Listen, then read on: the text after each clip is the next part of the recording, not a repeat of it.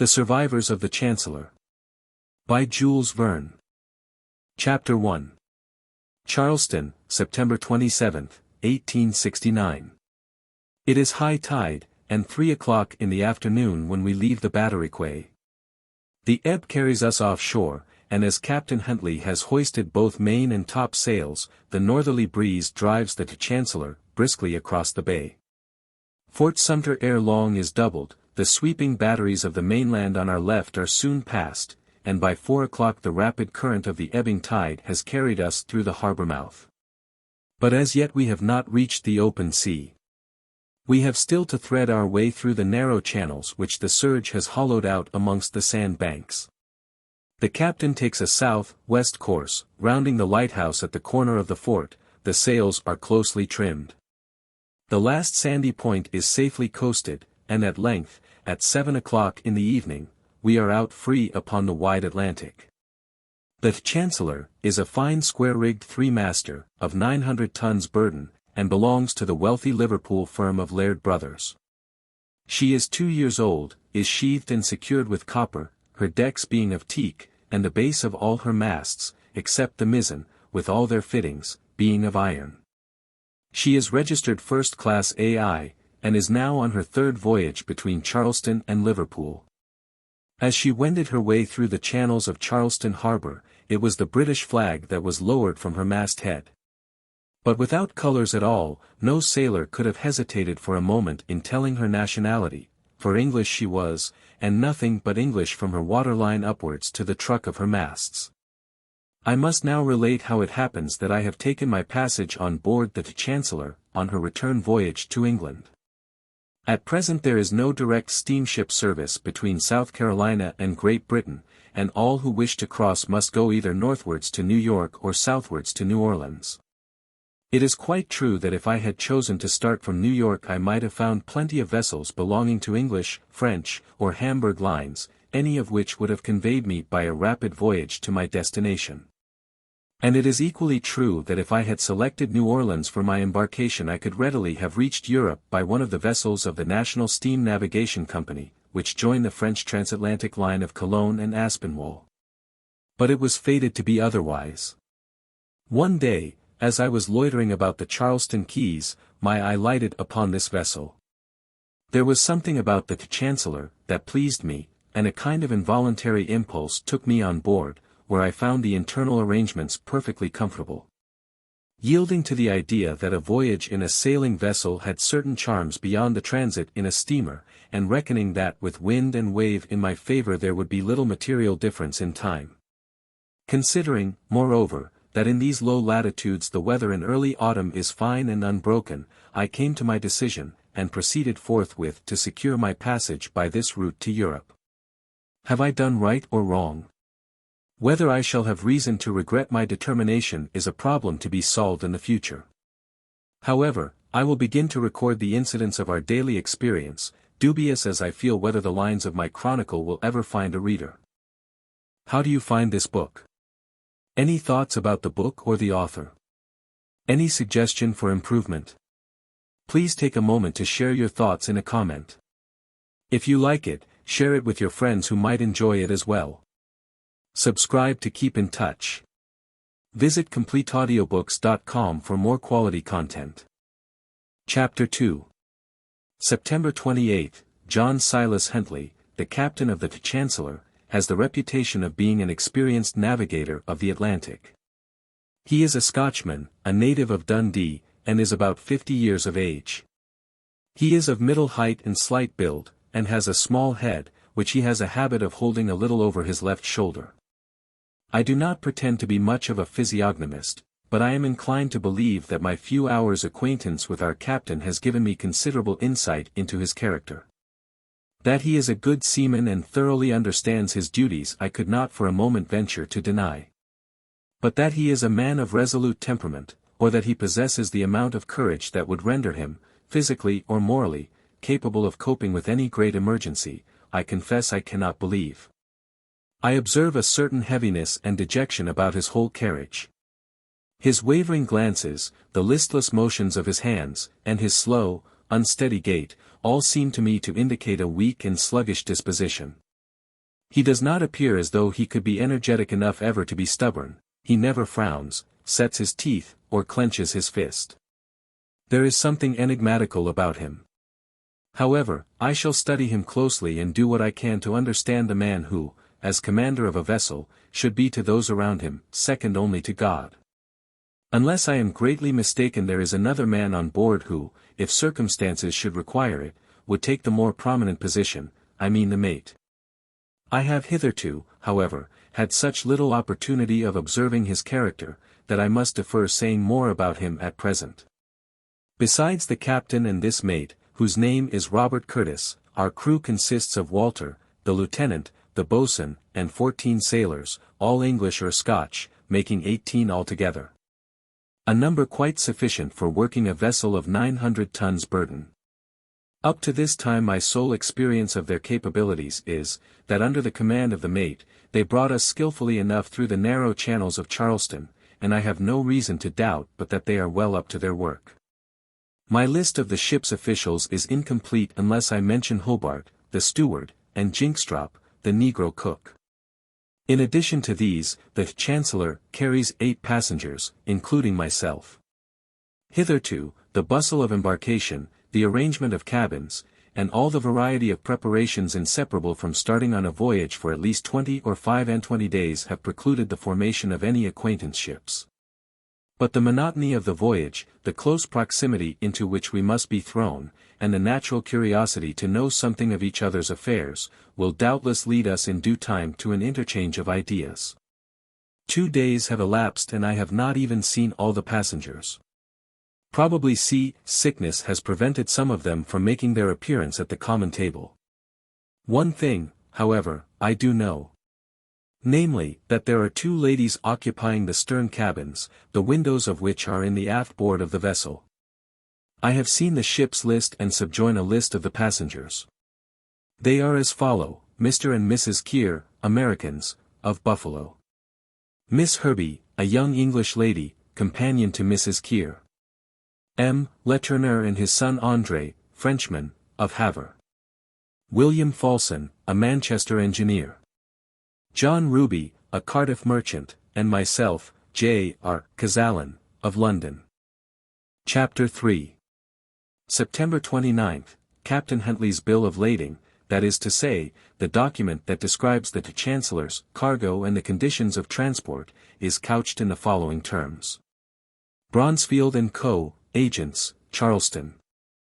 I, John Silas Huntley, of Dundee, Scotland, commander of the ship Chancellor, of about 900 tons burden, now at Charleston, do purpose, by the blessing of God, at the earliest convenient season, and by the direct route, to sail for the port of Liverpool, where I shall obtain my discharge. I do hereby acknowledge that I have received from you, Messrs. Bronsfield and Company, commission agents, Charleston, and have placed the same under the gun deck of the aforesaid ship, 1,700 bales of cotton, of the estimated value of 26,000 L, all in good condition, marked and numbered as in the margin. Which goods I do undertake to transport to Liverpool, and there to deliver, free from injury, save only such injury as shall have been caused by the chances of the sea, to Messrs. Laird Brothers, or to their order, or to their representative, who shall on due delivery of the said freight pay me the sum of 2,000 L. Inclusive, according to the charter party, in damages in addition, according to the usages and customs of the sea. And for the fulfillment of the above covenant, I have pledged and do pledge my person, my property, and my interest in the vessel aforesaid, with all its appurtenances. In witness whereof, I have signed 3 agreements, all of the same purport. On the condition that when the terms of one are accomplished, the other 2 shall be absolutely null and void. Given at Charleston, September 13, 1869. J. S. Huntley. From the foregoing document it will be understood that the Chancellor is conveying 1,700 bales of cotton to Liverpool, that the shippers are Bronsfield, of Charleston, and the consignees are Laird Brothers, of Liverpool. The ship was constructed with the especial design of carrying cotton, and the entire hold, with the exception of a very limited space reserved for passengers' luggage, is closely packed with the bales. The lading was performed with the utmost care. each bale being pressed into its proper place by the aid of screwjacks, so that the whole freight forms one solid and compact mass. Not an inch of space is wasted, and the vessel is thus made capable of carrying her full complement of cargo. Chapter 4. September 30th to October 6th, the Chancellor is a rapid sailer, and more than a match for many a vessel of the same dimensions. She scuds along merrily in the freshening breeze, leaving in her wake, far as the eye can reach, a long white line of foam as well defined as a delicate strip of lace stretched upon an azure ground. The Atlantic is not visited by many gales, and I have every reason to believe that the rolling and pitching of the vessel no longer incommode any of the passengers, who are all more or less accustomed to the sea. A vacant seat at our table is now very rare. We are beginning to know something about each other, and our daily life, in consequence, is becoming somewhat less monotonous. M. Letourneur, our French fellow passenger, often has a chat with me. He is a fine tall man, about 50 years of age, with white hair and a grizzly beard. To say the truth, he looks older than he really is. His drooping head, his dejected manner, and his eye, ever and again suffused with tears, indicate that he is haunted by some deep and abiding sorrow. He never laughs. He rarely even smiles, and then only on his son, his countenance ordinarily bearing a look of bitterness tempered by affection, while his general expression is one of caressing tenderness. It excites an involuntary commiseration to learn that M. Letourneur is consuming himself by exaggerated reproaches on account of the infirmity of an afflicted son. André Letourneur is about 20 years of age, with a gentle, interesting countenance, but, to the irrepressible grief of his father, is a hopeless cripple. His left leg is miserably deformed, and he is quite unable to walk without the assistance of a stick. It is obvious that the father's life is bound up with that of his son, his devotion is unceasing, every thought, every glance is for André. He seems to anticipate his most trifling wish, watches his slightest movement, and his arm is ever ready to support or otherwise assist the child whose sufferings he more than shares. M. Letourneur seems to have taken a peculiar fancy to myself, and constantly talks about André. This morning, in the course of conversation, I said, "You have a good son, M. Letourneur. I have just been talking to him. He is a most intelligent young man." "Yes, Mr. Kazallon," replied M. Letourneur, brightening up into a smile, "his afflicted frame contains a noble mind. He is like his mother, who died at his birth." "He is full of reverence and love for you, sir," I remarked. "Dear boy," muttered the father half to himself. "Ah, Mr. Kazallon," he continued, "you do not know what it is to a father to have a son a cripple, beyond hope of cure." M. Letourneur, I answered, "you take more than your share of the affliction which has fallen upon you and your son. That M. André is entitled to the very greatest commiseration no one can deny. But you should remember, that after all a physical infirmity is not so hard to bear as mental grief. Now, I have watched your son pretty closely, and unless I am much mistaken there is nothing that troubles him so much as the sight of your own sorrow. But I never let him see it," he broke in hastily. "My sole thought is how to divert him. I have discovered, that in spite of his physical weakness, he delights in traveling, so for the last few years we have been constantly on the move. We first went all over Europe, and are now returning from visiting the principal places in the United States. I never allowed my son to go to college, but instructed him entirely myself, and these travels, I hope, will serve to complete his education. He is very intelligent, and has a lively imagination, and I am sometimes tempted to hope that in contemplating the wonders of nature he forgets his own infirmity." "Yes, sir, of course he does," I assented. "But," continued M. Letourneur, taking my hand, "although, perhaps, he may forget, I can never forget." "Ah, sir, do you suppose that André can ever forgive his parents for bringing him into the world a cripple?"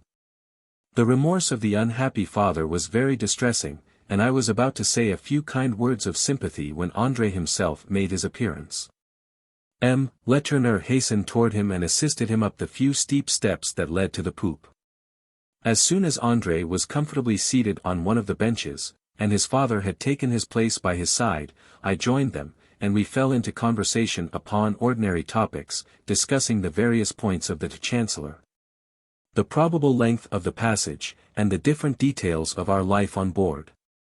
I find that M. Letourneur's estimate of Captain Huntley's character very much coincided with my own, and that, like me, he is impressed with the man's undecided manner and sluggish appearance. Like me, too, he has formed a very favorable opinion of Robert Curtis, the mate, a man of about 30 years of age, of great muscular power, with a frame and a will that seem ever ready for action. Whilst we were still talking of him, Curtis himself came on deck, and as I watched his movements I could not help being struck with his physical development.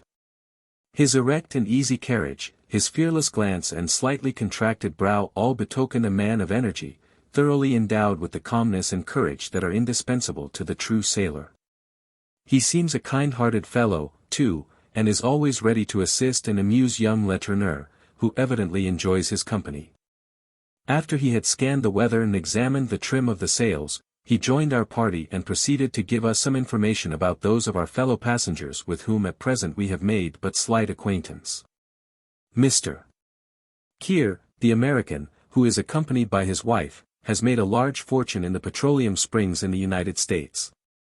He is a man of about 50, a most uninteresting companion, being overwhelmed with a sense of his own wealth and importance, and consequently supremely indifferent to all around him. His hands are always in his pockets, and the chink of money seems to follow him wherever he goes. Vain and conceited, a fool as well as an egotist, he struts about like a peacock showing its plumage, and to borrow the words of the physiognomist Grachelais, ilse flair Illinois se savour Illinois se gout. Why he should have taken his passage on board a mere merchant vessel instead of enjoying the luxuries of a transatlantic steamer, I am altogether at a loss to explain. The wife is an insignificant, insipid woman, of about 40 years of age. She never reads, never talks, and I believe I am not wrong in saying, never thinks. She seems to look without seeing, and listen without hearing, and her sole occupation consists in giving her orders to her companion, Miss Herbie, a young English girl of about 20. Miss Herbie is extremely pretty.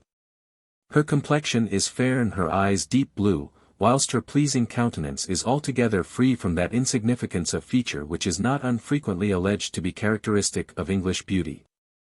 Her mouth would be charming if she ever smiled, but exposed as she is to the ridiculous whims and fancies of a capricious mistress, her lips rarely relax from their ordinary grave expression.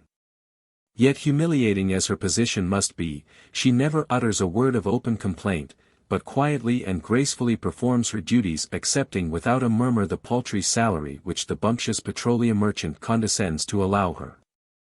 The Manchester engineer, William Falson, looks like a thorough Englishman. He has the management of some extensive hydraulic works in South Carolina, and is now on his way to Europe to obtain some improved apparatus, and more especially to visit the mines worked by centrifugal force, belonging to the firm of Messrs. Kale. He is 45 years of age, with all his interests so entirely absorbed by his machinery that he seems to have neither a thought nor a care beyond his mechanical calculations. Once let him engage you in conversation, and there is no chance of escape. You have no help for it but to listen as patiently as you can until he has completed the explanation of his designs. The last of our fellow passengers, Mr. Ruby, is the type of a vulgar tradesman. Without any originality or magnanimity in his composition, he has spent 20 years of his life in mere buying and selling, and as he has generally contrived to do business at a profit, he has realized a considerable fortune. What he is going to do with the money, he does not seem able to say. His ideas do not go beyond retail trade, his mind having been so long closed to all other impressions that it appears incapable of thought or reflection on any subject besides. Pascal says, L'homme est visiblement fait pour penser. C'est tout esse dignite et tout son mérite, but to Mr. Ruby the phrase seems altogether inapplicable. Chapter 5. October 7th. This is the 10th day since we left Charleston, and I should think our progress has been very rapid. Robert Curtis, the mate, with whom I continue to have many a friendly chat, informed me that we could not be far off Cape Hatteras in the Bermudas. The ship's bearings, he said, were lat. 32 degrees, 20 minutes N and long. 64 degrees, 50 minutes, W. So that he had every reason to believe that we should sight St. George's Island before night. The Bermudas! I exclaimed. But how is it we are off the Bermudas?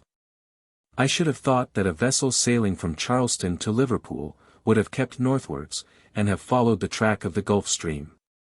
Yes, indeed, sir, replied Curtis, that is the usual course. But you see that this time the captain hasn't chosen to take it. But why not? I persisted. That's not for me to say, sir, he ordered us eastwards, and eastwards we go. Haven't you called his attention to it? I inquired.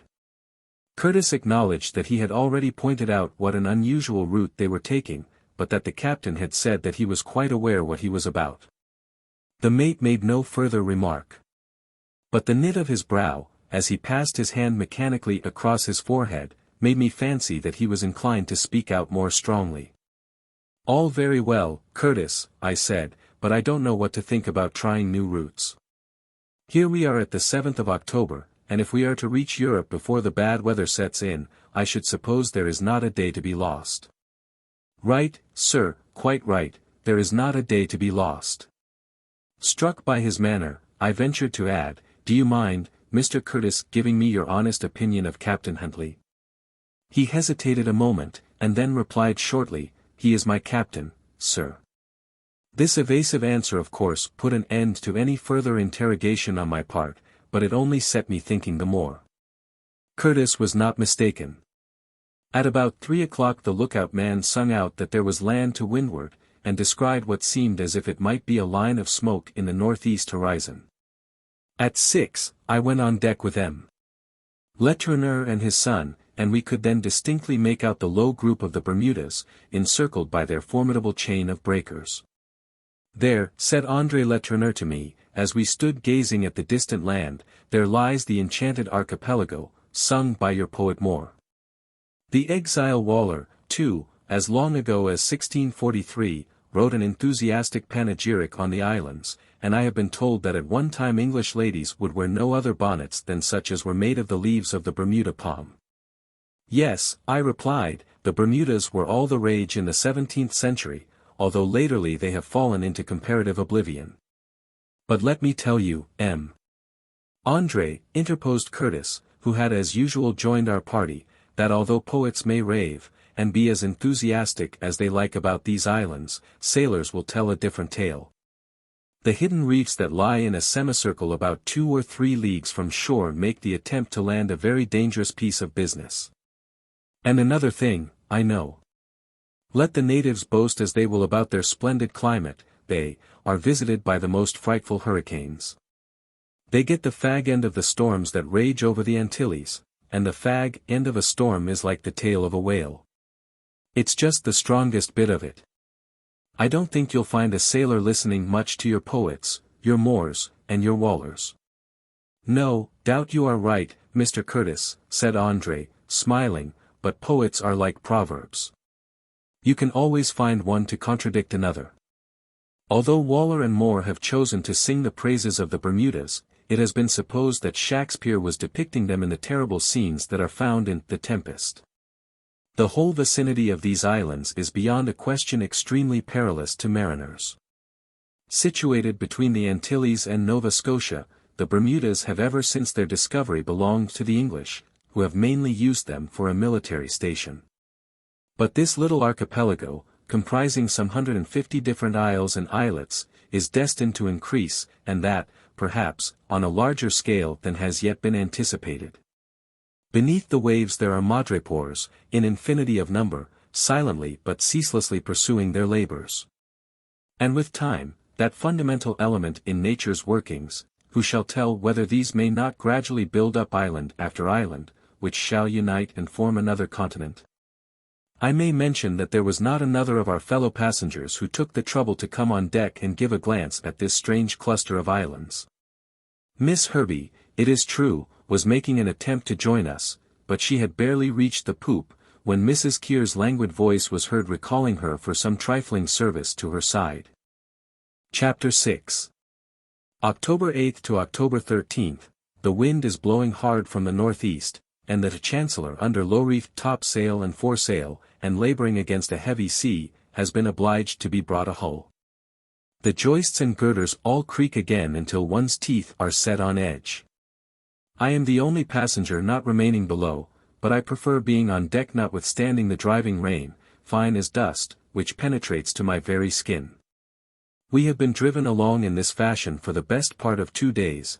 The stiffish breeze has gradually freshened into a gale. The topgallants have been lowered, and, as I write, the wind is blowing with a velocity of 50 or 60 miles an hour. Although the Chancellor has many good points, her drift is considerable, and we have been carried far to the south. We can only guess at our precise position, as the cloudy atmosphere entirely precludes us from taking the sun's altitude.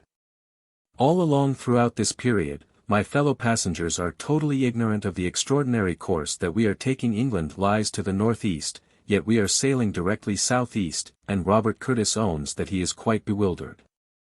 He cannot comprehend why the captain, ever since this north-easterly gale has been blowing, should persist in allowing the ship to drive to the south, instead of tacking to the northwest until she gets into better quarters. I was alone with Curtis today upon the poop, and could not help saying to him, "Curtis, is your captain mad?"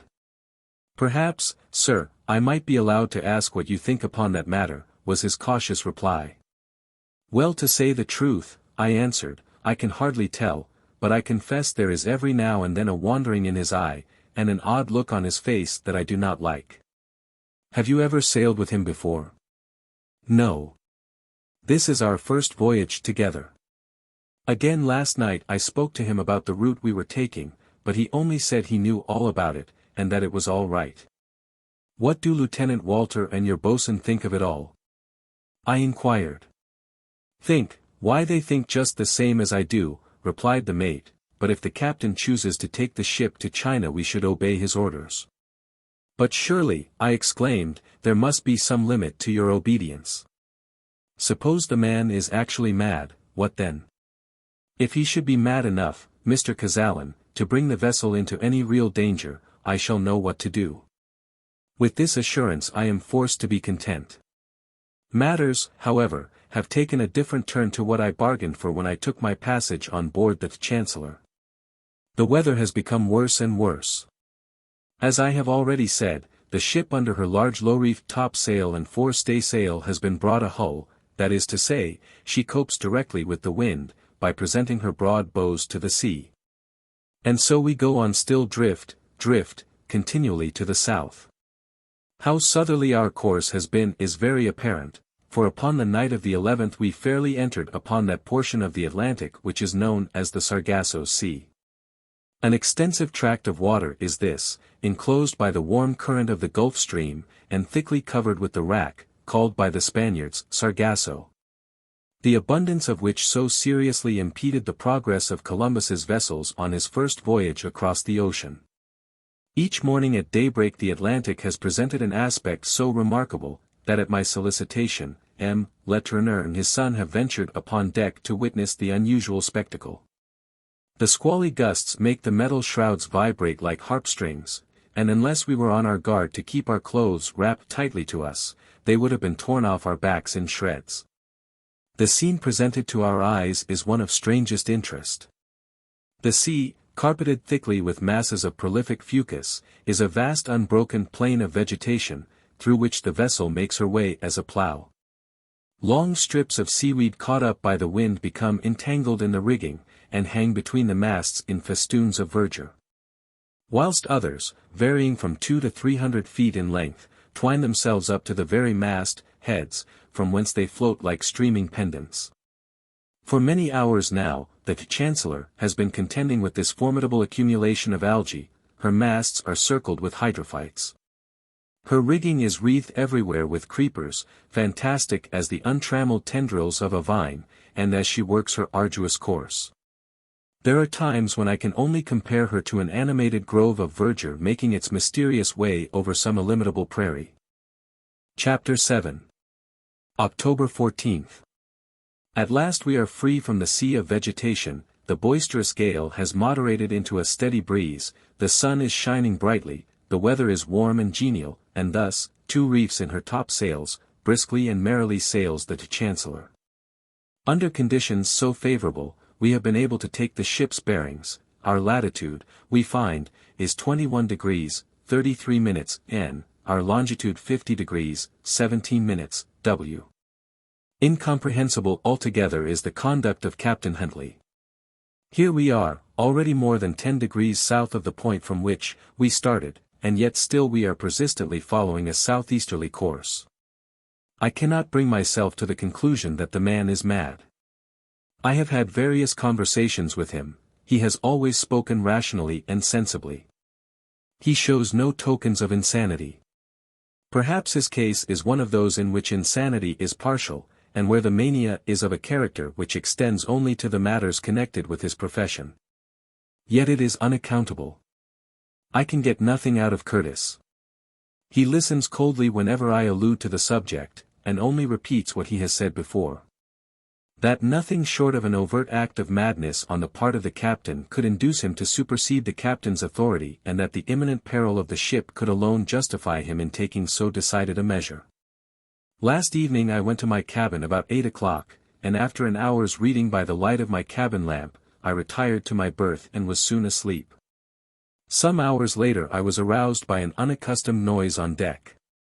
There were heavy footsteps hurrying to and fro, and the voices of the men were loud and eager, as if the crew were agitated by some strange disturbance. My first impression was, that some tacking had been ordered which rendered it needful to fathom the yards. But the vessel continuing to lie to starboard convinced me that this was not the origin of the commotion. I was curious to know the truth, and made all haste I could to go on deck, but before I was ready, the noise had ceased. I heard Captain Huntley return to his cabin, and accordingly I retired again to my own berth. Whatever may have been the meaning of the maneuver, I cannot tell, it did not seem to have resulted in any improvement in the ship's pace. Still it must be owned there was not much wind to speed us along. At 6 o'clock this morning I mounted the poop and made as keen a scrutiny as I could of everything on board. Everything appeared as usual. The Chancellor was running on the larboard tack, and carried low sails, topsails, and gallant sails. Well braced she was, and under a fresh, but not uneasy breeze, was making no less than 11 knots an hour. Shortly afterwards Letourneur and André came in deck. The young man enjoyed the early morning air, laden with its briny fragrance, and I assisted him to mount the poop. In answer to my inquiry as to whether they had been disturbed by any bustle in the night, André replied that he did not wake at all, and had heard nothing. "I am glad, my boy," said his father, "that you have slept so soundly. I heard the noise of which Mr. Kazallon speaks. It must have been about 3 o'clock this morning, and it seemed to me as though they were shouting. I thought I heard them say, 'Here, quick, look to the hatches.' But as nobody was called up, I presumed that nothing serious was the matter." As he spoke I cast my eye at the panel slides, which fore and aft of the mainmast open into the hold. They seemed to be all close as usual, but I now observed for the first time that they were covered with heavy tarpauling.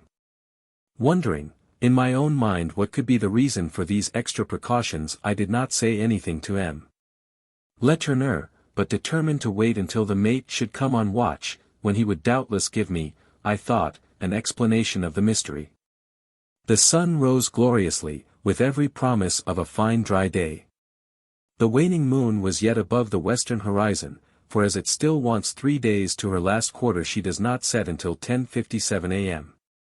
On consulting my almanac, I find that there will be a new moon on the 24th, and that on that day, little as it may affect us here in mid-ocean, the phenomenon of the high Stygian tides will take place on the shores of every continent and island. At the breakfast hour Letourneur and André went below for a cup of tea, and I remained on the poop alone. As I expected, Curtis appeared, that he might relieve Lieutenant Walter of the watch. I advanced to meet him, but before he even wished me good morning, I saw him cast a quick and searching glance upon the deck, and then, with a slightly contracted brow, proceed to examine the state of the weather and the trim of the sails. "Where is Captain Huntley?" he said to Walter. "I have seen nothing of him," answered the lieutenant. "Is there anything fresh up?" "Nothing whatever," was the curt reply. They then conversed for a few moments in an undertone, and I could see that Walter by his gesture gave a negative answer to some question which the mate had asked him. "Send me the boatswain, Walter," said Curtis aloud as the lieutenant moved away. The boatswain immediately appeared, and another conversation was carried on in whispers. The man repeatedly shook his head as he replied to Curtis's inquiries, and then, in obedience to orders, called the men who were on watch, and made them plentifully water the tarpauling that covered the great hatchway. Curious to fathom the mystery, I went up to Curtis and began to talk to him upon ordinary topics, hoping that he would himself introduce the subject that was uppermost in my mind, finding, however, that he did not allude to it. I asked him point blank, "What was the matter in the night, Curtis?" He looked at me steadily, but made no reply. "What was it?" I repeated. Letourneur and myself were both of us disturbed by a very unusual commotion overhead. "Oh, a mere nothing," he said at length. "The man at the helm had made a false move, and we had to pipe hands to brace the ship a bit, but it was soon all put to rights." "It was nothing, nothing at all." I said no more. But I cannot resist the impression that Robert Curtis has not acted with me in his usual straightforward manner. Chapter 8. October 15th to October 18th, the wind is still in the northeast. There is no change in the Chancellor's course, and to an unprejudiced eye all would appear to be going on as usual. But I have an uneasy consciousness that something is not quite right. Why should the hatchways be so hermetically closed as though a mutinous crew was imprisoned between decks? I cannot help thinking too that there is something in the sailors so constantly standing in groups and breaking off their talk so suddenly whenever we approach, and several times I have caught the word hatches, which arrested Letoureur's attention on the night of the disturbance. On the 15th, while I was walking on the forecastle, I overheard one of the sailors, a man named Owen, say to his mates, "Now I just give you all warning that I am not going to wait until the last minute. Every one for himself, say I." "Why, what do you mean to do?" asked Jynxtrop, the cook. "Pshaw," said Owen, "do you suppose that longboats were only made for porpoises?" Something at that moment occurred to interrupt the conversation, and I heard no more. It occurred to me whether there was not some conspiracy among the crew, of which probably Curtis had already detected the symptoms. I am quite aware that some sailors are most rebelliously disposed, and require to be ruled with a rod of iron. Yesterday and today I have observed Curtis remonstrating somewhat vehemently with Captain Huntley, but there is no obvious result arising from their interviews. The captain apparently being bent upon some purpose, of which it is only too manifest that the mate decidedly disapproves. Captain Huntley is undoubtedly laboring under strong nervous excitement, and Letourneur has more than once remarked how silent he has become at mealtimes, for although Curtis continually endeavors to start some subject of general interest, yet neither Mr. Fulson, Mr. Kear, nor Mr. Ruby are the men to take it up, and consequently the conversation flags hopelessly, and soon drops. The passengers too are now, with good cause, beginning to murmur at the length of the voyage, and Mr. Kear, who considers that the very elements ought to yield to his convenience, lets the captain know by his consequential and haughty manner that he holds him responsible for the delay. During the course of yesterday the mate gave repeated orders for the deck to be watered again and again, and although as a general rule this is a business which is done, once for all, in the early morning, the crew did not utter a word of complaint at the additional work thus imposed upon them. The tarpaulins on the hatches have thus been kept continually wet, so that their close and heavy texture is rendered quite impervious to the air. The Chancellor's pumps afford a copious supply of water, so that I should not suppose that even the daintiest and most luxurious craft belonging to an aristocratic yacht club was ever subject to a more thorough scouring. I tried to reconcile myself to the belief that it was the high temperature of the tropical regions upon which we are entering, that rendered such extra sousings a necessity, and recalled to my recollection how, during the night of the 13th, I had found the atmosphere below deck so stifling that in spite of the heavy swell I was obliged to open the porthole of my cabin, on the starboard side, to get a breath of air. This morning at daybreak I went on deck.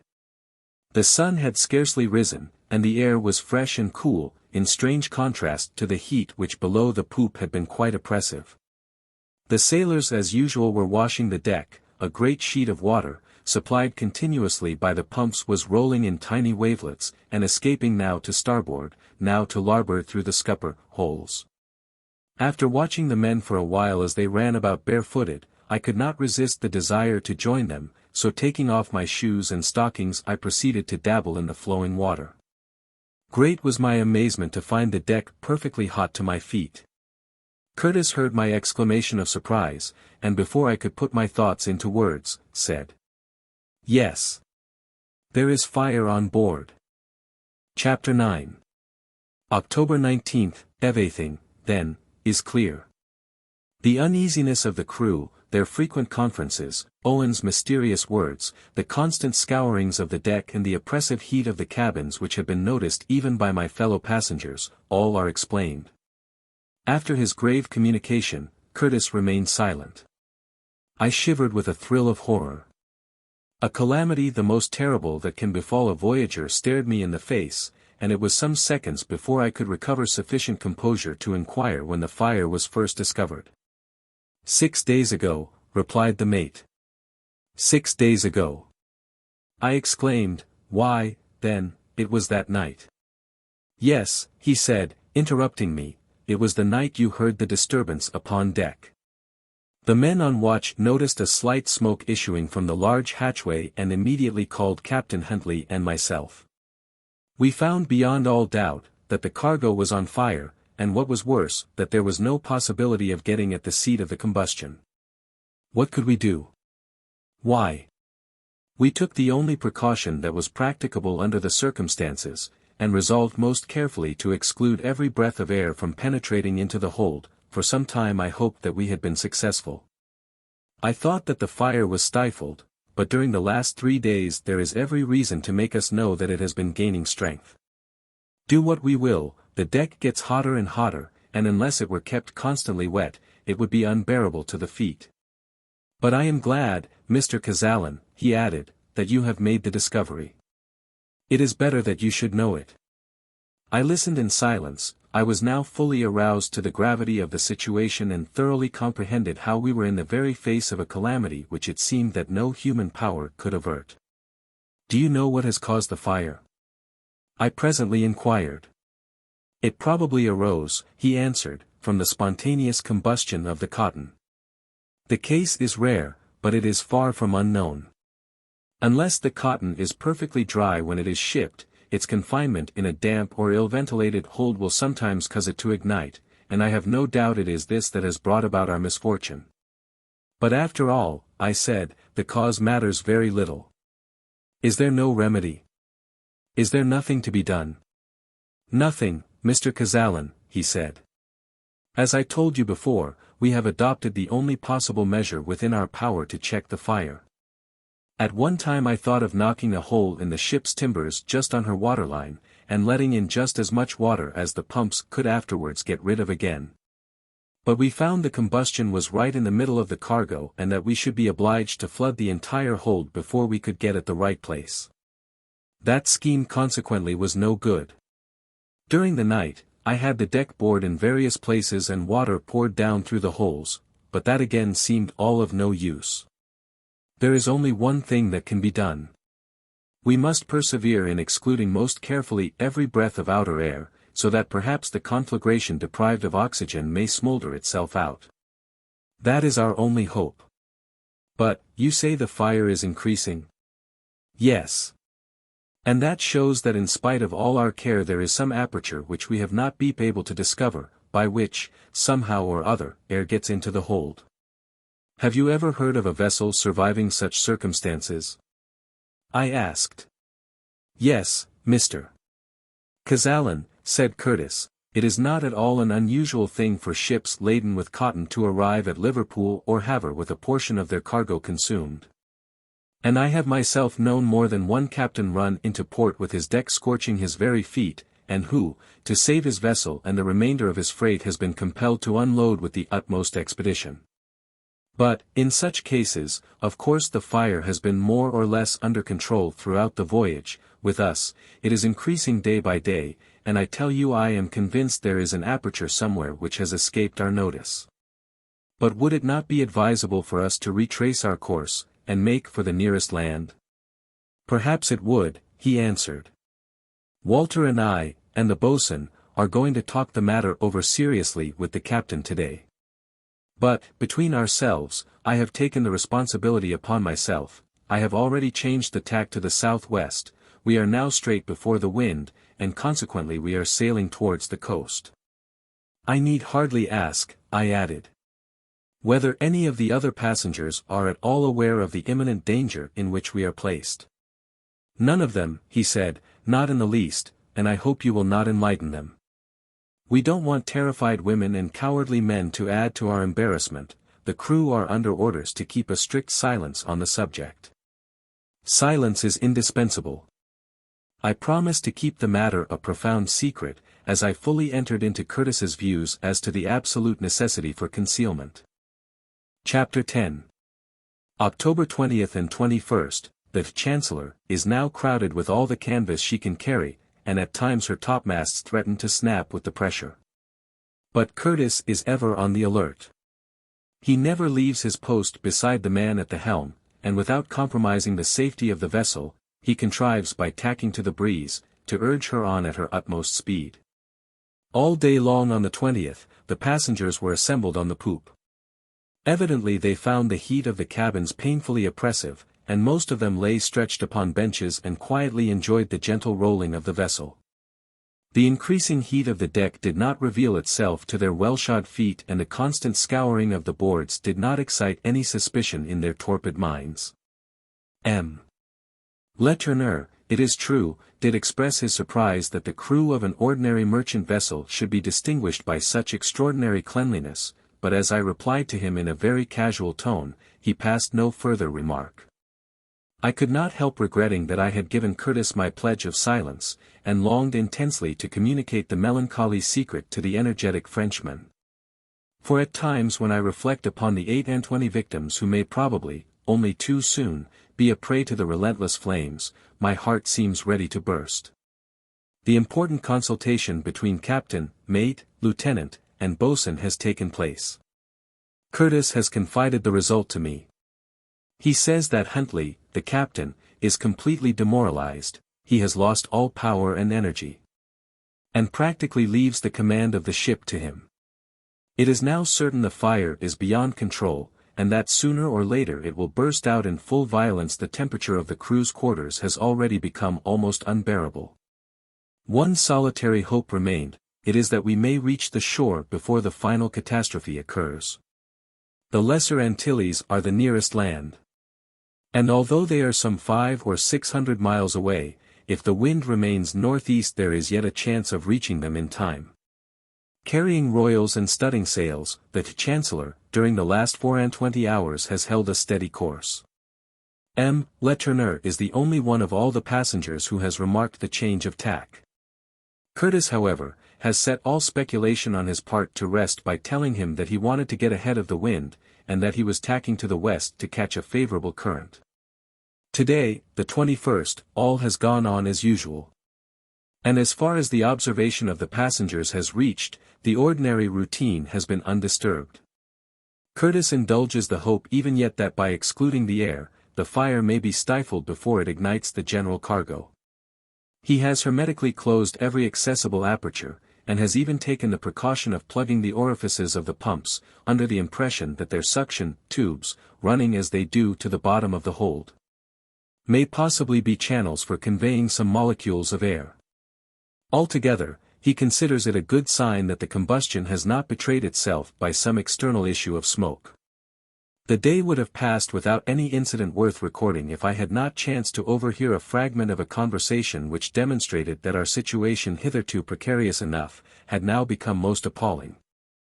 As I was sitting on the poop, two of my fellow passengers, Falson, the engineer, and Ruby, the merchant whom I had observed to be often in company, were engaged in conversation almost close to me. What they said was evidently not intended for my hearing, but my attention was directed towards them by some very emphatic gestures of dissatisfaction on the part of Falson, and I could not forbear listening to what followed. "Preposterous! Shameful!" exclaimed Falson, "nothing could be more imprudent." "Pooh! Pooh!" replied Ruby, "it's all right, it is not the first time I have done it. But don't you know that any shock at any time might cause an explosion?" "Oh, it's all properly secured," said Ruby, "tight enough, I have no fears on that score, Mr. Falson." "But why," asked Falson, "did you not inform the captain?" "Just because if I had informed him, he would not have taken the case on board." The wind dropped for a few seconds, and for a brief interval I could not catch what passed, but I could see that Falson continued to remonstrate, whilst Ruby answered by shrugging his shoulders. At length I heard Falson say, "Well, at any rate the captain must be informed of this, and the package shall be thrown overboard. I don't want to be blown up." I started.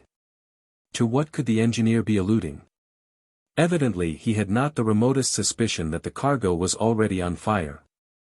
In another moment the words, "pick rate of potash," brought me to my feet. And with an involuntary impulse I rushed up to Ruby, and seized him by the shoulder. "Is there pick rate of potash on board?" I almost shrieked. "Yes," said Falson, "a case containing 30 pounds. "Where is it?" I cried. "Down in the hold, with the cargo." Chapter 11. What my feelings were I cannot describe. But it was hardly in terror so much as with a kind of resignation that I made my way to Curtis on the forecastle, and made him aware that the alarming character of our situation was now complete. As there was enough explosive matter on board to blow up a mountain. Curtis received the information as coolly as it was delivered, and after I had made him acquainted with all the particulars said, "Not a word of this must be mentioned to any one else, Mr. Kazallon. Where is Ruby now?" "On the poop," I said. "Will you then come with me, sir?" Ruby and Falson were sitting just as I had left them. Curtis walked straight up to Ruby, and asked him whether what he had been told was true. "Yes, quite true," said Ruby, complacently, thinking that the worst that could befall him would be that he might be convicted of a little smuggling. I observed that Curtis was obliged for a moment or two to clasp his hands tightly together behind his back to prevent himself from seizing the unfortunate passenger by the throat. But suppressing his indignation, he proceeded quietly, though sternly, to interrogate him about the facts of the case. Ruby only confirmed what I had already told him. With characteristic Anglo-Saxon incautiousness he had brought on board with the rest of his baggage, a case containing no less than 30 pounds of pick rate. And had allowed the explosive matter to be stowed in the hold with as little compunction as a Frenchman would feel in smuggling a single bottle of wine. He had not informed the captain of the dangerous nature of the contents of the package, because he was perfectly aware that he would have been refused permission to bring the package on board. "Anyway," he said, with a shrug of his shoulders, "you can't hang me for it, and if the package gives you so much concern, you are quite at liberty to throw it into the sea. My luggage is insured." I was beside myself with fury, and not being endowed with Curtis's reticence and self-control, before he could interfere to stop me, I cried out. "You fool! Don't you know that there is fire on board?" In an instant I regretted my words. Most earnestly I wished them unuttered, but it was too late, their effect upon Ruby was electrical. He was paralyzed with terror, his limbs stiffened convulsively, his eye was dilated, he gasped for breath, and was speechless. All of a sudden he threw up his arms and, as though he momentarily expected an explosion, he darted down from the poop, and paced frantically up and down the deck, gesticulating like a madman, and shouting, "Fire on board! Fire! Fire!" On hearing the outcry, all the crew, supposing that the fire had now in reality broken out, rushed on deck. The rest of the passengers soon joined them, and the scene that ensued was one of the utmost confusion. Mrs. Kear fell down senseless on the deck, and her husband, occupied in looking after himself, left her to the tender mercies of Miss Herbey.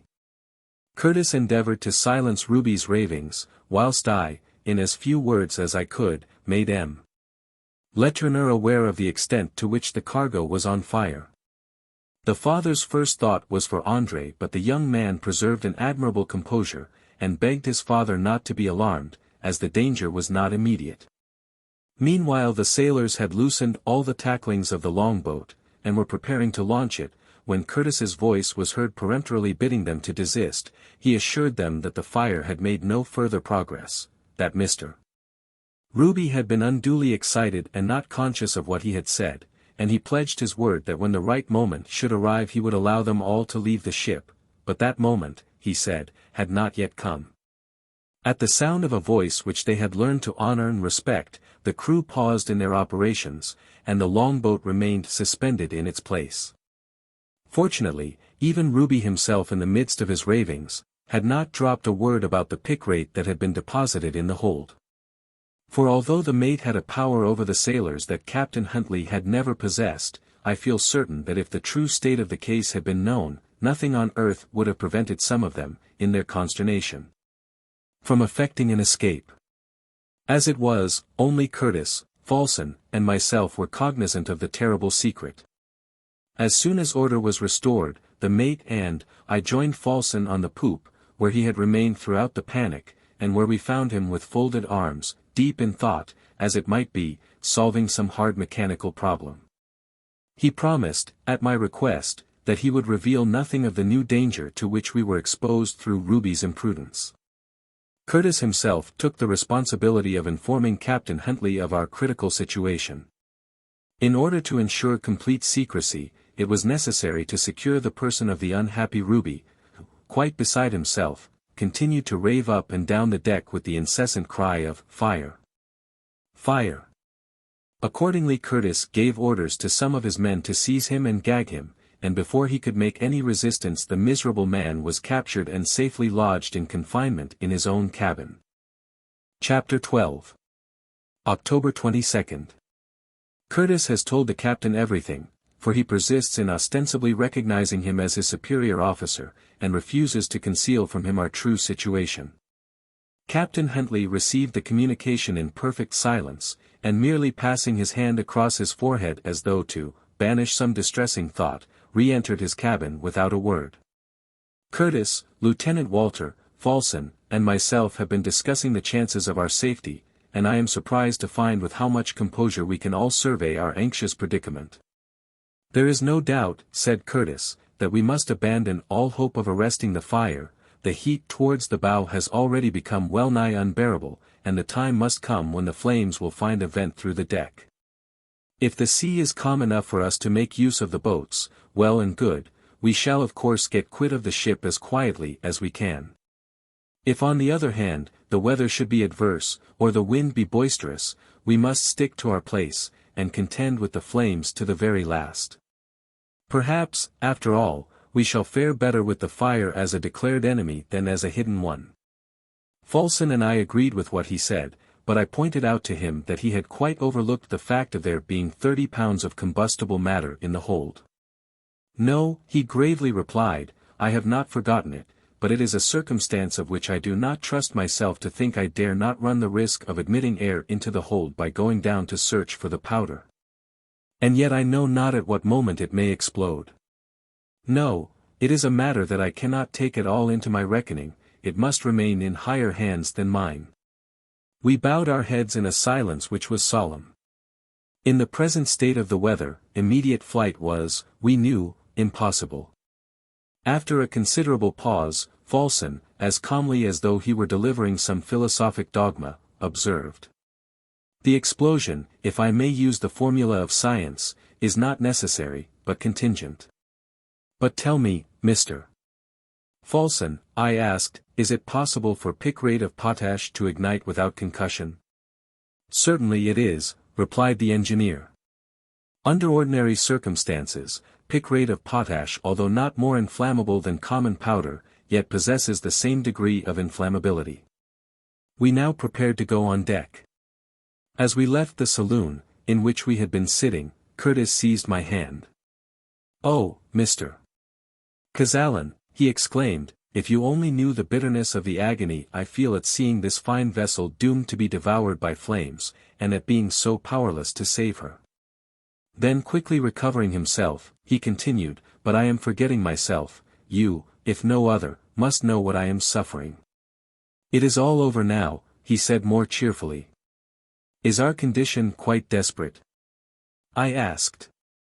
It is just this, he answered deliberately, we are over a mine, and already the match has been applied to the train. How long that train may be, 'tis not for me to say. And with these words he left me. The other passengers, in common with the crew, are still in entire ignorance of the extremity of peril to which we are exposed, although they are all aware that there is fire in the hold. As soon as the fact was announced, Mr. Kear, after communicating to Curtis his instructions that he thought he should have the fire immediately extinguished and intimating that he held him responsible for all contingencies that might happen, retired to his cabin, where he has remained ever since, fully occupied in collecting and packing together the more cherished articles of his property and without the semblance of a care or a thought for his unfortunate wife, whose condition, in spite of her ludicrous complaints, was truly pitiable. Miss Herbey, however, is unrelaxing in her attentions, and the unremitted diligence with which she fulfills her offices of duty, commands my highest admiration. October 23. This morning, Captain Huntley sent for Curtis into his cabin, and the mate has since made me acquainted with what passed between them. Curtis, began the captain, his haggard eye betraying only too plainly some mental derangement, I am a sailor, am I not? Certainly, Captain, was the prompt acquiescence of the mate. I do not know how it is, continued the captain, but I seem bewildered, I cannot recollect anything. Are we not bound for Liverpool? Ah. Yes. Of course. And have we kept a north-easterly direction since we left? No, sir, according to your orders we have been sailing south-east, and here we are in the tropics. And what is the name of the ship? The Chancellor, sir. Yes, the Chancellor, so it is. Well, Curtis, I really can't take her back to the north. I hate the sea, the very sight of it makes me ill, I would much rather not leave my cabin. Curtis went on to tell me how he had tried to persuade him that with a little time and care he would soon recover his indisposition, and feel himself again, but the captain had interrupted him by saying, well, we shall see by and by. But for the present you must take this for my positive order, you must, from this time, at once take the command of the ship, and act just as if I were not on board. Under present circumstances, I can do nothing. My brain is all on a whirl, you cannot tell what I am suffering, and the unfortunate man pressed both his hands convulsively against his forehead. I weighed the matter carefully for a moment, added Curtis, and seeing what his condition too truly was, I acquiesced in all that he required and withdrew, promising him that all his orders should be obeyed. After hearing these particulars, I could not help remarking how fortunate it was that the captain had resigned of his own accord, for although he might not be actually insane, it was very evident that his brain was in a very morbid condition. I succeed him at a very critical moment, said Curtis thoughtfully, but I shall endeavor to do my duty. A short time afterwards he sent for the boatswain, and ordered him to assemble the crew at the foot of the mainmast. As soon as the men were together, he addressed them very calmly, but very firmly. My men, he said, I have to tell you that Captain Huntley, on account of the dangerous situation in which circumstances have placed us, and for other reasons known to myself, has thought right to resign his command to me. From this time forward, I am captain of this vessel. Thus quietly and simply the change was effected, and we have the satisfaction of knowing that the Chancellor is now under the command of a conscientious, energetic man, who will shirk nothing that he believes to be for our common good. M. Letourneur, André, Mr. Falson, and myself immediately offered him our best wishes, in which Lieutenant Walter and the boatswain most cordially joined. The ship still holds her course southwest and Curtis crowds on all sail and makes as speedily as possible for the nearest of the Lesser Antilles. Chapter 13. October 24th to 29th, for the last 5 days the sea has been very heavy, and although the Chancellor sails with wind and wave in her favor, yet her progress is considerably impeded. Here on board this veritable fireship I cannot help contemplating with a longing eye this vast ocean that surrounds us. The water supply should be all we need. Why not bore the deck? I said to Curtis. Why not admit the water by tons into the hold? What could be the harm? The fire would be quenched, and what would be easier than to pump the water out again? I have already told you, Mr. Kazallon, said Curtis, that the very moment we admit the air, the flames will rush forth to the very top of the masts. No, we must have courage and patience, we must wait. There is nothing whatever to be done, except to close every aperture. The fire continued to progress even more rapidly than we had hitherto suspected. The heat gradually drove the passengers nearly all on deck, and the two stern cabins, lighted, as I said, by their windows in the aft board, were the only quarters below that were inhabitable. Of these Mrs. Kear occupied one, and Curtis reserved the other for Ruby, who, a raving maniac, had to be kept rigidly under restraint. I went down occasionally to see him, but invariably found him in a state of abject terror, uttering horrible shrieks, as though possessed with the idea that he was being scorched by the most excruciating heat. Once or twice, too, I looked in upon the ex-captain. He was always calm and spoke quite rationally upon any subject except his own profession, but in connection with that he prated away the merest nonsense. He suffered greatly, but steadily declined all my offers of attention, and pertinaciously refused to leave his cabin. Today, an acrid, nauseating smoke made its way through the panelings that partition off the quarters of the crew. At once Curtis ordered the partition to be enveloped in wet tarpaulin, but the fumes penetrated even this, and filled the whole neighborhood of the ship's bows with a reeking vapor that was positively stifling. As we listened, too, we could hear a dull rumbling sound, but we were as mystified as ever to comprehend where the air could have entered that was evidently fanning the flames. Only too certainly, it was now becoming a question not of days nor even of hours before we must be prepared for the final catastrophe. The sea was still running high, and escape by the boats was plainly impossible. Fortunately, as I have said, the mainmast and the mizzen are of iron, otherwise the heat at their base would long ago have brought them down and our chances of safety would have been much imperiled. But by crowding on sail the Chancellor, in the full northeast wind continued to make her way with undiminished speed. It is now a fortnight since the fire was first discovered, and the proper working of the ship has gradually become a more and more difficult matter. Even with thick shoes any attempt to walk upon deck up to the forecastle was soon impracticable, and the poop, simply because its door is elevated somewhat above the level of the hold, is now the only available standing place. Water began to lose its effect upon the scorched and shriveling planks. The resin oozed out from the knots in the wood, the seams burst open, and the tar, melted by the heat, followed the rollings of the vessel, and formed fantastic patterns about the deck.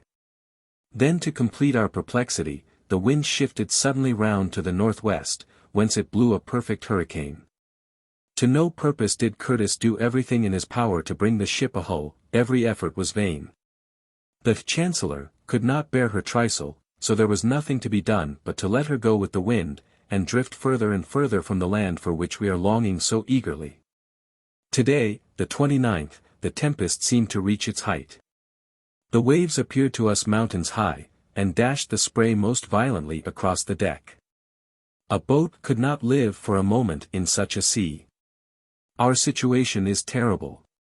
We all wait in silence, some few on the forecastle, the great proportion of us on the poop. As for the pick rate, for the time we have quite forgotten its existence.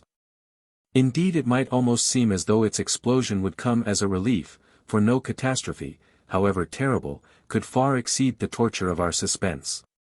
While he had still the remaining chance, Curtis rescued from the storeroom such few provisions as the heat of the compartment allowed him to obtain. And a lot of cases of salt meat and biscuits, a cask of brandy, some barrels of fresh water, together with some sails and wraps. A compass and other instruments are now lying packed in a mass all ready for prompt removal to the boats whenever we shall be obliged to leave the ship. About 8 o'clock in the evening, a noise is heard, distinct even above the raging of the hurricane. The panels of the deck are upheaved, and volumes of black smoke issue upwards as if from a safety valve. An universal consternation seizes one and all. We must leave the volcano which is about to burst beneath our feet. The crew run to Curtis for orders. He hesitates, looks first at the huge and threatening waves, looks then at the boats. The longboat is there, suspended right along the center of the deck, but it is impossible to approach it now, the yawl, however, hoisted on the starboard side, and the whaleboat suspended aft, are still available. The sailors make frantically for the yawl. "Stop, stop," shouts Curtis, "do you mean to cut off our last and only chance of safety? Would you launch a boat in such a sea as this?" A few of them, with Owen at their head, give no heed to what he says. Rushing to the poop, and seizing a cutlass, Curtis shouts again. "Touch the tackling of the davit, one of you, only touch it, and I'll cleave your skull." Awed by his determined manner, the men retire, some clambering into the shrouds, whilst others mount to the very top of the masts. At 11 o'clock, several loud reports are heard, caused by the bursting asunder of the partitions of the hold. Clouds of smoke issue from the front, followed by a long tongue of lambent flame that seems to encircle the mizzenmast. The fire now reaches to the cabin occupied by Mrs. Kear, who, shrieking wildly, is brought on deck by Miss Herbey. A moment more, and Silas Huntley makes his appearance, his face all blackened with the grimy smoke. He bows to Curtis, as he passes, and then proceeds in the calmest manner to mount the aft shrouds, and installs himself at the very top of the mizzen. The sight of Huntley recalls to my recollection the prisoner still below, and my first impulse is to rush to the staircase and do what I can to set him free. But the maniac has already eluded his confinement, and with singed hair and his clothes already alight, rushes upon deck. Like a salamander he passes across the burning deck with unscathed feet, and glides through the stifling smoke with unchoked breath. Not a sound escapes his lips. Another loud report, the longboat is shivered into fragments. The middle panel bursts the tarpaulin that covered it, and a stream of fire, free at length from the restraint that had held it, rises half-mast high. "The pick rate! The pick rate!" shrieks the madman, "we shall all be blown up. The pick rate will blow us all up." And in an instant, before we can get near him, he has hurled himself, through the open hatchway, down into the fiery furnace below. Chapter 14. October 29th, Night. The scene, as night came on, was terrible indeed. Notwithstanding the desperateness of our situation, however, there was not one of us so paralyzed by fear, but that we fully realized the horror of it all. Poor Ruby, indeed, is lost and gone, but his last words were productive of serious consequences. The sailors caught his cry of "pick rate, pick rate." And being thus for the first time made aware of the true nature of their peril, they resolved at every hazard to accomplish their escape. Beside themselves with terror, they either did not or would not see that no boat could brave the tremendous waves that were raging around, and accordingly they made a frantic rush towards the yawl. Curtis again made a vigorous endeavor to prevent them, but this time all in vain. Owen urged them on, and already the tackling was loosened, so that the boat was swung over to the ship's side. For a moment it hung suspended in mid-air, and then, with a final effort from the sailors, it was quickly lowered into the sea. But scarcely had it touched the water, when it was caught by an enormous wave which, recoiling with resistless violence, dashed it to atoms against the Chancellor's side. The men stood aghast, they were dumbfoundered. Longboat and yawl both gone, there was nothing now remaining to us but a small whaleboat. Not a word was spoken, not a sound was heard but the hoarse whistling of the wind, and the mournful roaring of the flames. From the center of the ship, which was hollowed out like a furnace, there issued a column of sooty vapor that ascended to the sky. All the passengers, and several of the crew, took refuge in the aft quarters of the poop. Mrs. Kear was lying senseless on one of the hen coops, with Miss Herbey sitting passively at her side. M. Letourneur held his son tightly clasped to his bosom. I saw Fulson calmly consult his watch, and note down the time in his memorandum book, but I was far from sharing his composure, for I was overcome by a nervous agitation that I could not suppress. As far as we knew, Lieutenant Walter, the boatswain, and such of the crew as were not with us, were safe in the bow. But it was impossible to tell how they were faring because the sheet of fire intervened like a curtain, and cut off all communication between stem and stern. I broke the dismal silence, saying, "All over now, Curtis." "No, sir, not yet," he replied. "Now that the panel is open we will set to work, and pour water with all our might down into the furnace, and may be, we shall put it out, even yet." "But how can you work your pumps while the deck is burning? And how can you get at your men beyond that sheet of flame?" He made no answer to my impetuous questions, and finding that he had nothing more to say, I repeated that it was all over now. After a pause, he said, "As long as a plank of the ship remains to stand on, Mr. Kazallon, I shall not give up my hope." But the conflagration raged with redoubled fury, the sea around us was lighted with a crimson glow, and the clouds above shone with a lurid glare. Long jets of fire darted across the hatchways, and we were forced to take refuge on the taffrail at the extreme end of the poop. Mrs. Kear was laid in the whale boat that hung from the stern, Miss Herbie persisting to the last in retaining her post by her side. No pen could adequately portray the horrors of this fearful night. The Chancellor, under bare poles, was driven, like a gigantic fire ship with frightful velocity across the raging ocean, her very speed as it were, making common cause with the hurricane to fan the fire that was consuming her. Soon there could be no alternative between throwing ourselves into the sea, or perishing in the flames. But where, all this time, was the pick rate? Perhaps, after all, Ruby had deceived us and there was no volcano, such as we dreaded, below our feet. At 11:30, when the tempest seems at its very height, there is heard a peculiar roar distinguishable even above the crash of the elements. The sailors in an instant recognize its import. "Breakers to starboard," is the cry. Curtis leaps on to the netting, casts a rapid glance at the snow-white billows, and turning to the helmsman shouts with all his might, "Starboard the helm!" But it is too late. There is a sudden shock, the ship is caught up by an enormous wave. She rises upon her beam ends, several times she strikes the ground, the mizzenmast snaps short off level with the deck, falls into the sea, and the Chancellor is motionless. Chapter 15. The night of the 29th continued. It was not yet midnight, the darkness was most profound, and we could see nothing. But was it probable that we had stranded on the coast of America? Very shortly after the ship had thus come to a standstill, a clanking of chains was heard proceeding from her bows. "That is well," said Curtis, "Walter and the boatswain have cast both the anchors. Let us hope they will hold." Then, clinging to the netting, he clambered along the starboard side, on which the ship had heeled, as far as the flames would allow him. He clung to the holdfasts of the shrouds, and in spite of the heavy seas that dashed against the vessel he maintained his position for a considerable time, evidently listening to some sound that had caught his ear in the midst of the tempest. In about a quarter of an hour he returned to the poop. "Heaven be praised," he said, "the water is coming in, and perhaps may get the better of the fire." "True," said I, "but what then?" "That," he replied, "is a question for by and by. We can now only think of the present." Already I fancied that the violence of the flames was somewhat abated, and that the two opposing elements were in fierce contention. Some plank in the ship's side was evidently stove in, admitting free passage for the waves. But how, when the water had mastered the fire, should we be able to master the water?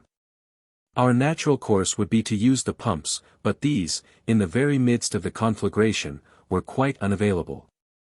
For 3 long hours, in anxious suspense, we watched, and waited. Where we were we could not tell. One thing alone was certain, the tide was ebbing beneath us, and the waves were relaxing in their violence. Once let the fire be extinguished, and then, perhaps, there would be room to hope that the next high tide would set us afloat. Towards 4:30 in the morning the curtain of fire and smoke, which had shut off communication between the two extremities of the ship, became less dense. and we could faintly distinguish that party of the crew who had taken refuge in the forecastle. And before long, although it was impracticable to step upon the deck, the lieutenant and the boatswain contrived to clamber over the gunwale, along the rails, and joined Curtis on the poop. Here they held a consultation, to which I was admitted. They were all of opinion that nothing could be done until daylight should give us something of an idea of our actual position. If we then found that we were near the shore, we would, weather permitting, endeavor to land, either in the boat or upon a raft. If, on the other hand, no land were in sight, and the Chancellor were ascertained to be stranded on some isolated reef, all we could do would be to get her afloat and put her into condition for reaching the nearest coast.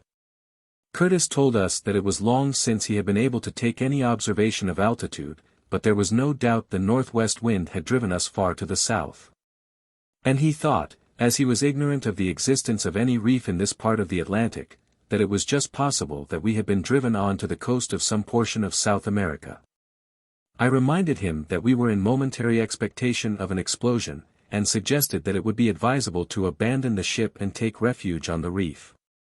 But he would not hear of such a proceeding, said that the reef would probably be covered at high tide, and persisted in the original resolution, that no decided action could be taken before the daylight appeared.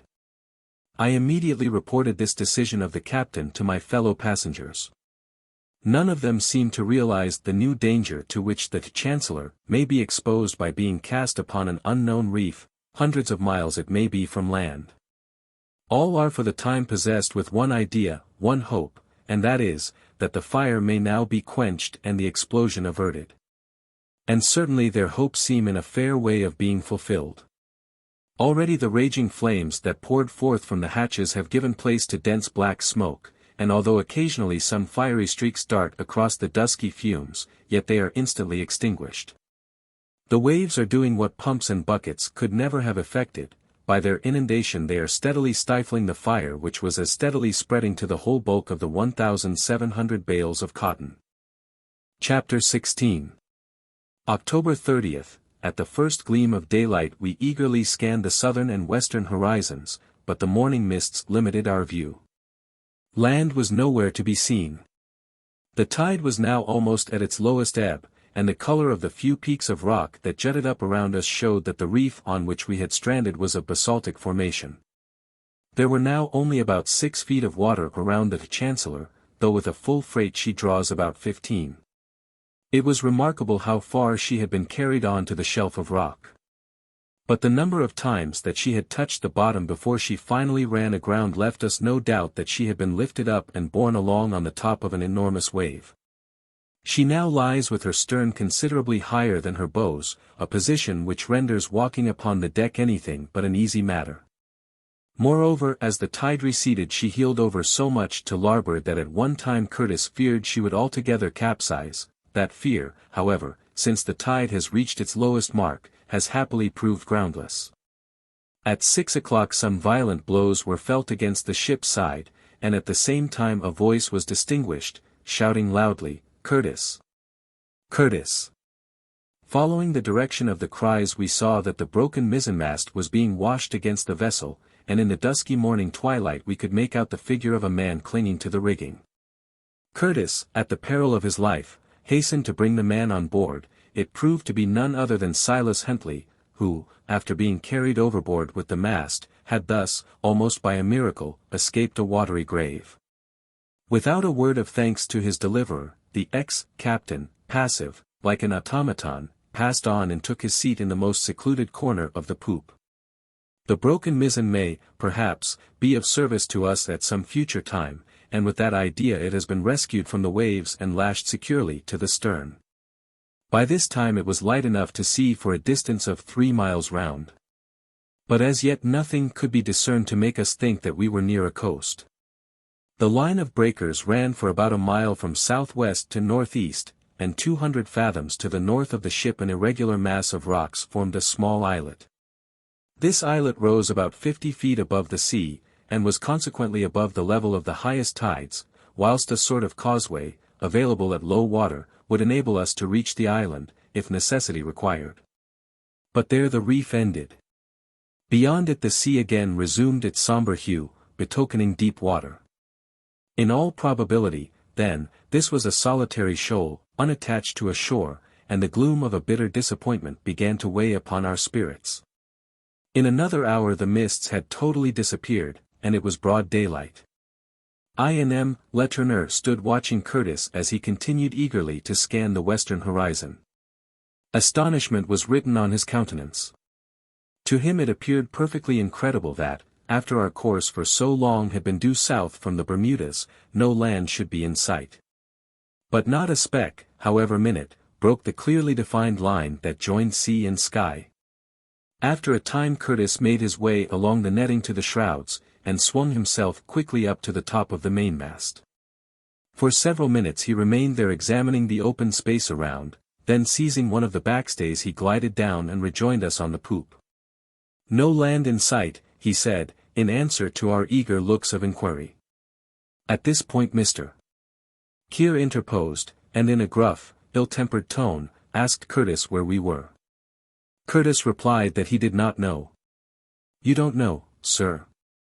Then all I can say is that you ought to know," exclaimed the petroleum merchant. "That may be, sir.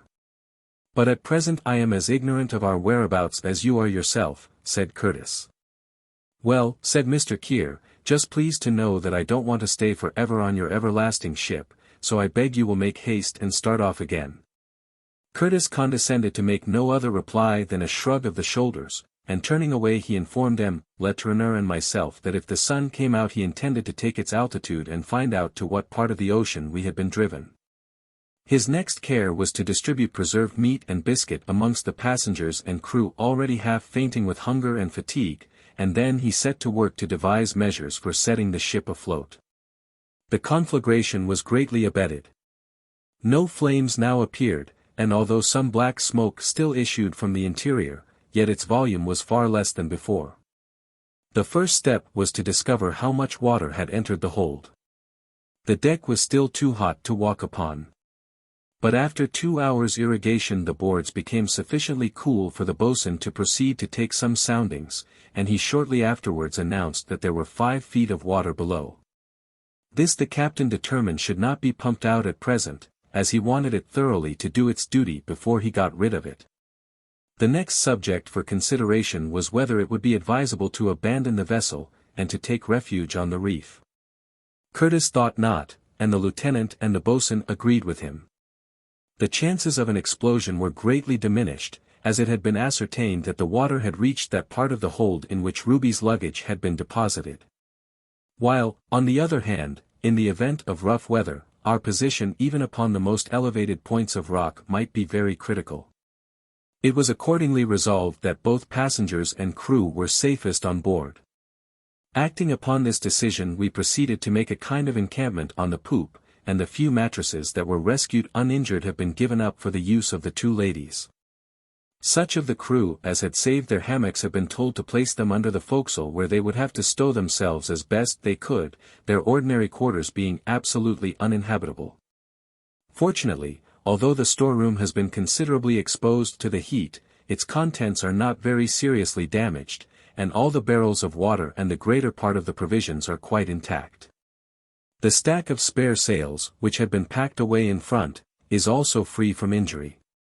The wind has dropped considerably since the early morning, and the swell in the sea is far less heavy. On the whole our spirits are reviving, and we begin to think we may yet find a way out of our troubles. Letourneur, his son, and I, have just had a long conversation about the ship's officers. We consider their conduct, under the late trying circumstances, to have been most exemplary, and their courage, energy, and endurance to have been beyond all praise. Lieutenant Walter, the boatswain, and Dowlas the carpenter have all alike distinguished themselves, and made us feel that they are men to be relied on. As for Curtis, words can scarcely be found to express our admiration of his character. He is the same as he has ever been, the very life of his crew, cheering them on by word or gesture, finding an expedient for every difficulty, and always foremost in every action. The tide turned at 7 this morning, and by 11 all the rocks were submerged, none of them being visible except the cluster of those which formed the rim of a small and almost circular basin from 250 to 300 feet in diameter, in the north angle of which the ship is lying. As the tide rose, the white breakers disappeared, and the sea, fortunately for the Chancellor, was pretty calm. Otherwise the dashing of the waves against her sides, as she lies motionless, might have been attended by serious consequences. As might be supposed, the height of the water in the hold increased with the tide from 5 feet to 9, but this was rather a matter for congratulation, inasmuch as it sufficed to inundate another layer of cotton. At 11:30 the sun, which had been behind the clouds since 10 o'clock, broke forth brightly. The captain, who had already in the morning been able to calculate an horary angle, now prepared to take the meridian altitude, and succeeded at midday in making his observation most satisfactorily. After retiring for a short time to calculate the result, he returned to the poop and announced that we are in lat. 18 degrees 5 minutes N and long. 45 degrees 53 minutes W, but that the reef on which we are aground is not marked upon the charts.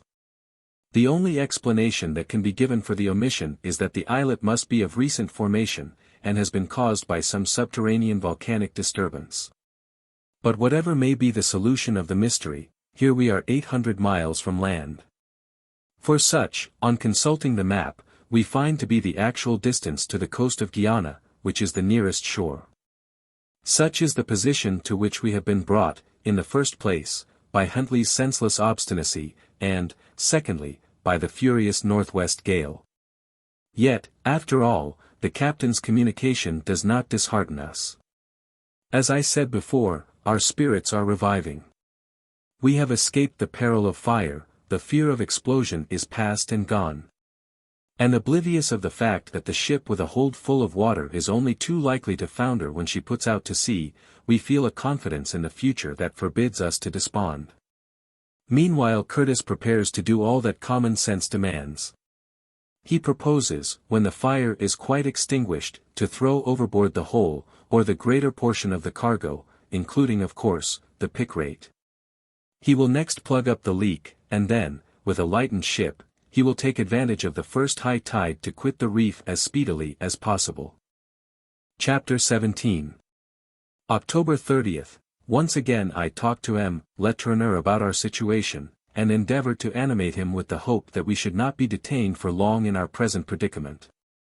But he could not be brought to take a very sanguine view of our prospects. But surely, I protested, it will not be difficult to throw overboard a few hundred bales of cotton, 2 or 3 days at most will suffice for that. Likely enough, he replied, when the business is once begun, but you must remember, Mr. Kazallon, that the very heart of the cargo is still smoldering, and that it will still be several days before any one will be able to venture into the hold. Then the leak, too, that has to be caulked, and, unless it is stopped up very effectually, we shall be only doomed most certainly to perish at sea. Don't, then, be deceiving yourself. It must be 3 weeks at least before you can expect to put out to sea. I can only hope meanwhile that the weather will continue propitious. It wouldn't take many storms to knock the Chancellor, shattered as she is, completely into pieces. Here, then, was the suggestion of a new danger to which we were to be exposed. The fire might be extinguished, the water might be got rid of by the pumps, but, after all, we must be at the mercy of the wind and waves. And, although the rocky island might afford a temporary refuge from the tempest, what was to become of passengers and crew if the vessel should be reduced to a total wreck? I made no remonstrance, however, to this view of our case, but merely asked M. Letourneur if he had confidence in Robert Curtis. Perfect confidence, he answered. And I acknowledge it most gratefully, as a providential circumstance, that Captain Huntley had given him the command in time. Whatever man can do, I know that Curtis will not leave undone to extricate us from our dilemma. Prompted by this conversation with M. Letourneur, I took the first opportunity of trying to ascertain from Curtis himself, how long he reckoned we should be obliged to remain upon the reef. But he merely replied, that it must depend upon circumstances, and that he hoped the weather would continue favorable. Fortunately the barometer is rising steadily, and there is every sign of a prolonged calm. Meantime Curtis is taking active measures for totally extinguishing the fire. He is at no great pains to spare the cargo, and as the bales that lie just above the level of the water are still alight, he has resorted to the expedient of thoroughly saturating the upper layers of the cotton, in order that the combustion may be stifled between the moisture descending from above and that ascending from below. This scheme has brought the pumps once more into requisition. At present the crew are adequate to the task of working them, but I and some of our fellow passengers are ready to offer our assistance whenever it shall be necessary. With no immediate demand upon our labor, we are thrown upon our own resources for passing our time. Letourneur, André and myself have frequent conversations. I also devote an hour or two to my diary. Fulson holds little communication with any of us, but remains absorbed in his calculations, and amuses himself by tracing mechanical diagrams with ground plan, section, elevation, all complete. It would be a happy inspiration if he could invent some mighty engine that could set us all afloat again. Mr. and Mrs. Kear, too, hold themselves aloof from their fellow passengers, and we are not sorry to be relieved from the necessity of listening to their incessant grumbling. Unfortunately, however, they carry off Miss Herbey with them, so that we enjoy little or nothing of the young lady's society. As for Silas Huntley, he has become a complete nonentity. He exists, it is true, but merely, it would seem, to vegetate. Hobart, the steward, an obsequious, sly sort of fellow, goes through his routine of duties just as though the vessel were pursuing her ordinary course. And, as usual, is continually falling out with Jinkstrap, the cook, an impudent, ill-favored negro, who interferes with the other sailors in a manner which, I think, ought not to be allowed. Since it appears likely that we shall have abundance of time on our hands, I have proposed to M. Letourneur and his son that we shall together explore the reef on which we are stranded.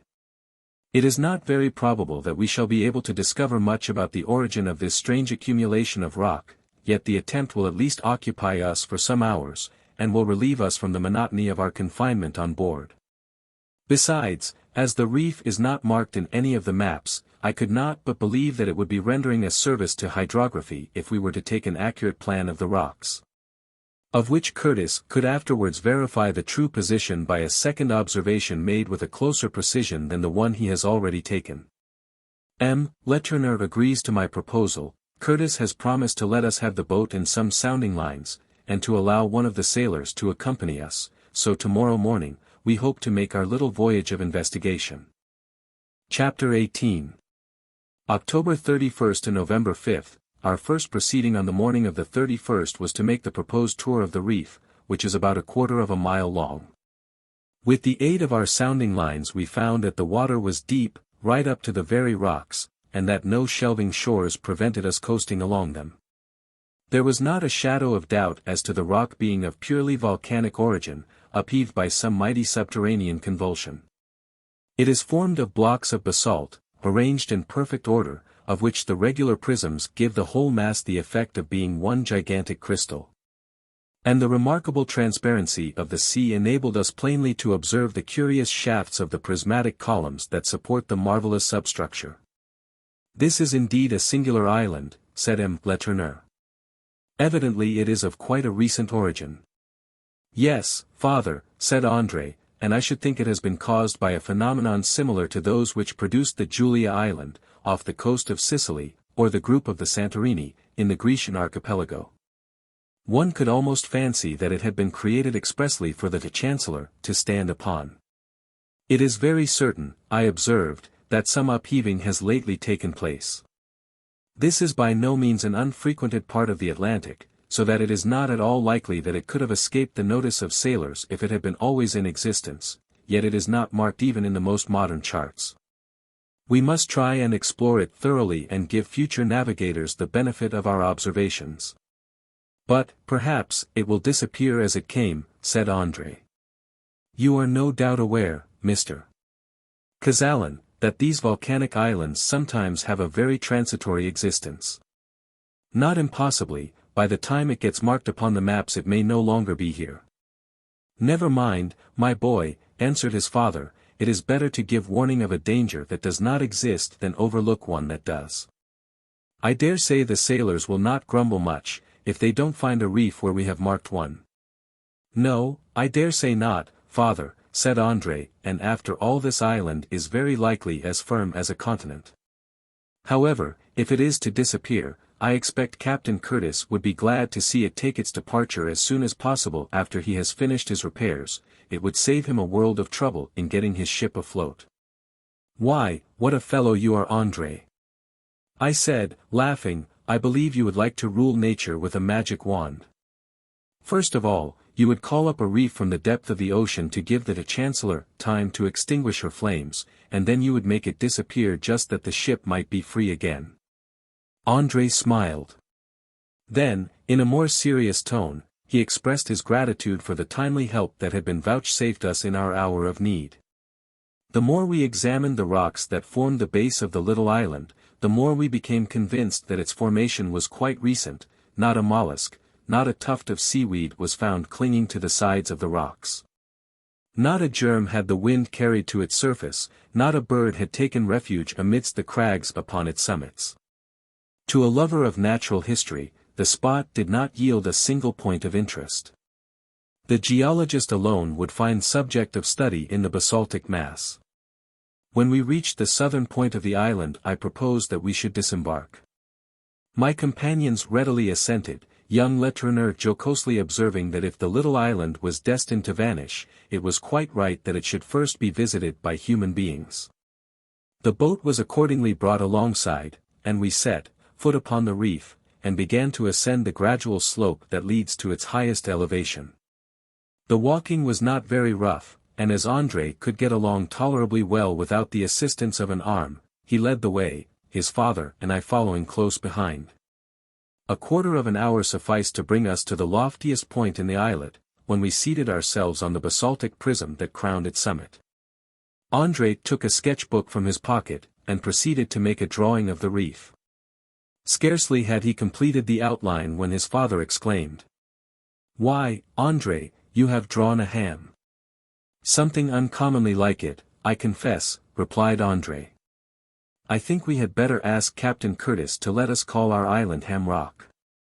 "Good," said I, "those sailors will need to keep it at a respectful distance, for they will scarcely find that their teeth are strong enough to tackle with it."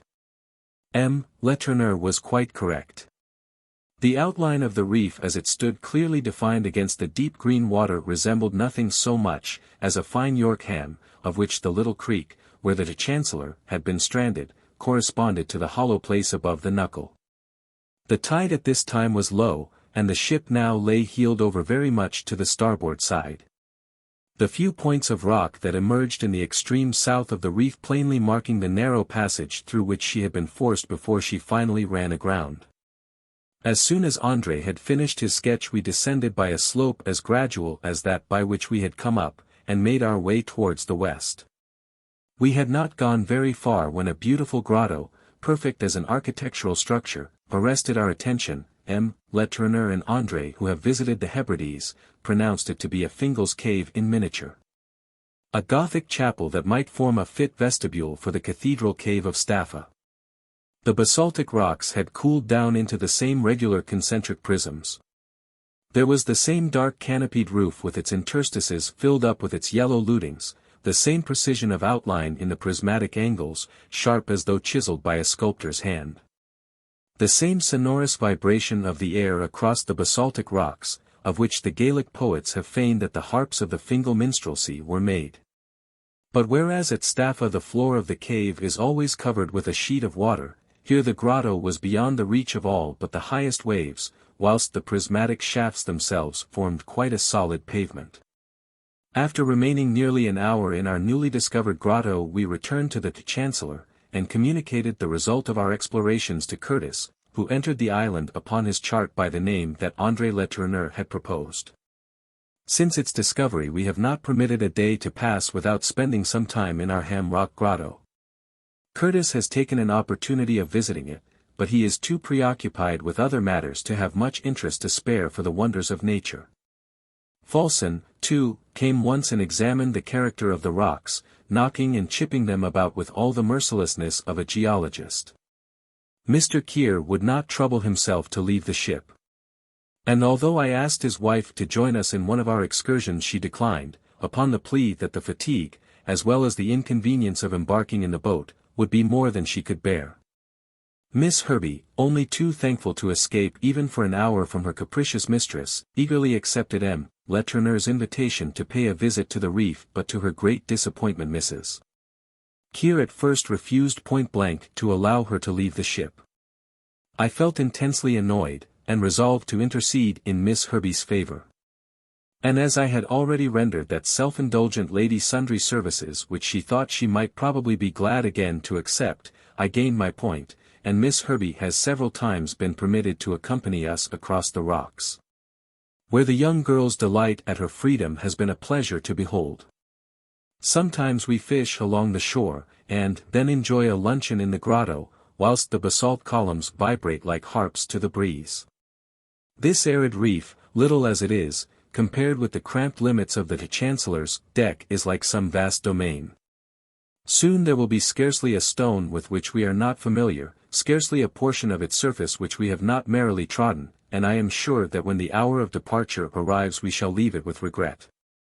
In the course of conversation, André Letourneur one day happened to say that he believed the island of Staffa belonged to the MacDonald family, who let it for the small sum of £12 a year. I suppose then, said Miss Herbey, that we should hardly get more than £half-a-crown a year for our pet little island. I don't think you would get a penny for it, Miss Herbey, but are you thinking of taking a lease? I said, laughing. Not at present, she said, then added, with a half-suppressed sigh, and yet it is a place where I have seemed to know what it is to be really happy. André murmured some expression of assent, and we all felt that there was something touching in the words of the orphaned, friendless girl who had found her long-lost sense of happiness on a lonely rock in the Atlantic. Chapter 19. November 6 to November 15, for the first 5 days after the Chancellor had run aground, there was a dense black smoke continually rising from the hold.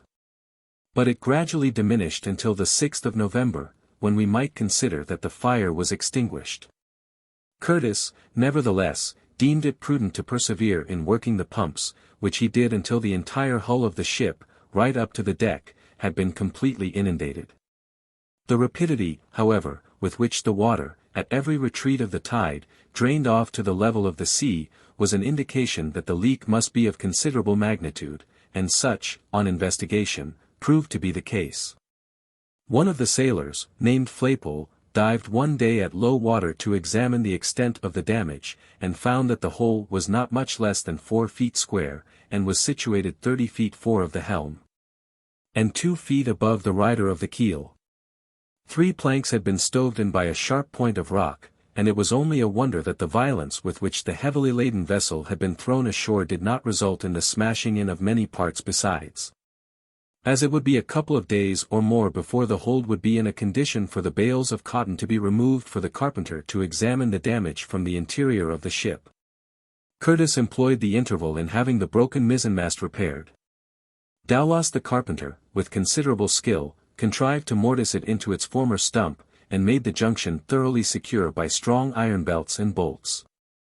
The shrouds, the stays and backstays, were then carefully refitted, some of the sails were changed, and the whole of the running rigging was renewed.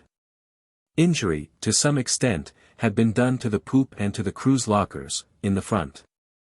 But time and labor were all that were wanted to make them good, and with such a will, did every one set to work that it was not long before all the cabins were again available for use. On the 8th the unlading of the ship commenced. Pulleys and tackling were put over the hatches, and passengers and crew together proceeded to haul up the heavy bales which had been deluged so frequently by water that the cotton was all but spoiled. One by one the sodden bales were placed in the boat to be transported to the reef. After the first layer of cotton had been removed it became necessary to drain off part of the water that filled the hold. For this purpose the leak in the side had somehow or other to be stopped, and this was an operation which was cleverly accomplished by Dowlas and Flaypole, who contrived to dive at low tide and nail a sheet of copper over the entire hole. This, however, of itself would have been utterly inadequate to sustain the pressure that would arise from the action of the pumps, so Curtis ordered that a number of the bales should be piled up inside against the broken planks. The scheme succeeded very well, and as the water got lower and lower in the hold the men were enabled to resume their task of unlading. Curtis thinks it quite probable that the leaks may be mended from the interior. By far the best way of repairing the damage would be to careen the ship, and to shift the planking, but the appliances are wanting for such an undertaking. Moreover, any bad weather which might occur while the ship was on her flank would only too certainly be fatal to her altogether. But the captain has very little doubt that by some device or other he shall manage to patch up the hole in such a way as will ensure our reaching land in safety. After 2 days' toil the water was entirely reduced and without further difficulty the unlading was completed. All of us, including even André Letourneur, have been taking our turn at the pumps, for the work is so extremely fatiguing that the crew require some occasional respite. Arms and back soon become strained and weary with the incessant swing of the handles, and I can well understand the dislike which sailors always express to the labor. One thing there is which is much in our favor. The ship lies on a firm and solid bottom, and we have the satisfaction of knowing that we are not contending with a flood that encroaches faster than it can be resisted. Heaven grant that we may not be called to make like efforts, and to make them hopelessly, for a foundering ship. Chapter 20. November 15th to 20th, the examination of the hold has at last been made. Amongst the first things that were found was the case of pickrate, perfectly intact. Having neither been injured by the water, nor of course reached by the flames. Why it was not at once pitched into the sea I cannot say, but it was merely conveyed to the extremity of the island, and there it remains. While they were below, Curtis and Dowlas made themselves acquainted with the full extent of the mischief that had been done by the conflagration. They found that the deck and the cross-beams that supported it had been much less injured than they expected, and the thick, heavy planks had only been scorched very superficially. But the action of the fire on the flanks of the ship had been of a much more serious character, a long portion of the inside boarding had been burnt away, and the very ribs of the vessel were considerably damaged. The oakum caulkings had all started away from the butt ends and seams, so much so that it was little short of a miracle that the whole ship had not long since gaped completely open. The captain and the carpenter returned to the deck with anxious faces. Curtis lost no time in assembling passengers and crew, and announcing to them the facts of the case. "My friends," he said, "I am here to tell you that the Chancellor has sustained far greater injuries than we suspected, and that her hull is very seriously damaged. If we had been stranded anywhere else than on a barren reef, that may at any time be overwhelmed by a tempestuous sea, I should not have hesitated to take the ship to pieces, and construct a smaller vessel that might have carried us safely to land. But I dare not run the risk of remaining here. We are now 800 miles from the coast of Paramaribo, the nearest portion of Dutch Guiana, and in 10 or 12 days, if the weather should be favorable, I believe we could reach the shore. What I now propose to do is to stop the leak by the best means we can command, and make at once for the nearest port." As no better plan seemed to suggest itself, Curtis's proposal was unanimously accepted. Dowlas and his assistants immediately set to work to repair the charred framework of the ribs, and to stop the leak. They took care thoroughly to caulk from the outside all the seams that were above low water mark, lower than that they were unable to work, and had to content themselves with such repairs as they could effect in the interior. But after all the pains there is no doubt that the Chancellor is not fit for a long voyage, and would be condemned as unseaworthy at any port at which we might put in. Today, the 20th, Curtis, having done all that human power could do to repair his ship, determined to put her to sea. Ever since the Chancellor had been relieved of her cargo, and of the water in her hold, she had been able to float in the little natural basin into which she had been driven. The basin was enclosed on either hand by rocks that remained uncovered even at high water, but was sufficiently wide to allow the vessel to turn quite round at its broadest part. And by means of hawsers fastened on the reef to be brought with her bows towards the south. While, to prevent her being carried back onto the reef, she has been anchored fore and aft. To all appearance, then, it seemed as though it would be an easy matter to put the Chancellor to sea. If the wind were favorable the sails would be hoisted, if otherwise, she would have to be towed through the narrow passage. All seemed simple. But unlooked-for difficulties had yet to be surmounted. The mouth of the passage is guarded by a kind of ridge of basalt, which at high tide we knew was barely covered with sufficient water to float the Chancellor, even when entirely unfreighted. To be sure she had been carried over the obstacle once before, but then, as I have already said, she had been caught up by an enormous wave, and might have been said to be lifted over the barrier into her present position. Besides, on that ever-memorable night, there had not only been the ordinary spring tide, but an equinoctial tide, such a one as could not be expected to occur again for many months. Waiting was out of the question. So Curtis determined to run the risk, and to take advantage of the spring tide, which would occur today, to make an attempt to get the ship, lightened as she was, over the bar, after which, he might ballast her sufficiently to sail. The wind was blowing from the northwest, and consequently right in the direction of the passage. The captain, however, after a consultation, preferred to tow the ship over the ridge, as he considered it was scarcely safe to allow a vessel of doubtful stability at full sail to charge an obstacle that would probably bring her to a deadlock. Before the operation was commenced, Curtis took the precaution of having an anchor ready in the stern, for, in the event of the attempt being unsuccessful, it would be necessary to bring the ship back to her present moorings. 2 more anchors were next carried outside the passage, which was not more than 200 feet in length. The chains were attached to the windlass, the sailors worked away at the handspikes, and at 4 o'clock in the afternoon the Chancellor was in motion. High tide would be at 20 minutes past 4, and at 10 minutes before that time the ship had been hauled as far as her sea range would allow, her keel grazed the ridge, and her progress was arrested. When the lowest part of her stern, however, just cleared the obstruction, Curtis deemed that there was no longer any reason why the mechanical action of the wind should not be brought to bear and contribute its assistance.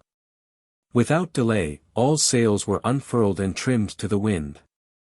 The tide was exactly at its height, passengers and crew together were at the windlass, M. Letourneur, André, Falson, and myself being at the starboard bar. Curtis stood upon the poop, giving his chief attention to the sails, the lieutenant was on the forecastle, the boatswain by the helm. The sea seemed propitiously calm and, as it swelled gently to and fro, lifted the ship several times. "Now, my boys," said Curtis in his calm clear voice, "all together. Off."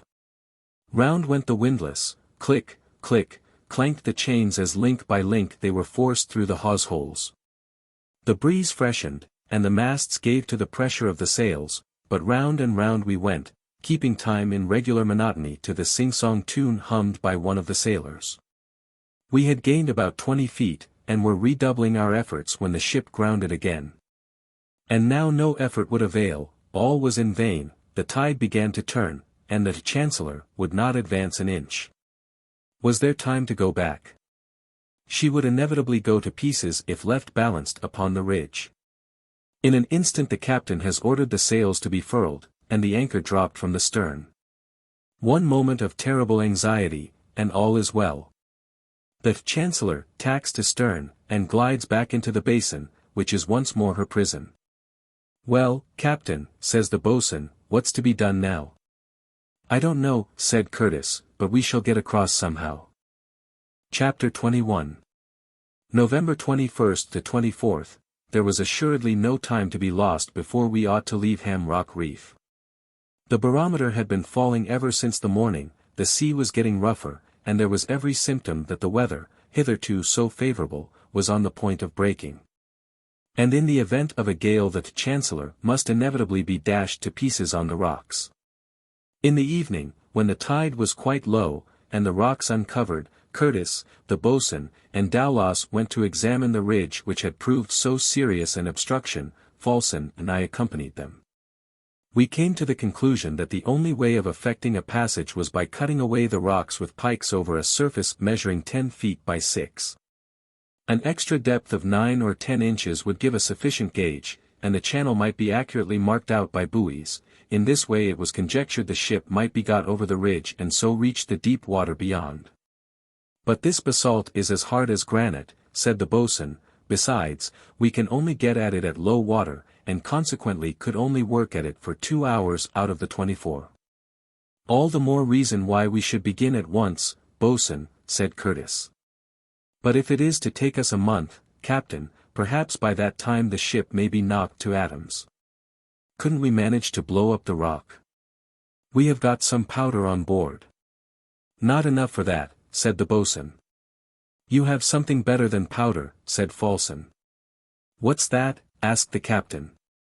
"Picrate of potash," was the reply.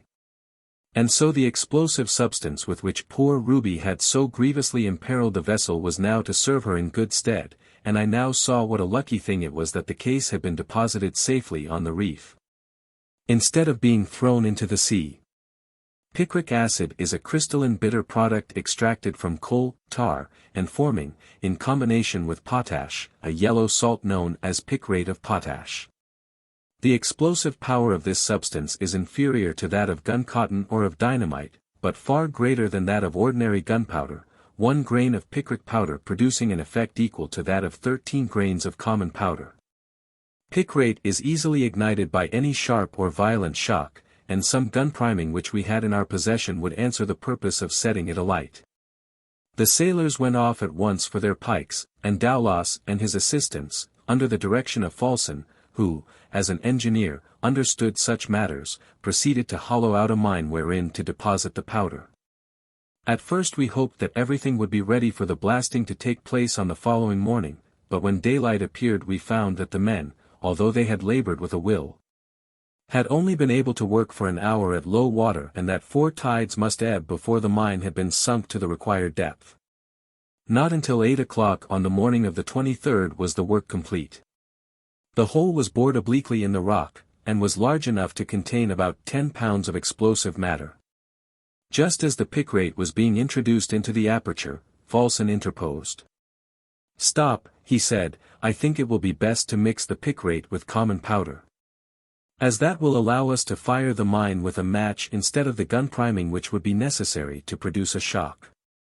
Besides, it is an understood thing that the addition of gunpowder renders picrate far more effective in blasting such rocks as this, as then the violence of the picrate prepares the way for the powder which, slower in its action, will complete the disseverment of the basalt."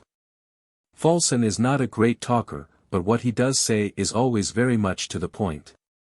His good advice was immediately followed. The two substances were mixed together, and after a match had been introduced the compound was rammed closely into the hole. Notwithstanding that the Chancellor was at a distance from the rocks that ensured her from any danger of being injured by the explosion, it was thought advisable that the passengers and crew should take refuge in the grotto at the extremity of the reef, and even Mr. Kear, in spite of his many objections, was forced to leave the ship. Fulson, as soon as he had set fire to the match, joined us in our retreat. The train was to burn for 10 minutes, and at the end of that time the explosion took place. The report, on account of the depth of the mine, being muffled, and much less noisy than we had expected. But the operation had been perfectly successful. Before we reached the ridge we could see that the basalt had been literally reduced to powder, and that a little channel, already being filled by the rising tide, had been cut right through the obstacle. A loud hurrah rang through the air. Our prison doors were opened, and we were prisoners no more. At high tide the Chancellor weighed anchor and floated out into the open sea, but she was not in a condition to sail until she had been ballasted. And for the next 24 hours the crew were busily employed in taking up blocks of stone, and such of the bales of cotton as had sustained the least amount of injury. In the course of the day, M. Letourneur, André, Miss Herbie, and I took a farewell walk round the reef, and André with artistic skill, carved on the wall of the grotto the word Chancellor, the designation Hem Rock, which we had given to the reef, and the date of our running aground. Then we bade adieu to the scene of our 3 weeks' sojourn, where we had passed days that to some at least of our party will be reckoned as far from being the least happy of their lives. At high tide this morning, the 24th, with low, top, and gallant sails all set, the Chancellor started on her onward way, and 2 hours later the last peak of Ham Rock had vanished below the horizon. Chapter 22. November 24th to December 1st. Here we were then once more at sea, and although on board a ship of which the stability was very questionable, we had hopes, if the wind continued favorable, of reaching the coast of Guyana in the course of a few days.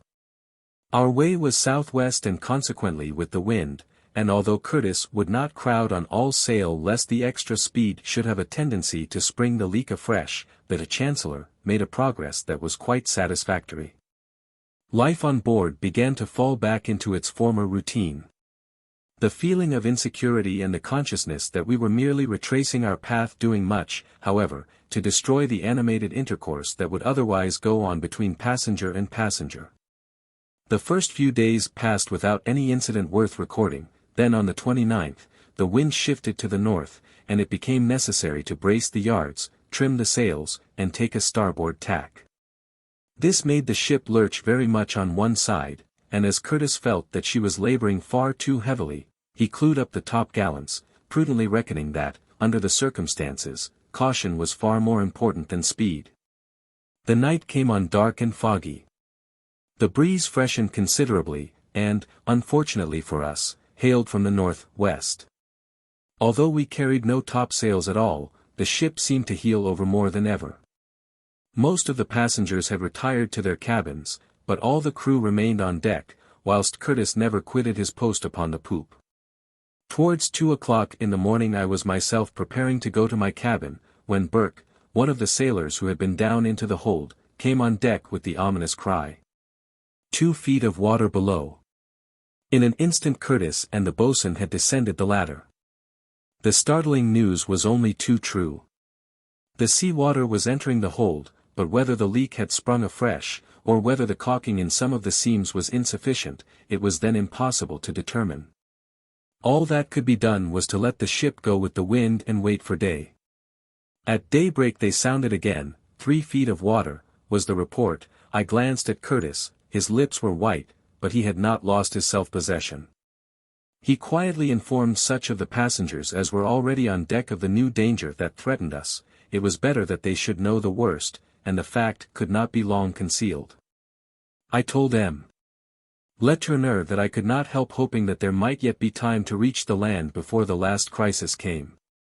Fulson was about to give vent to an expression of despair, but he was soon silenced by Miss Herbey asserting her confidence that all would yet be well. Curtis at once divided the crew into 2 sets, and made them work incessantly, turn and turn about at the pumps. The men applied themselves to their task with resignation rather than with ardor. The labor was hard and scarcely repaid them. The pumps were constantly getting out of order, the valves being choked up by the ashes and bits of cotton that were floating about in the hold, while every moment that was spent in cleaning or repairing them was so much time lost. Slowly, but surely, the water continued to rise, and on the following morning the soundings gave 5 feet for its depth. I noticed that Curtis's brow contracted each time that the boatswain or the lieutenant brought him their report. There was no doubt it was only a question of time, and not for an instant must the efforts for keeping down the level be relaxed. Already the ship had sunk a foot lower in the water, and as her weight increased she no longer rose buoyantly with the waves, but pitched and rolled considerably. All yesterday, and last night, the pumping continued. But still the sea gained upon us. The crew are weary and discouraged, but the second officer and the boatswain set them a fine example of endurance, and the passengers have now begun to take their turn at the pumps. But all are conscious of toiling almost against hope. We are no longer secured firmly to the solid soil of the Ham Rock reef, but we are floating over an abyss which daily, nay hourly, threatens to swallow us into its depths. Chapter 23. December 2nd and 3rd. For 4 hours we have succeeded in keeping the water in the hold to one level. Now, however, it is very evident that the time cannot be far distant when the pumps will be quite unequal to their task. Yesterday Curtis, who does not allow himself a minute's rest, made a personal inspection of the hold. I, with the boatswain and carpenter, accompanied him. After dislodging some of the bales of cotton we could hear a splashing, or rather gurgling sound. But whether the water was entering at the original aperture, or whether it found its way in through a general dislocation of the seams, we were unable to discover. But whichever might be the case, Curtis determined to try a plan which, by cutting off communication between the interior and exterior of the vessel, might, if only for a few hours, render her hull more watertight. For this purpose he had some strong, well-tarred sails drawn upwards by ropes from below the keel, as high as the previous leaking place, and then fastened closely and securely to the side of the hull. The scheme was dubious, and the operation difficult, but for a time it was effectual, and at the close of the day the level of the water had actually been reduced by several inches. The diminution was small enough, but the consciousness that more water was escaping through the scupper holes than was finding its way into the hold gave us fresh courage to persevere with our work. The night was dark, but the captain carried all the sail he could, eager to take every possible advantage of the wind, which was freshening considerably. If he could have sighted a ship he would have made signals of distress, and would not have hesitated to transfer the passengers, and even have allowed the crew to follow, if they were ready to forsake him. For himself his mind was made up, he should remain on board the Chancellor, until she foundered beneath his feet. No sail, however, hove in sight, consequently escape by such means was out of our power. During the night the canvas covering yielded to the pressure of the waves, and this morning, after taking the sounding, the boatswain could not suppress an oath when be announced 6 feet of water in the hold. The ship, then, was filling once again, and already had sunk considerably below her previous water line. With aching arms and bleeding hands we worked harder than ever at the pumps, and Curtis makes those who are not pumping form a line and pass buckets, with all the speed they can, from hand to hand. But all in vain. At 8:30 more water is reported in the hold, and some of the sailors, overcome by despair, refuse to work 1 minute longer. The first to abandon his post was Owen, a man whom I have mentioned before, as exhibiting something of a mutinous spirit. He is about 40 years of age, and altogether unprepossessing in appearance. His face is bare, with the exception of a reddish beard, which terminates in a point. His forehead is furrowed with sinister-looking wrinkles, his lips curl inwards, and his ears protrude, whilst his bleared and bloodshot eyes are encircled with thick red rings. Amongst the 5 or 6 other men who had struck work, I noticed Jynxtrop the cook, who evidently shared all Owen's ill feelings. Twice did Curtis order the men back to the pumps, and twice did Owen, acting as spokesman for the rest, refuse. And when Curtis made a step forward as though to approach him, he said savagely, "I advise you not to touch me," and walked away to the forecastle. Curtis descended to his cabin, and almost immediately returned with a loaded revolver in his hand. For a moment Owen surveyed the captain with a frown of defiance, but at a sign from Jynxtrop he seemed to recollect himself, and, with the remainder of the men, he returned to his work. Chapter 24. December 4th, the first attempt at mutiny being thus happily suppressed, it is to be hoped that Curtis will succeed as well in future.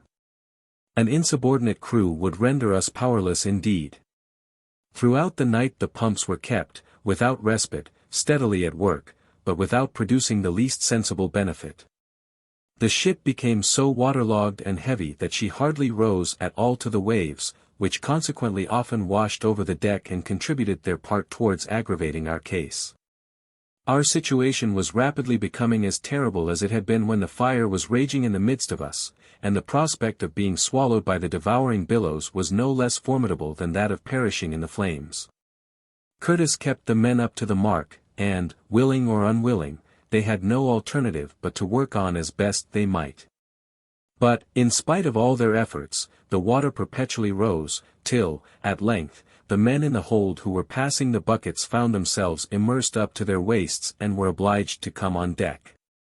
This morning, after a somewhat protracted consultation with Walter and the boatswain, Curtis resolved to abandon the ship. The only remaining boat was far too small to hold us all, and it would therefore be necessary to construct a raft that should carry those who could not find room in her.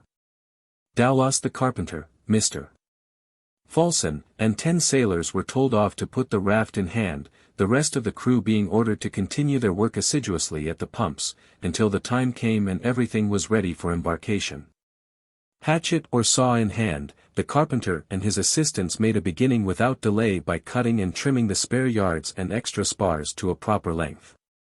These were then lowered into the sea, which was propitiously calm, so as to favor the operation, which otherwise would have been very difficult, of lashing them together into a firm framework, about 40 feet long and 25 feet wide.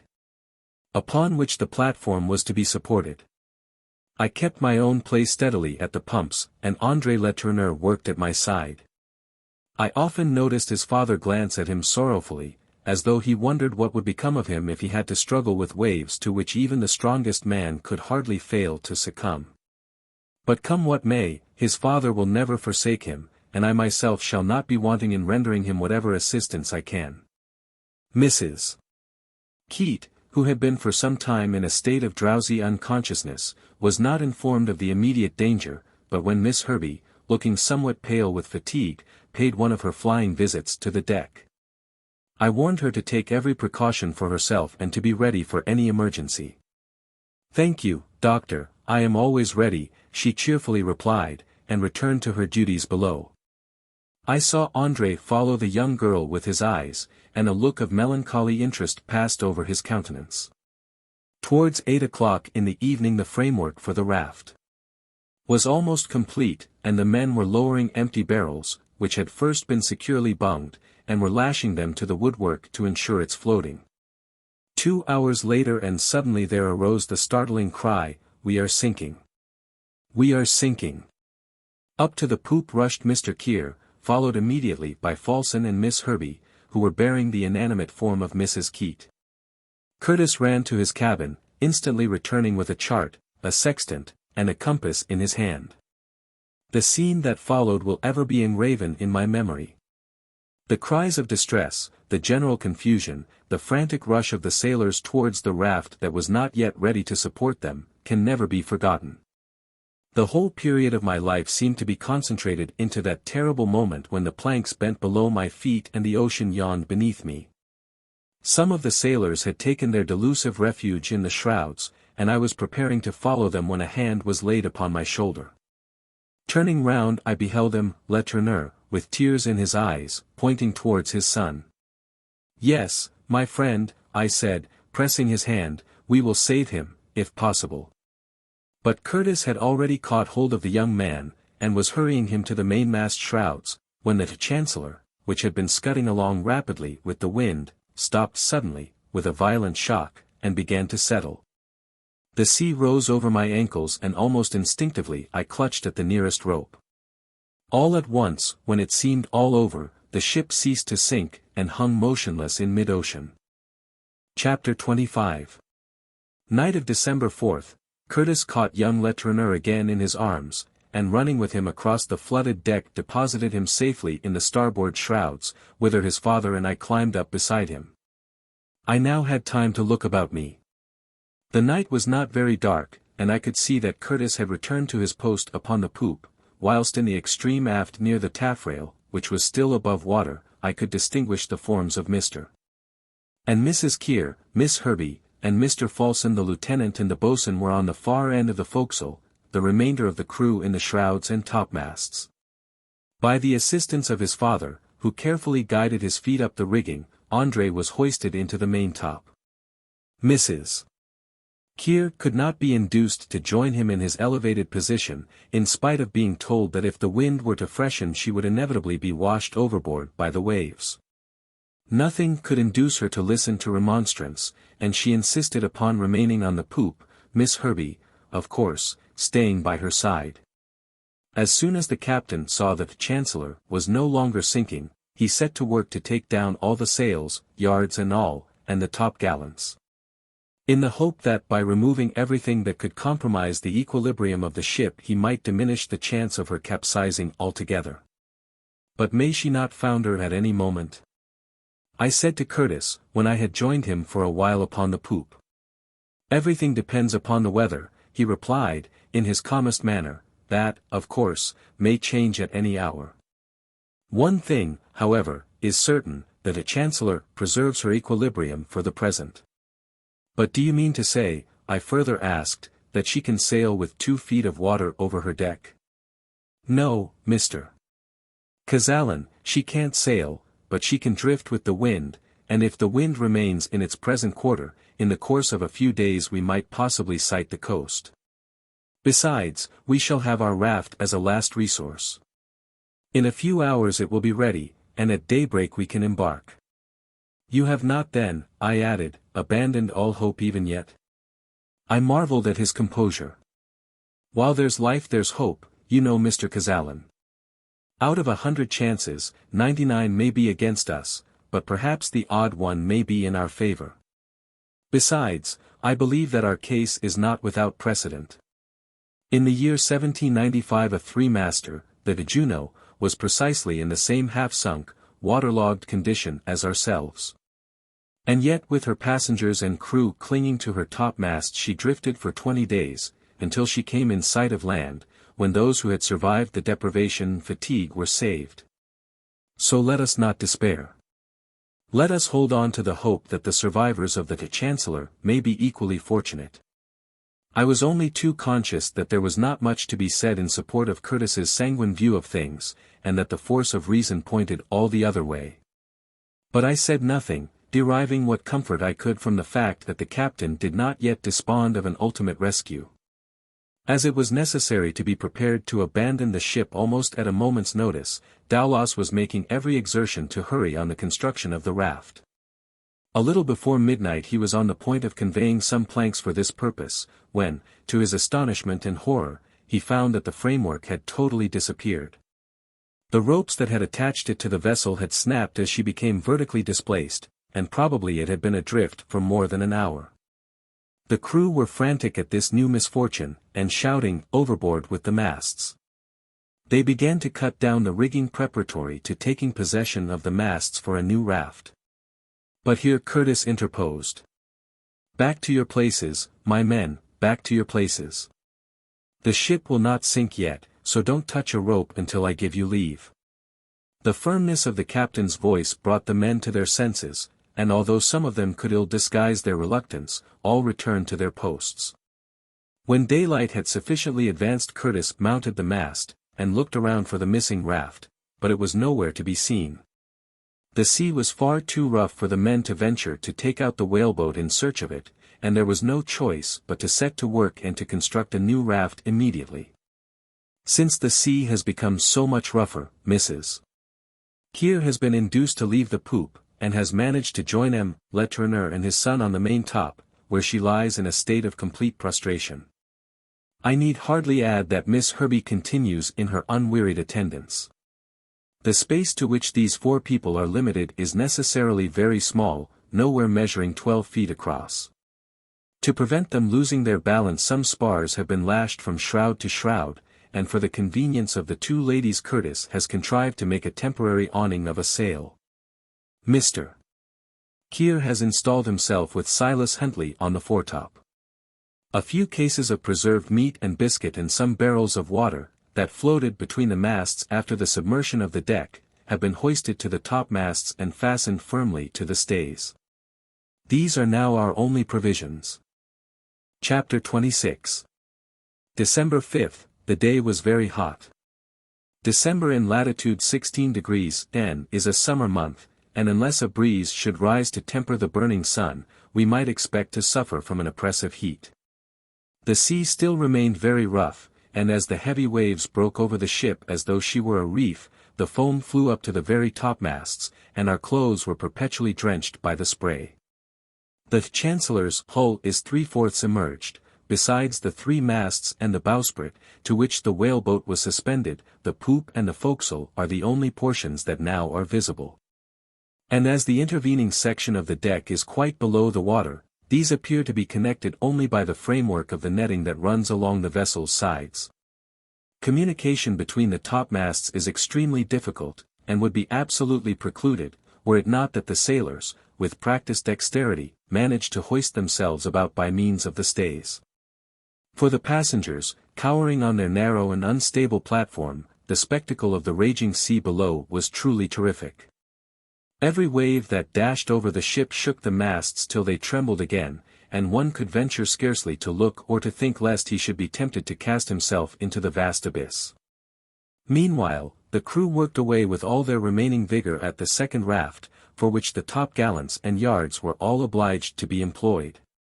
The planks, too, which were continually being loosened and broken away by the violence of the waves from the partitions of the ship, were rescued before they had drifted out of reach, and were brought into use. The symptoms of the ship foundering did not appear to be immediate, so that Curtis insisted upon the raft being made with proper care to ensure its strength. We were still several hundred miles from the coast of Guyana, and for so long a voyage it was indispensable to have a structure of considerable solidity. The reasonableness of this was self-apparent, and as the crew had recovered their assurance they spared no pains to accomplish their work effectually. Of all the number, there was but one, an Irishman, named Oriati, who seemed to question the utility of all their toil. He shook his head with an oracular gravity. He is an oldish man, not less than 60, with his hair and beard bleached with the storms of many travels. As I was making my way towards the poop, he came up to me and began talking. "And why, bedad, I'd like to know, why is it that they'll all be after lavin of the ship?" He turned his quid with the most serene composure, and continued. "And isn't it me myself that's been wrecked 9 times already? And sure, poor fools are they that ever have put their trust in rafts or boats sure and they found a watery grave. Nay, nay, while the ould ship lasts, let's stick to her, says I." Having thus unburdened his mind he relapsed into silence, and soon went away. About 3 o'clock I noticed that Mr. Kear and Silas Huntley were holding an animated conversation in the foretop. The petroleum merchant had evidently some difficulty in bringing the ex-captain round to his opinion, for I saw him several times shake his head as he gave long and scrutinizing looks at the sea and sky. In less than an hour afterwards I saw Huntley let himself down by the forestays and clamber along to the forecastle where he joined the group of sailors, and I lost sight of him. I attached little importance to the incident, and shortly afterwards joined the party in the maintop, where we continued talking for some hours. The heat was intense, and if it had not been for the shelter afforded by the sail tent, would have been unbearable.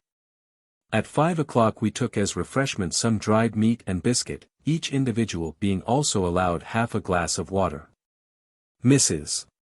Kear, prostrate with fever, could not touch a mouthful, and nothing could be done by Miss Herbey to relieve her, beyond occasionally moistening her parched lips. The unfortunate lady suffers greatly, and sometimes I am inclined to think that she will succumb to the exposure and privation. Not once had her husband troubled himself about her. But when shortly afterwards I heard him hail some of the sailors on the forecastle and ask them to help him down from the foretop, I began to think that the selfish fellow was coming to join his wife. At first the sailors took no notice of his request, but on his repeating it with the promise of paying them handsomely for their services, 2 of them, Burke and Sandon, swung themselves along the netting into the shrouds, and were soon at his side. A long discussion ensued. The men evidently were asking more than Mr. Kear was inclined to give, and at one time it seemed as though the negotiation would fall through altogether. But at length the bargain was struck, and I saw Mr. Kear take a bundle of paper dollars from his waistcoat pocket, and hand a number of them over to one of the men. The man counted them carefully, and from the time it took him, I should think that he could not have pocketed anything less than $100. The next business was to get Mr. Kear down from the foretop, and Burke and Sandon proceeded to tie a rope round his waist, which they afterwards fastened to the forestay. Then, in a way which provoked shouts of laughter from their mates, they gave the unfortunate man a shove, and sent him rolling down like a bundle of dirty clothes onto the forecastle. I was quite mistaken as to his object. Mr. Kear had no intention of looking after his wife, but remained by the side of Silas Huntley until the gathering darkness hid them both from view. As night drew on, the wind grew calmer, but the sea remained very rough.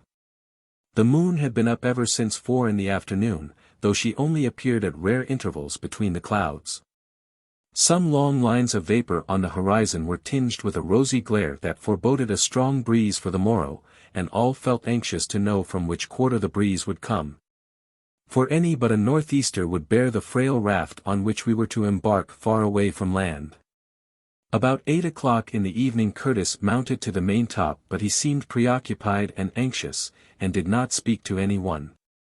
He remained for a quarter of an hour, then after silently pressing my hand, he returned to his old post. I laid myself down in the narrow space at my disposal, and tried to sleep, but my mind was filled with strange forebodings, and sleep was impossible. The very calmness of the atmosphere was oppressive. Scarcely a breath of air vibrated through the metal rigging, and yet the sea rose with a heavy swell as though it felt the warnings of a coming tempest. All at once, at about 11 o'clock, the moon burst brightly forth through a rift in the clouds, and the waves sparkled again as if illumined by a submarine glimmer. I start up and look around me. Is it merely imagination? Or do I really see a black speck floating on the dazzling whiteness of the waters, a speck that cannot be a rock, because it rises and falls with the heaving motion of the billows? But the moon once again becomes overclouded. The sea is darkened, and I return to my uneasy couch close to the larboard shrouds. Chapter 27. December 6th. I must have fallen asleep for a few hours, when at 4 o'clock in the morning, I was rudely aroused by the roaring of the wind, and could distinguish Curtis's voice as he shouted in the brief intervals between the heavy gusts.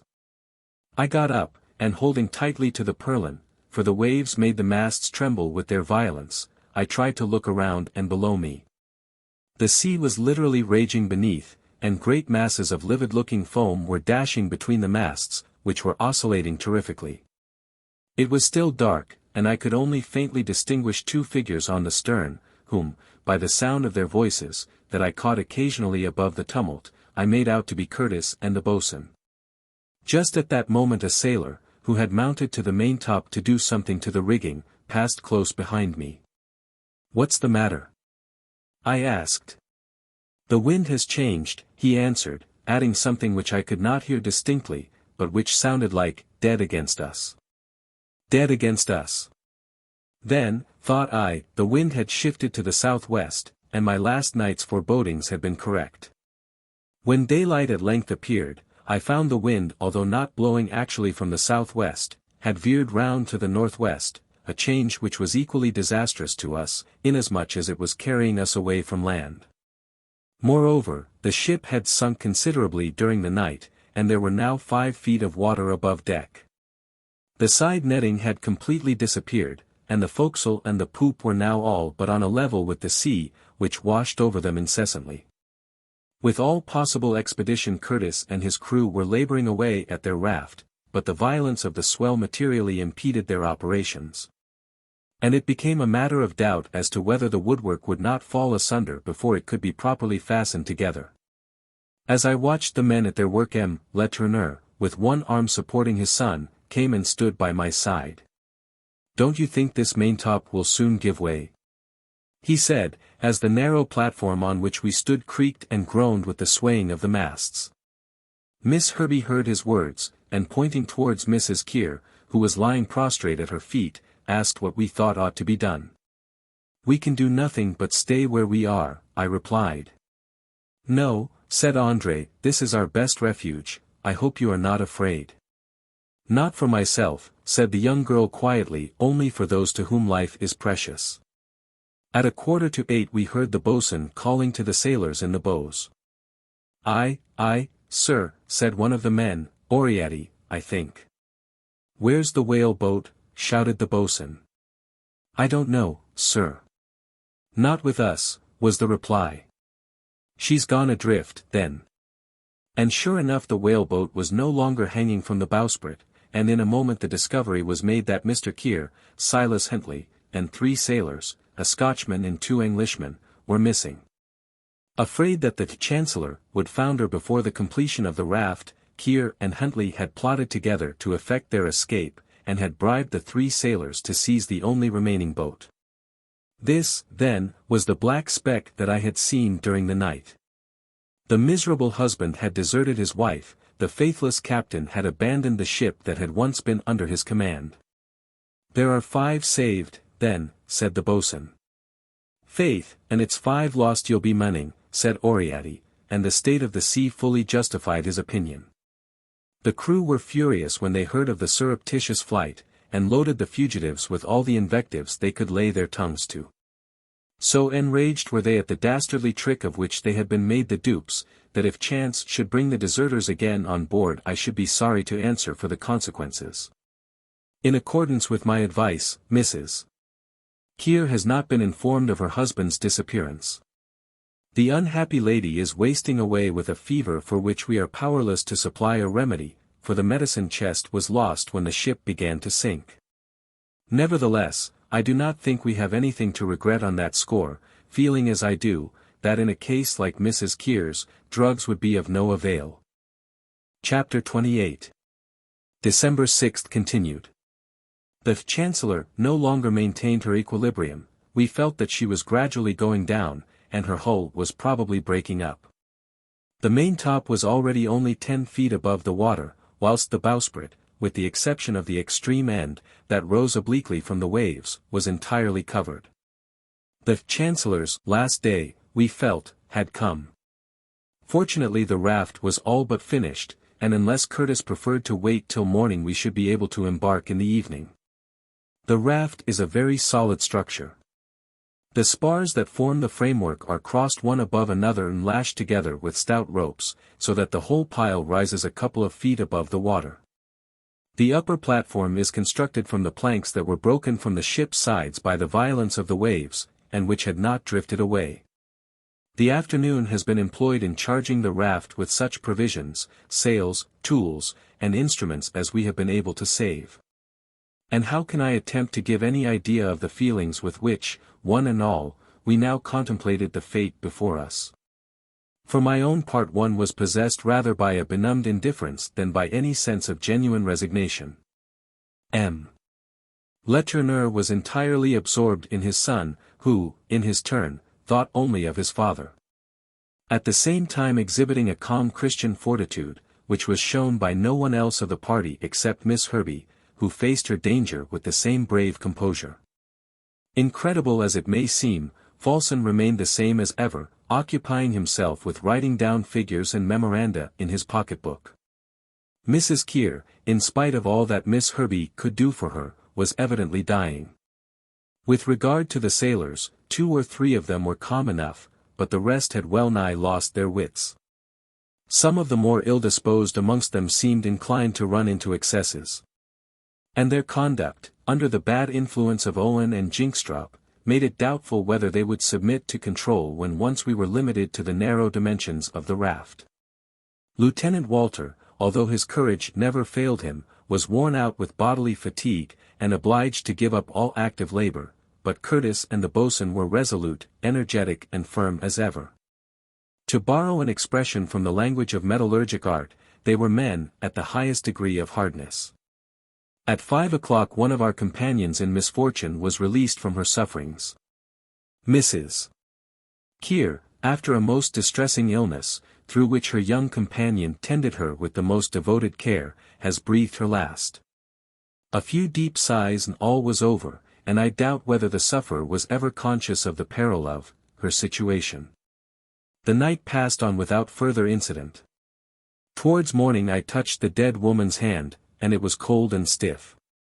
The corpse could not remain any longer on the maintop, and after Miss Herbey and I had carefully wrapped the garments about it, with a few short prayers the body of the first victim of our miseries was committed to the deep.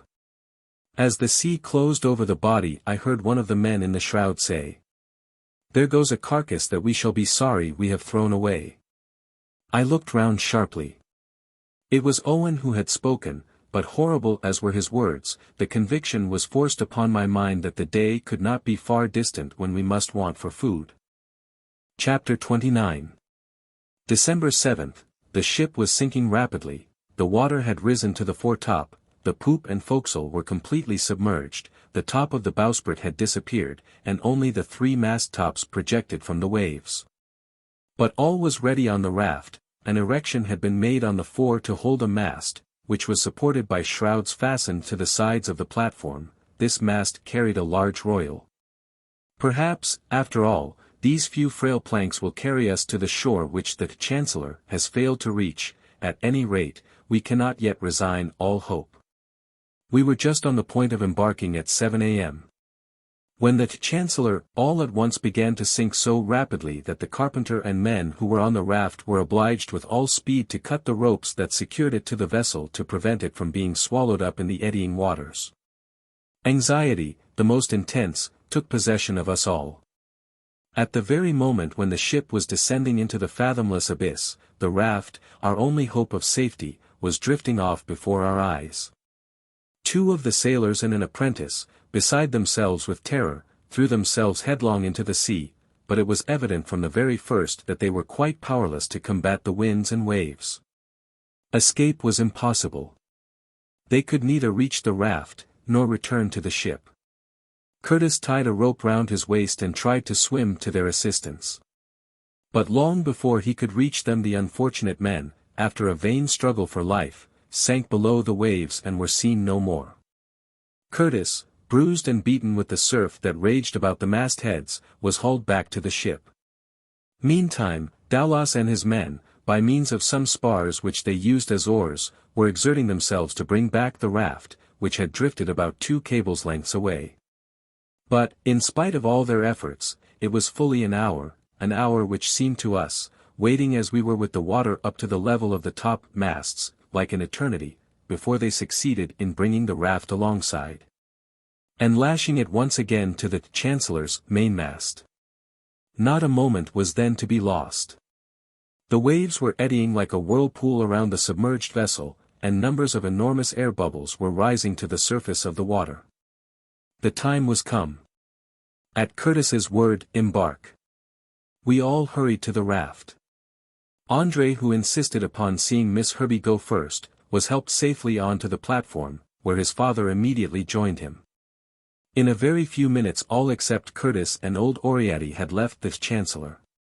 Curtis remained standing on the main top, deeming it not only his duty, but his right, to be the last to leave the vessel he had loved so well, and the loss of which he so much deplored. "Now then, old fellow, off of this!" cried the captain to the old Irishman, who did not move. "And is it quite sure ye are that she's sinkin'?" he said. Aye. Sure enough, my man, and you'd better look sharp." "Faith, then, and I think I will." And not a moment too soon, for the water was up to his waist, he jumped on to the raft. Having cast one last, lingering look around him, Curtis then left the ship, the rope was cut and we went slowly adrift. All eyes were fixed upon the spot where the Chancellor lay foundering. The top of the mizzen was the first to disappear, then followed the main top, and soon, of what had been a noble vessel, not a vestige was to be seen. Chapter 30. Will this frail float, 40 feet by 20, bear us in safety? Sink it cannot, the material of which it is composed is of a kind that must surmount the waves. But it is questionable whether it will hold together. The cords that bind it will have a tremendous strain to bear in resisting the violence of the sea. The most sanguine amongst us trembles to face the future, the most confident dares to think only of the present. After the manifold perils of the last 72 days' voyage, all are too agitated to look forward without dismay to what in all human probability must be a time of the direst distress. Vain as the task may seem, I will not pause in my work of registering the events of our drama, as scene after scene they are unfolded before our eyes. Of the 28 persons who left Charleston in the Chancellor, only 18 are left to huddle together upon this narrow raft. This number includes the 5 passengers, namely M. Letourneur, Andre, Miss Herbie, Falson, and myself. The ship's officers, Captain Curtis, Lieutenant Walter, the boatswain, Hobart the steward, Jinkstrop the cook, and Daulas the carpenter, and 7 sailors, Austin, Owen, Wilson, Oriati, Burke, Sandon, and Flaypole. Such are the passengers on the raft. It is but a brief task to enumerate their resources. The greater part of the provisions in the storeroom were destroyed at the time when the ship's deck was submerged, and the small quantity that Curtis has been able to save will be very inadequate to supply the wants of 18 people, who too probably have many days to wait ere they sight either land or a passing vessel. 1 cask of biscuit, another of preserved meat, a small keg of brandy, and 2 barrels of water complete our store, so that the utmost frugality in the distribution of our daily rations becomes absolutely necessary. Of spare clothes we have positively none, a few sails will serve for shelter by day, and covering by night. Daulas has his carpenter's tools, we have each a pocket knife, and Oriati an old tin pot, of which he takes the most tender care. In addition to these, we are in possession of a sextant, a compass, a chart, and a metal tea kettle, everything else that was placed on deck in readiness for the first raft having been lost in the partial submersion of the vessel. Such then is our situation, critical indeed, but after all perhaps not desperate. We have one great fear. Some there are amongst us whose courage, moral as well as physical, may give way, and over failing spirits such as these we may have no control. Chapter 31. December 7th continued. Our first day on the raft has passed without any special incident. At 8 o'clock this morning Curtis asked our attention for a moment. "My friends," he said, "listen to me. Here on this raft, just as when we were on board the Chancellor, I consider myself your captain, and as your captain, I expect that all of you will strictly obey my orders. Let me beg of you, one and all, to think solely of our common welfare. Let us work with one heart and with one soul, and may Heaven protect us." After delivering these few words with an emotion that evidenced their earnestness, the captain consulted his compass, and found that the freshening breeze was blowing from the north. This was fortunate for us, and no time was to be lost in taking advantage of it to speed us on our dubious way. Daulas was occupied in fixing the mast into the socket that had already been prepared for its reception, and in order to support it more firmly he placed spurs of wood, forming arched buttresses, on either side. While he was thus employed the boatswain and the other seamen were stretching the large royal sail on the yard that had been reserved for that purpose. By 9:30 the mast was hoisted, and held firmly in its place by some shrouds attached securely to the sides of the raft. Then the sail was run up and trimmed to the wind, and the raft began to make a perceptible progress under the brisk breeze. As soon as we had once started, the carpenter set to work to contrive some sort of a rudder, that would enable us to maintain our desired direction. Curtis and Falsten assisted him with some serviceable suggestions, and in a couple of hours' time he had made and fixed to the back of the raft a kind of paddle, very similar to those used by the Malays. At noon, after the necessary preliminary observations, Curtis took the altitude of the sun. The result gave lat. 15 degrees, 7 minutes N by long. 49 degrees, 35 minutes, W. As our position, which, on consulting the chart, proved to be about 650 miles northeast of the coast of Paramaribo in Dutch Guiana. Now even under the most favorable circumstances, with trade, winds and weather always in our favor, we cannot by any chance hope to make more than 10 or 12 miles a day. So that the voyage cannot possibly be performed under a period of 2 months. To be sure there is the hope to be indulged that we may fall in with a passing vessel. But as the part of the Atlantic into which we have been driven is intermediate between the tracks of the French and English transatlantic steamers either from the Antilles or the Brazils, we cannot reckon at all upon such a contingency happening in our favor.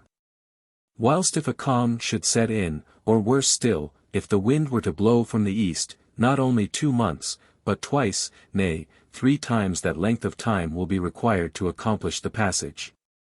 At best, however, our provisions, even though used with the greatest care, will barely last 3 months. Curtis has called us into consultation, and as the working of the raft does not require such labor as to exhaust our physical strength, all have agreed to submit to a regimen which, although it will suffice to keep us alive, will certainly not fully satisfy the cravings of hunger and thirst. As far as we can estimate, we have somewhere about 500 pounds of meat and about the same quantity of biscuit. To make this last for 3 months we ought not to consume very much more than 5 pounds a day of each, which, when divided among 18 people, will make the daily ration 5 ounces of meat and 5 ounces of biscuit for each person. Of water we have certainly not more than 200 gallons, but by reducing each person's allowance to a pint a day, we hope to eke out that, too, over the space of 3 months. It is arranged that the food shall be distributed under the boatswain's superintendence every morning at 10 o'clock. Each person will then receive his allowance of meat and biscuit, which may be eaten when and how he pleases. The water will be given out twice a day, at 10 in the morning and 6 in the evening, but as the only drinking vessels in our possession are the tea kettle and the old Irishman's tin pot, the water has to be consumed immediately on distribution. As for the brandy, of which there are only 5 gallons, it will be doled out with the strictest limitation, and no one will be allowed to touch it except with the captain's express permission. I should not forget that there are 2 sources from which we may hope to increase our store. First, any rain that may fall will add to our supply of water, and 2 empty barrels have been placed ready to receive it. Secondly, we hope to do something in the way of fishing, and the sailors have already begun to prepare some lines. All have mutually agreed to abide by the rules that have been laid down, for all are fully aware that by nothing but the most precise regimen can we hope to avert the horrors of famine, and forewarned by the fate of many who in similar circumstances have miserably perished, we are determined to do all that prudence can suggest for husbanding our stores. Chapter 32. December 8th to 17th, when night came we wrapped ourselves in our sails. For my own part, worn out with the fatigue of the long watch in the topmast, I slept for several hours. M. Letourneur and André did the same, and Miss Herbey obtained sufficient rest to relieve the tired expression that her countenance had lately been wearing. The night passed quietly. As the raft was not very heavily laden, the waves did not break over it at all, and we were consequently able to keep ourselves perfectly dry. To say the truth, it was far better for us that the sea should remain somewhat boisterous, for any diminution in the swell of the waves would indicate that the wind had dropped, and it was with a feeling of regret that when the morning came I had to note down "weather calm" in my journal.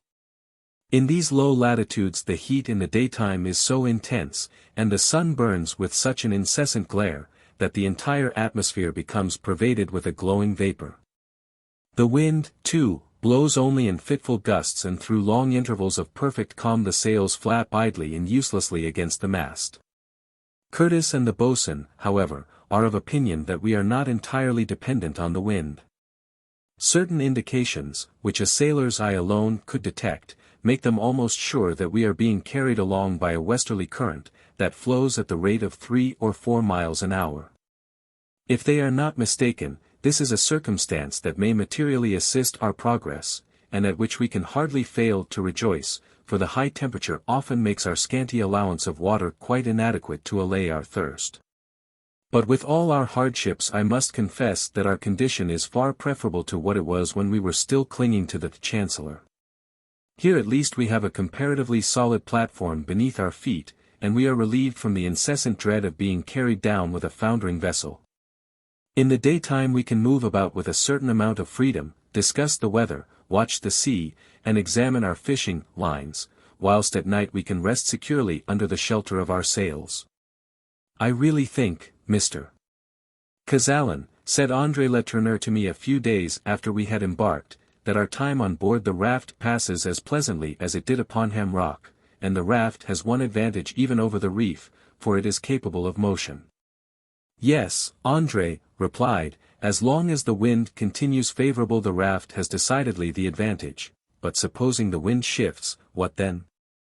Oh, we mustn't think about that, he said, let us keep up our courage while we can. I felt that he was right, and that the dangers we had escaped should make us more hopeful for the future, and I think that nearly all of us are inclined to share his opinion. Whether the captain is equally sanguine I am unable to say. He holds himself very much aloof, and as he evidently feels that he has the great responsibility of saving other lives than his own, we are reluctant to disturb his silent meditations. Such of the crew as are not on watch spend the greater portion of their time in dozing on the forepart of the raft. The aft, by the captain's orders, has been reserved for the use of us passengers, and by erecting some uprights we have contrived to make a sort of tent, which affords some shelter from the burning sun. On the whole our bill of health is tolerably satisfactory. Lieutenant Walter is the only invalid, and he, in spite of all our careful nursing, seems to get weaker every day. André Letourneur is the life of our party, and I have never appreciated the young man so well. His originality of perception makes his conversation both lively and entertaining, and as he talks, his wan and suffering countenance lights up with an intelligent animation. His father seems to become more devoted to him than ever, and I have seen him sit for an hour at a time, with his hand resting on his son's, listening eagerly to his every word. Miss Herbey occasionally joins in our conversation, but although we all do our best to make her forget that she has lost those who should have been her natural protectors, M. Letourneur is the only one amongst us to whom she speaks without a certain reserve. To him, whose age gives him something of the authority of a father, she has told the history of her life, a life of patience and self-denial such as not unfrequently falls to the lot of orphans. She had been, she said, 2 years with Mrs. Kear, and although now left alone in the world, homeless and without resources, hope for the future does not fail her. The young lady's modest deportment and energy of character command the respect of all on board, and I do not think that even the coarsest of the sailors has either by word or gesture acted towards her in a way that she could deem offensive. The 12th, 13th, and 14th of December passed away without any change in our condition. The wind continued to blow in irregular gusts, but always in the same direction, and the helm, or rather the paddle at the back of the raft has never once required shifting. And the watch, who are posted on the fore, under orders to examine the sea with the most scrupulous attention, have had no change of any kind to report. At the end of a week we found ourselves growing accustomed to our limited diet, and as we had no manual exertion, and no wear and tear of our physical constitution, we managed very well. Our greatest deprivation was the short supply of water, for, as I said before, the unmitigated heat made our thirst at times very painful. On the 15th we held high festival. A shoal of fish, of the Sparus tribe, swarmed round the raft, and although our tackle consisted merely of long cords baited with morsels of dried meat stuck upon bent nails, the fish were so voracious that in the course of a couple of days we had caught as many as weighed almost 200 pounds. Some of which were grilled, and others boiled in sea-water over a fire made on the forepart of the raft. This marvelous haul was doubly welcome, inasmuch as it not only afforded us a change of diet, but enabled us to economize our stores. If only some rain had fallen at the same time we should have been more than satisfied. Unfortunately the shoal of fish did not remain long in our vicinity. On the 17th they all disappeared, and some sharks, not less than 12 or 15 feet long, belonging to the species of spotted dogfish, took their place. These horrible creatures have black backs and fins, covered with white spots and stripes. Here, on our low raft, we seem almost on a level with them, and more than once their tails have struck the spars with terrible violence. The sailors manage to keep them at a distance by means of handspikes, but I shall not be surprised if they persist in following us, instinctively intelligent that we are destined to become their prey. For myself, I confess that they give me a feeling of uneasiness, they seem to me like monsters of ill omen. Chapter 33. December 18th to 20th. On the 18th the wind freshened a little, but as it blew from the same favorable quarter we did not complain, and only took the precaution of putting an extra support to the mast, so that it should not snap with the tension of the sail. This done, the raft was carried along with something more than its ordinary speed, and left a long line of foam in its wake. In the afternoon the sky became slightly overclouded, and the heat consequently somewhat less oppressive. The swell made it more difficult for the raft to keep its balance, and we shipped 2 or 3 heavy seas. But the carpenter managed to make with some planks a kind of wall about a couple of feet high, which protected us from the direct action of the waves. Our casks of food and water were secured to the raft with double ropes, for we dared not run the risk of their being carried overboard, an accident that would at once have reduced us to the direst distress. In the course of the day the sailors gathered some of the marine plants known by the name of sargassos, very similar to those we saw in such profusion between the Bermudas and Ham Rock. I advised my companions to chew the laminary tangles, which they would find contained a saccharine juice, affording considerable relief to their parched lips and throats. The remainder of the day passed without incident. I should not, however, omit to mention that the frequent conferences held amongst the sailors, especially between Owen, Burke, Flaypole, Wilson, and Jinkstrop, the negro, aroused some uneasy suspicions in my mind. What was the subject of their conversation I could not discover, for they became silent immediately that a passenger or one of the officers approached them. When I mentioned the matter to Curtis I found he had already noticed these secret interviews, and that they had given him enough concern to make him determine to keep a strict eye upon Jinkstrop and Owen, who, rascals as they were themselves, were evidently trying to disaffect their mates. On the 19th the heat was again excessive. The sky was cloudless, and as there was not enough wind to fill the sail the raft lay motionless upon the surface of the water. Some of the sailors found a transient alleviation for their thirst by plunging into the sea, but as we were fully aware that the water all round was infested with sharks, none of us was rash enough to follow their example, though if, as seems likely, we remain long becalmed, we shall probably in time overcome our fears, and feel constrained to indulge ourselves with a bath. The health of Lieutenant Walter continues to cause us grave anxiety, the young man being weakened by attacks of intermittent fever. Except for the loss of the medicine chest we might have temporarily reduced this by quinine. But it is only too evident that the poor fellow is consumptive, and that hopeless malady is making ravages upon him that no medicine could permanently arrest. His sharp dry cough, his short breathing, his profuse perspirations, more especially in the morning. The pinched-in nose, the hollow cheeks, of which the general pallor is only relieved by a hectic flush, the contracted lips, the too brilliant eye and wasted form, all bear witness to a slow but sure decay. Today, the 20th, the temperature is as high as ever, and the raft still motionless. The rays of the sun penetrate even through the shelter of our tent, where we sit literally gasping with the heat. The impatience with which we awaited the moment when the boatswain should dole out our meager allowance of water, and the eagerness with which those lukewarm drops were swallowed, can only be realized by those who for themselves have endured the agonies of thirst. Lieutenant Walter suffers more than any of us from the scarcity of water, and I noticed that Miss Herbey reserved almost the whole of her own share for his use. Kind and compassionate as ever, the young girl does all that lies in her power to relieve the poor fellow's sufferings. "Mr. Kazallon," she said to me this morning, "that young man gets manifestly weaker every day." "Yes, Miss Herbey," I replied, "and how sorrowful it is that we can do nothing for him, absolutely nothing." "Hush," she said, with her wonted consideration, "perhaps he will hear what we are saying." And then she sat down near the edge of the raft, where, with her head resting on her hands, she remained lost in thought. An incident sufficiently unpleasant occurred today. For nearly an hour Owen, Flaypole, Burke, and Jinkstrop had been engaged in close conversation and, although their voices were low, their gestures had betrayed that they were animated by some strong excitement. At the conclusion of the colloquy Owen got up and walked deliberately to the quarter of the raft that has been reserved for the use of the passengers. "Where are you off to now, Owen?" said the boatswain. "That's my business," said the man insolently, and pursued his course.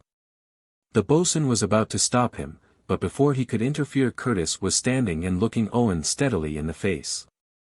"Ah, Captain, I've got a word from my mates to say to you," he said, with all the effrontery imaginable. "Say on, then," said the captain coolly. "We should like to know about that little keg of brandy. Is it being kept for the porpoises or the officers?" Finding that he obtained no reply, he went on. "Look here, Captain, what we want is to have our grog served out every morning as usual." "Then you certainly will not," said the captain. "What? What?" exclaimed Owen, "don't you mean to let us have our grog? Once and for all, no." For a moment, with a malicious grin upon his lips, Owen stood confronting the captain. Then, as though thinking better of himself, he turned round and rejoined his companions, who were still talking together in an undertone. When I was afterwards discussing the matter with Curtis, I asked him whether he was sure he had done right in refusing the brandy. "Right," he cried, "to be sure I have. Allow those men to have brandy. I would throw it all overboard first." Chapter 34. December 21st, no further disturbance has taken place amongst the men. For a few hours the fish appeared again, and we caught a great many of them, and stored them away in an empty barrel. This addition to our stock of provisions makes us hope that food, at least, will not fail us. Usually the nights in the tropics are cool, but today, as evening drew on, the wonted freshness did not return, but the air remained stifling and oppressive, whilst heavy masses of vapor hung over the water. There was no moonlight. There would be a new moon at 1:30 in the morning, but the night was singularly dark, except for dazzling flashes of summer lightning that from time to time illumined the horizon far and wide. There was, however, no answering roll of thunder, and the silence of the atmosphere seemed almost awful. For a couple of hours, in the vain hope of catching a breath of air, Miss Herbey, André Letourneur, and I sat watching the imposing struggle of the electric vapors. The clouds appeared like embattled turrets crested with flame, and the very sailors, coarse-minded men as they were, seemed struck with the grandeur of the spectacle, and regarded attentively, though with an anxious eye, the preliminary tokens of a coming storm. Until midnight we kept our seats upon the stern of the raft, whilst the lightning ever and again shed around us a livid glare similar to that produced by adding salt to lighted alcohol. "Are you afraid of a storm, Miss Herbey?"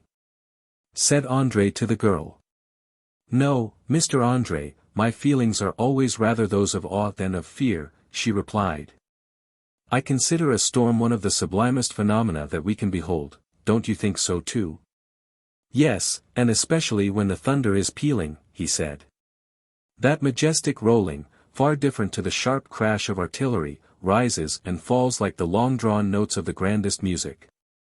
And I can safely say that the tones of the most accomplished artiste have never moved me like that incomparable voice of nature."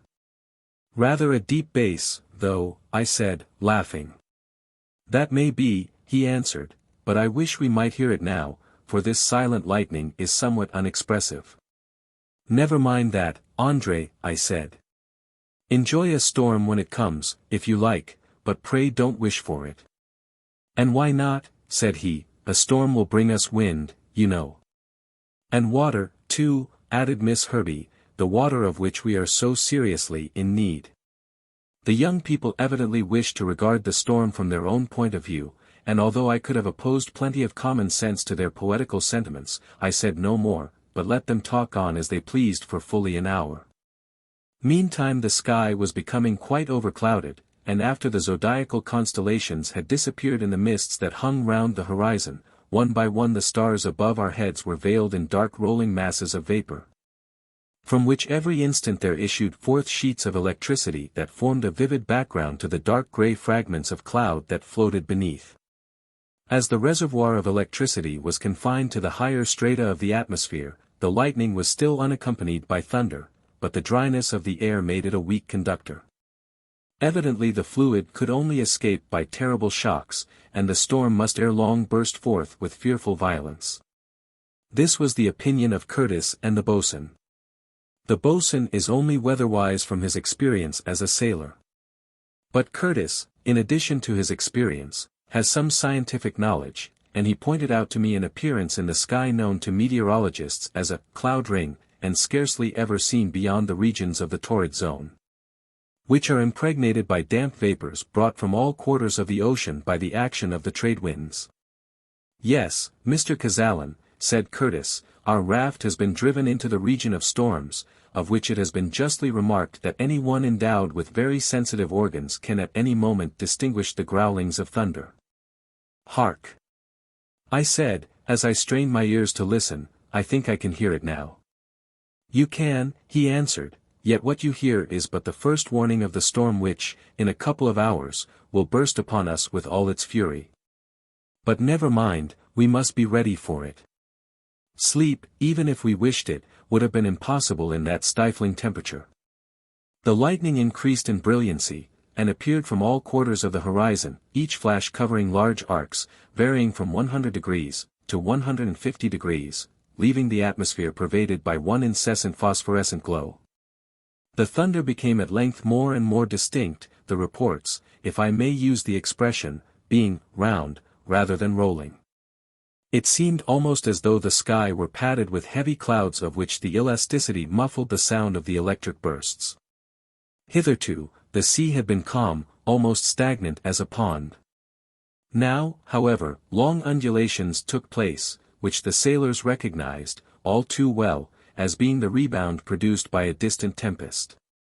A ship, in such a case, would have been instantly brought ahull, but no maneuvering could be applied to our raft, which could only drift before the blast.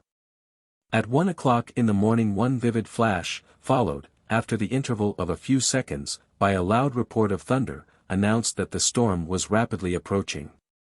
Suddenly the horizon was enveloped in a vaporous fog, and seemed to contract until it was close around us. At the same instant the voice of one of the sailors was heard shouting. "A squall! A squall!" Chapter 35. December 21st, Night. The boatswain rushed to the halyards that supported the sail, and instantly lowered the yard. And not a moment too soon, for with the speed of an arrow the squall was upon us, and if it had not been for the sailor's timely warning we must all have been knocked down and probably precipitated into the sea. As it was, our tent on the back of the raft was carried away. The raft itself, however, being so nearly level with the water, had little peril to encounter from the actual wind. But from the mighty waves now raised by the hurricane we had everything to dread.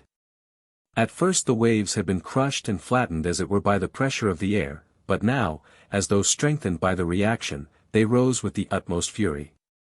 The raft followed the motions of the increasing swell, and was tossed up and down, to and fro, and from side to side with the most violent oscillations. "Lash yourselves tight," cried the boatswain, as he threw us some ropes. And in a few moments, with Curtis's assistance, Letourneur, André, Falson, and myself were fastened so firmly to the raft, that nothing but its total disruption could carry us away. Miss Herbey was bound by a rope passed round her waist to one of the uprights that had supported our tent, and by the glare of the lightning I could see that her countenance was as serene and composed as ever. Then the storm began to rage indeed. Flash followed flash, peal followed peal in quick succession. Our eyes were blinded, our ears deafened, with the roar and glare. The clouds above, the ocean beneath, seemed verily to have taken fire, and several times I saw forked lightnings dart upwards from the crest of the waves, and mingle with those that radiated from the fiery vault above. A strong odor of sulphur pervaded the air, but though thunderbolts fell thick around us, not one had touched our raft. By 2 o'clock the storm had reached its height. The hurricane had increased, and the heavy waves, heated to a strange heat by the general temperature, dashed over us until we were drenched to the skin. Curtis, Dowlas, the boatswain, and the sailors did what they could to strengthen the raft with additional ropes. Letourneur placed himself in front of André to shelter him from the waves. Miss Herbey stood upright and motionless as a statue. Soon dense masses of lurid clouds came rolling up, and a crackling, like the rattle of musketry, resounded through the air. This was produced by a series of electrical concussions, in which volleys of hailstones were discharged from the cloud batteries above. In fact, as the storm sheet came in contact with a current of cold air, hail was formed with great rapidity, and hailstones, large as nuts, came pelting down, making the platform of the raft re-echo with a metallic ring. For about half an hour the meteoric shower continued to descend, and during that time the wind slightly abated in violence, but after having shifted from quarter to quarter, it once more blew with all its former fury. The shrouds were broken, but happily the mast, already bending almost double, was removed by the men from its socket before it should be snapped short off. One gust caught away the tiller, which went adrift beyond all power of recovery, and the same blast blew down several of the planks that formed the low parapet on the larboard side, so that the waves dashed in without hindrance through the breach.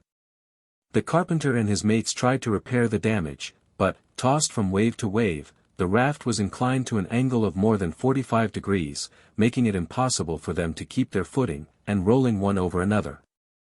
They were thrown down by the violent shocks. Why they were not altogether carried away, why we were not all hurled into the sea, was to me a mystery. Even if the cords that bound us should retain their hold, it seemed perfectly incredible that the raft itself should not be overturned, so that we should be carried down and stifled in the seething waters. At last, towards 3 in the morning, when the hurricane seemed to be raging more fiercely than ever, the raft, caught up on the crest of an enormous wave, stood literally perpendicularly on its edge. For an instant, by the illumination of the lightning, we beheld ourselves raised to an incomprehensible height above the foaming breakers. Cries of terror escaped our lips. All must be over now. But no. Another moment, and the raft had resumed its horizontal position. Safe, indeed, we were, but the tremendous upheaval was not without its melancholy consequences. The cords that secured the cases of provisions had burst asunder. One case rolled overboard, and the side of one of the water barrels was staved in, so that the water which it contained was rapidly escaping. Two of the sailors rushed forward to rescue the case of preserved meat. But one of them caught his foot between the planks of the platform, and, unable to disengage it, the poor fellow stood uttering cries of distress. I tried to go to his assistance, and had already untied the cord that was round me. But I was too late. Another heavy sea dashed over us, and by the light of a dazzling flash I saw the unhappy man, although he had managed without assistance to disengage his foot, washed overboard before it was in my power to get near him. His companion had also disappeared. The same ponderous wave laid me prostrate on the platform, and as my head came in collision with the corner of a spar, for a time I lost all consciousness. Chapter 36. December 22nd. Daylight came at length, and the sun broke through and dispersed the clouds that the storm had left behind. The struggle of the elements, while it lasted, had been terrific, but the swoon into which I was thrown by my fall, prevented me from observing the final incidents of the visitation. All that I know is, that shortly after we had shipped the heavy sea that I have mentioned, a shower of rain had the effect of calming the severity of the hurricane, and tended to diminish the electric tension of the atmosphere. Thanks to the kind care of M. Letourneur and Miss Herbey, I recovered consciousness, but I believe that it is to Robert Curtis that I owe my real deliverance, for he it was that prevented me from being carried away by a second heavy wave. The tempest, fierce as it was, did not last more than a few hours, but even in that short space of time what an irreparable loss we have sustained, and what a load of misery seems stored up for us in the future. Of the two sailors who perished in the storm, one was Austin, a fine active young man of about 28, the other was old Oriati, the survivor of so many shipwrecks. Our party is thus reduced to 16 souls, leaving a total barely exceeding half the number of those who embarked on board the Chancellor at Charleston. Curtis's first care had been to take a strict account of the remnant of our provisions. Of all the torrents of rain that fell in the night we were unhappily unable to catch a single drop. But water will not fail us yet, for about 14 gallons still remain in the bottom of the broken barrel, whilst the second barrel has not yet been touched. But of food we have next to nothing. The cases containing the dried meat, and the fish that we had preserved, have both been washed away, and all that now remains to us is about 60 pounds of biscuit. 60 pounds of biscuit between 16 persons. 8 days, with half a pound a day apiece, will consume it all. The day has passed away in silence. A general depression has fallen upon all, the spectre of famine has appeared amongst us, and each has remained wrapped in his own gloomy meditations, though each has doubtless but one idea dominant in his mind. Once, as I passed near the group of sailors lying on the forepart of the raft, I heard Flaypole say with a sneer, "Those who are going to die had better make haste about it." "Yes," said Owen, "leave their share of food to others." At the regular hour each person received his half-pound of biscuit. Some, I noticed, swallowed it ravenously, others reserved it for another time. Fulson divided his ration into several portions, corresponding, I believe, to the number of meals to which he was ordinarily accustomed. What prudence he shows! If any one survives this misery, I think it will be he. Chapter 37. December 23rd to 30th, after the storm the wind settled back into its old quarter, blowing pretty briskly from the northeast. As the breeze was all in our favor it was important to make the most of it, and after Daulas had carefully readjusted the mast, the sail was once more hoisted, and we were carried along at the rate of 2 or 2.5 knots an hour. A new rudder, formed of a spar and a good-sized plank, has been fitted in the place of the one we lost, but with the wind in its present quarter it is in little requisition. The platform of the raft has been repaired, the disjointed planks have been closed by means of ropes and wedges, and that portion of the parapet that was washed away has been replaced, so that we are no longer wetted by the waves. In fact, Nothing has been left undone to ensure the solidity of our raft, and to render it capable of resisting the wear and tear of the wind and waves. But the dangers of wind and waves are not those which we have most to dread. Together with the unclouded sky came a return of the tropical heat, which during the preceding days had caused us such serious inconvenience. Fortunately on the 23rd the excessive warmth was somewhat tempered by the breeze, and as the tent was once again put up, we were able to find shelter under it by turns. But the want of food was beginning to tell upon us sadly, and our sunken cheeks and wasted forms were visible tokens of what we were enduring. With most of us hunger seemed to attack the entire nervous system, and the constriction of the stomach produced an acute sensation of pain. A narcotic, such as opium or tobacco, might have availed to soothe, if not to cure, the gnawing agony. But of sedatives we had none, so the pain must be endured. One alone there was amongst us who did not feel the pangs of hunger. Lieutenant Walter seemed as it were to feed upon the fever that raged within him. But then he was the victim of the most torturing thirst. Miss Herbey, besides reserving for him a portion of her own insufficient allowance, obtained from the captain a small extra supply of water, with which every quarter of an hour she moistened the parched lips of the young man, who almost too weak to speak, could only express his thanks by a grateful smile. Poor fellow! All our care cannot avail to save him now, he is doomed, most surely doomed to die. On the 23rd he seemed to be conscious of his condition, for he made a sign to me to sit down by his side, and then summoning up all his strength to speak, he asked me in a few broken words how long I thought he had to live. Slight as my hesitation was, Walter noticed it immediately. "The truth," he said, "tell me the plain truth." "My dear fellow, I am not a doctor, you know," I began, "and I can scarcely judge." "Never mind," he interrupted, "tell me just what you think." I looked at him attentively for some moments, then laid my ear against his chest. In the last few days his malady had made fearfully rapid strides, and it was only too evident that one lung had already ceased to act, whilst the other was scarcely capable of performing the work of respiration. The young man was now suffering from the fever which is the sure symptom of the approaching end in all tuberculous complaints.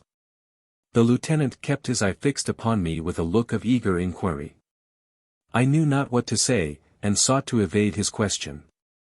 "My dear boy," I said, "in our present circumstances not one of us can tell how long he has to live. Not one of us knows what may happen in the course of the next 8 days. The next 8 days," he murmured, as he looked eagerly into my face. And then, turning away his head, he seemed to fall into a sort of doze. The 24th, 25th, and 26th passed without any alteration in our circumstances, and strange, nay, incredible as it may sound, we began to get accustomed to our condition of starvation.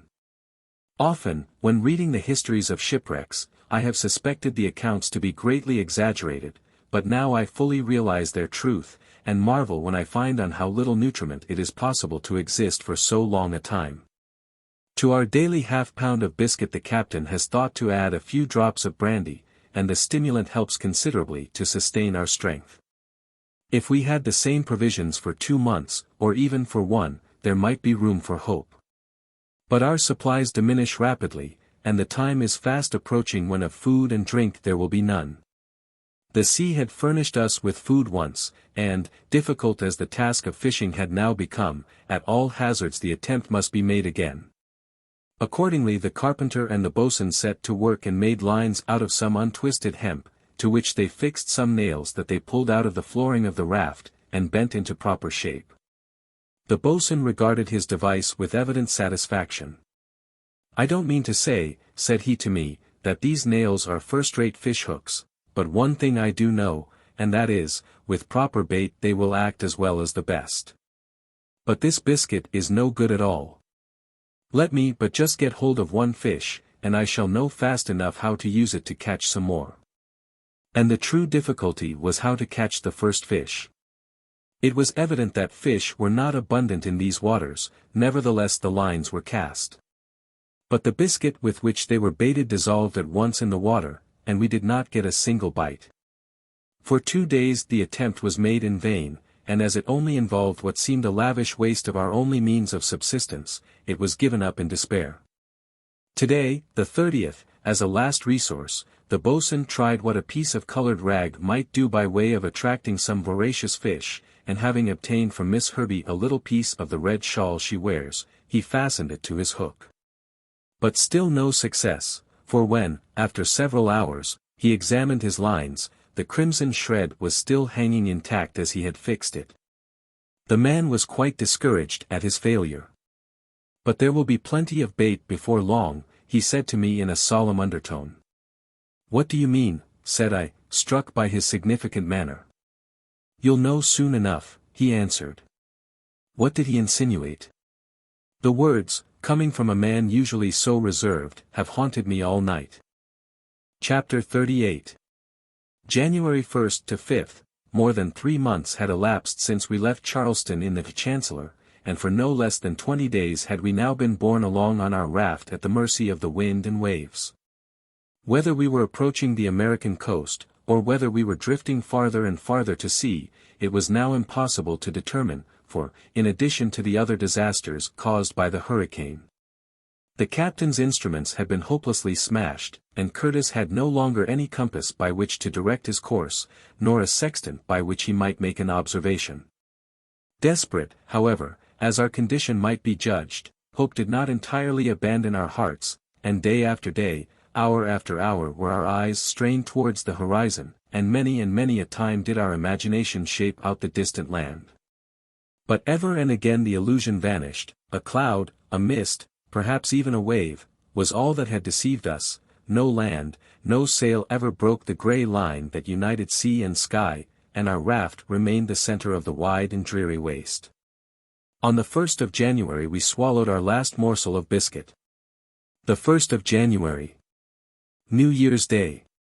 What a rush of sorrowful recollections overwhelmed our minds. Had we not always associated the opening of another year with new hopes, new plans, and coming joys? And now, where were we? Could we dare to look at one another, and breathe a New Year's greeting? The boatswain approached me with a peculiar look on his countenance. "You are surely not going to wish me a happy New Year?" I said. "No indeed, sir," he replied, "I was only going to wish you well through the first day of it. And that is pretty good assurance on my part, for we have not another crumb to eat." True as it was, we scarcely realized the fact of there being actually nothing until on the following morning the hour came round for the distribution of the scanty ration, and then, indeed, the truth was forced upon us in a new and startling light.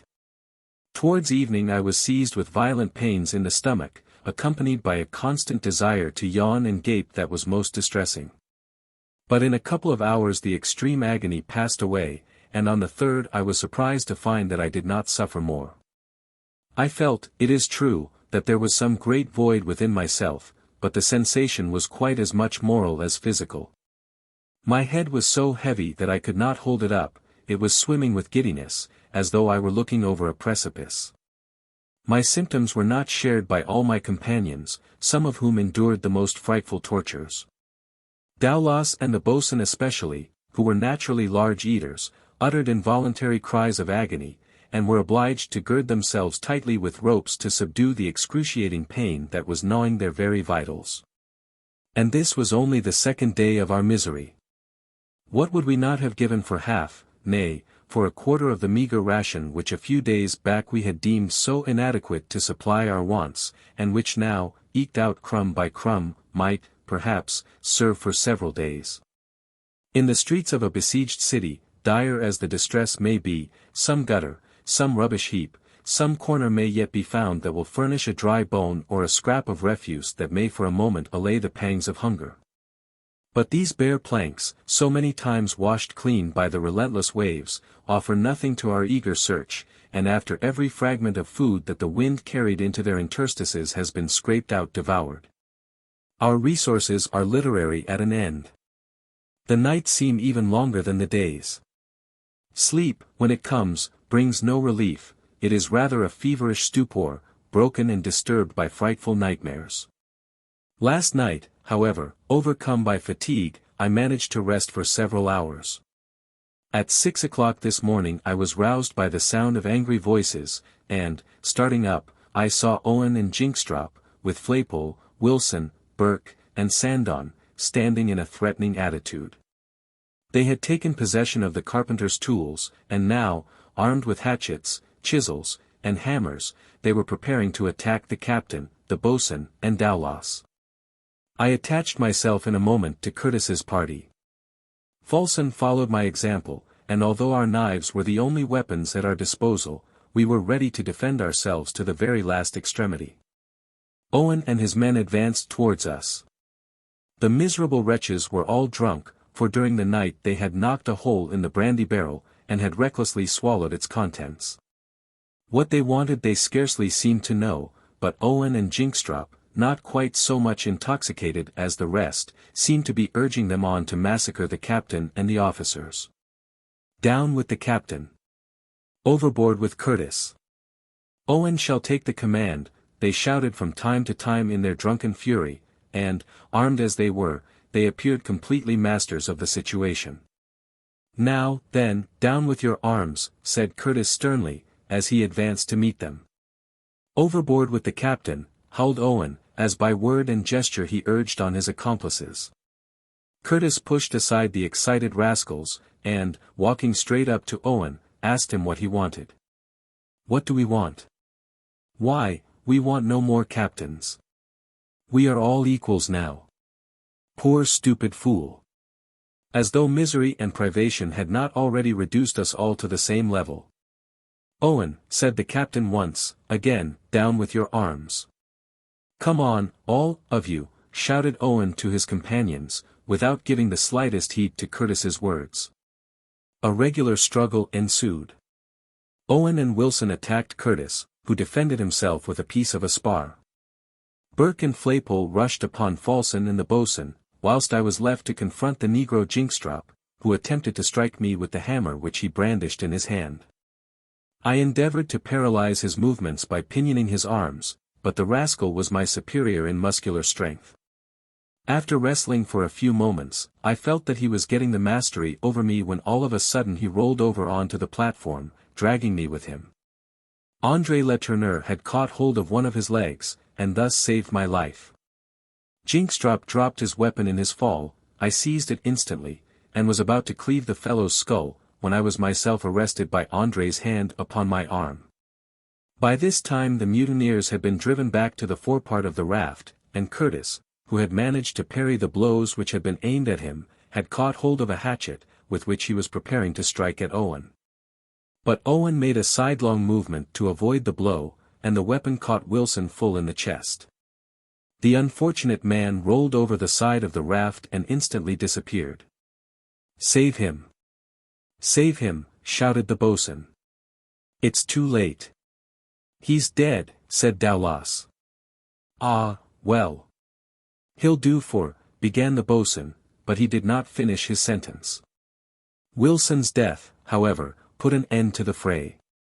Flaypole and Burke were lying prostrate in a drunken stupor, and Jynxtrop was soon overpowered, and lashed tightly to the foot of the mast. The carpenter and the boatswain seized hold of Owen. Now then, said Curtis, as he raised his blood-stained hatchet, make your peace with God, for you have not a moment to live. Oh, you want to eat me, do you? Sneered Owen, with the most hardened effrontery. But the audacious reply saved his life. Curtis turned as pale as death, the hatchet dropped from his hand, and he went and seated himself moodily on the farthest corner of the raft. Chapter 39. January 5th and 6th, the whole scene made a deep impression on our minds, and Owen's speech coming as a sort of climax, brought before us our misery with a force that was well nigh overwhelming. As soon as I recovered my composure, I did not forget to thank André Letourneur for the act of intervention that had saved my life. Do you thank me for that, Mr. Kazallon? He said, it has only served to prolong your misery. Never mind, M. Letourneur, said Miss Herbey, you did your duty. Enfeebled and emaciated as the young girl is, her sense of duty never deserts her, and although her torn and bedraggled garments float dejectedly about her body, she never utters a word of complaint, and never loses courage. Mr. Kazallon, she said to me, do you think we are fated to die of hunger? Yes, Miss Herbie, I do, I replied in a hard, cold tone. How long do you suppose we have to live? She asked again. I cannot say. Perhaps we shall linger on longer than we imagine. The strongest constitutions suffer the most, do they not? She said. Yes, but they have one consolation, they die the soonest, I replied coldly. Had every spark of humanity died out of my breast that I thus brought the girl face to face with the terrible truth without a word of hope or comfort. The eyes of André and his father, dilated with hunger, were fixed upon me, and I saw reproach and astonishment written in their faces. Afterwards, when we were quite alone, Miss Herbie asked me if I would grant her a favor. Certainly, Miss Herbie, anything you like to ask, I replied, and this time my manner was kinder and more genial. Mr. Kazallon, she said, I am weaker than you, and shall probably die first. Promise me that, if I do, you will throw my body into the sea. Oh, Miss Herbie, I began, it was very wrong of me to speak to you as I did. No, no, she replied, half smiling, you were quite right. But it is a weakness of mine. I don't mind what they do with me as long as I am alive, but when I am dead, she stopped and shuddered. Oh, promise me that you will throw me into the sea. I gave her the melancholy promise, which she acknowledged by pressing my hand feebly with her emaciated fingers. Another night passed away. At times my sufferings were so intense that cries of agony involuntarily escaped my lips. Then I became calmer, and sank into a kind of lethargy. When I awoke, I was surprised to find my companion still alive. The one of our party who seems to bear his privations the best is Hobart the steward, a man with whom hitherto I have had very little to do. He is small, with a fawning expression remarkable for its indecision, and has a smile which is incessantly playing round his lips. He goes about with his eyes half closed, as though he wished to conceal his thoughts, and there is something altogether false and hypocritical about his whole demeanor. I cannot say that he bears his privations without a murmur, for he sighs and moans incessantly. But, with it all, I cannot but think that there is a want of genuineness in his manner, and that the privation has not really told upon him as much as it has upon the rest of us. I have my suspicions about the man, and intend to watch him carefully. Today, the 6th Letourneur drew me aside to the stern of the raft, saying that he had a secret to communicate, but that he wished neither to be seen nor heard speaking to me. I withdrew with him to the larboard corner of the raft. And, as it was growing dusk, nobody observed what we were doing. Mr. Kazallon, Letourneur began in a low voice, André is dying of hunger, he is growing weaker and weaker, and oh! I will not see him die. He spoke passionately, almost fiercely, and I fully understood his feelings. Taking his hand, I tried to reassure him. We will not despair yet, I said, perhaps some passing ship. Ship! He cried impatiently, don't try to console me with empty commonplaces, you know as well as I do that there is no chance of falling in with a passing ship. Then, breaking off suddenly, he asked, how long is it since my son and all of you have had anything to eat? Astonished at his question, I replied that it was now 4 days since the biscuit had failed. 4 days, he repeated. Well, then, it is 8 since I have tasted anything. I have been saving my share for my son. Tears rushed to my eyes, for a few moments I was unable to speak, and could only once more grasp his hand in silence. What do you want me to do? I asked at length. Hush! Not so loud, someone will hear us, he said, towering his voice, I want you to offer it to André as though it came from yourself. He would not accept it from me, he would think I had been depriving myself for him. Let me implore you to do me this service and for your trouble, and here he gently stroked my hand, for your trouble you shall have a morsel for yourself.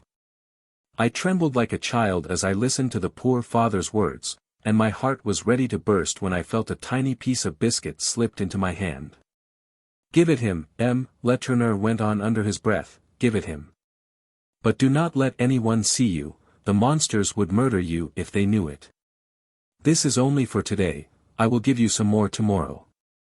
The poor fellow did not trust me, and well he might not, for I had the greatest difficulty to withstand the temptation to carry the biscuit to my mouth, but I resisted the impulse. And those alone who have suffered like me can know what the effort was. Night came on with the rapidity peculiar to these low latitudes, and I glided gently up to André and slipped the piece of biscuit into his hand as a present from myself. The young man clutched at it eagerly. "But my father?" he said inquiringly. I assured him that his father and I had each had our share, and that he must eat this now, and, perhaps, I should be able to bring him some more another time. André asked no more questions, and eagerly devoured the morsel of food. So this evening at least, notwithstanding M. Letourneur's offer, I have tasted nothing. Chapter 40. January 7th. During the last few days since the wind has freshened, the salt water constantly dashing over the raft has terribly punished the feet and legs of some of the sailors. Owen, whom the boatswain ever since the revolt kept bound to the mast, is in a deplorable state, and at our request has been released from his restraint. Sandon and Burke are also suffering from the severe smarting caused in this way, and it is only owing to our more sheltered position on the aft part of the raft, that we have not, all shared the same inconvenience.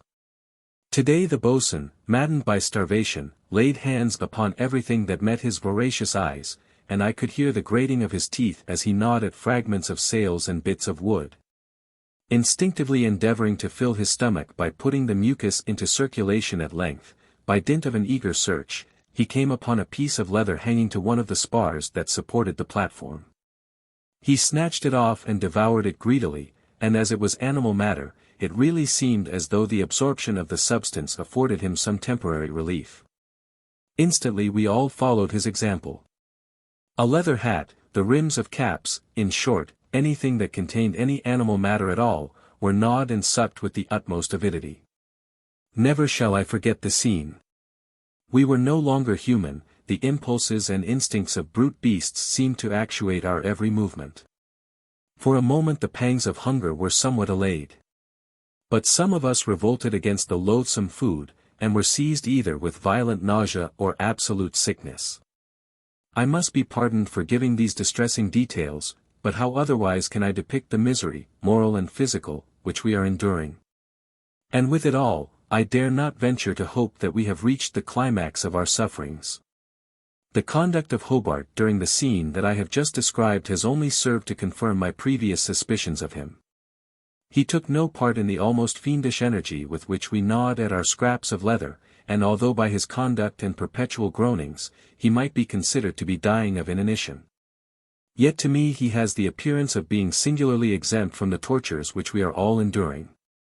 But whether the hypocrite is being sustained by some secret store of food, I have been unable to discover. Whenever the breeze drops the heat is overpowering. But although our allowance of water is very meager, at present the pangs of hunger far exceed the pain of thirst. It has often been remarked that extreme thirst is far less endurable than extreme hunger. Is it possible that still greater agonies are in store for us? I cannot, dare not, believe it. Fortunately, the broken barrel still contains a few pints of water, and the other one has not yet been opened. But I am glad to say that notwithstanding our diminished numbers, and in spite of some opposition, the captain has thought right to reduce the daily allowance to half a pint for each person. As for the brandy, of which there is only a quart now left, it has been stowed away safely in the stern of the raft.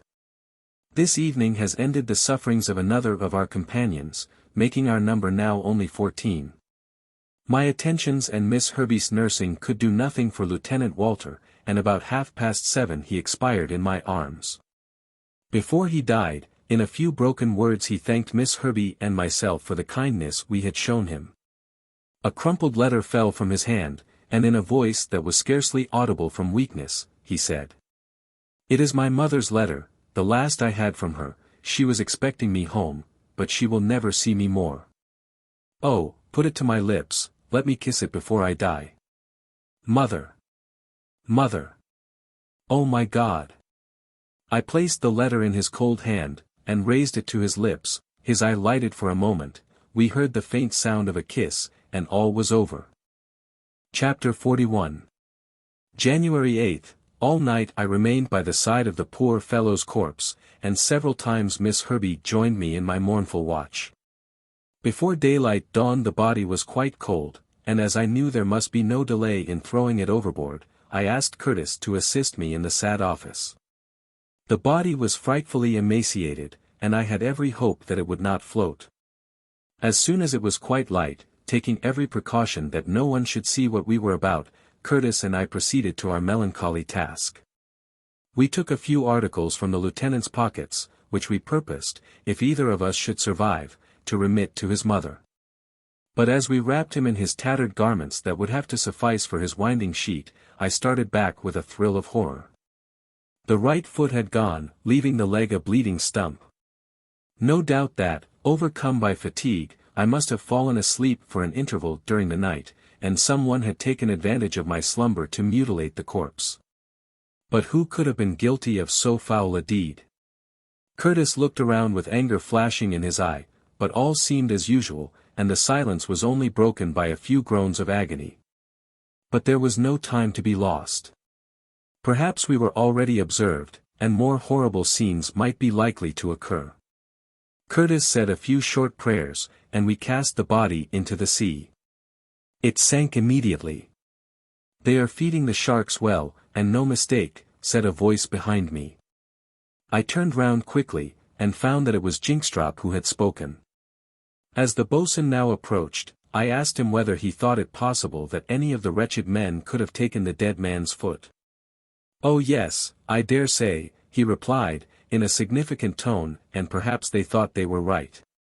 "Right? What do you mean?" I exclaimed. "Well, sir," he said coldly, "isn't it better to eat a dead man than a living one?" I was at a loss to comprehend him, and, turning away, laid myself down at the end of the raft. Towards 11 o'clock, a most suspicious incident occurred.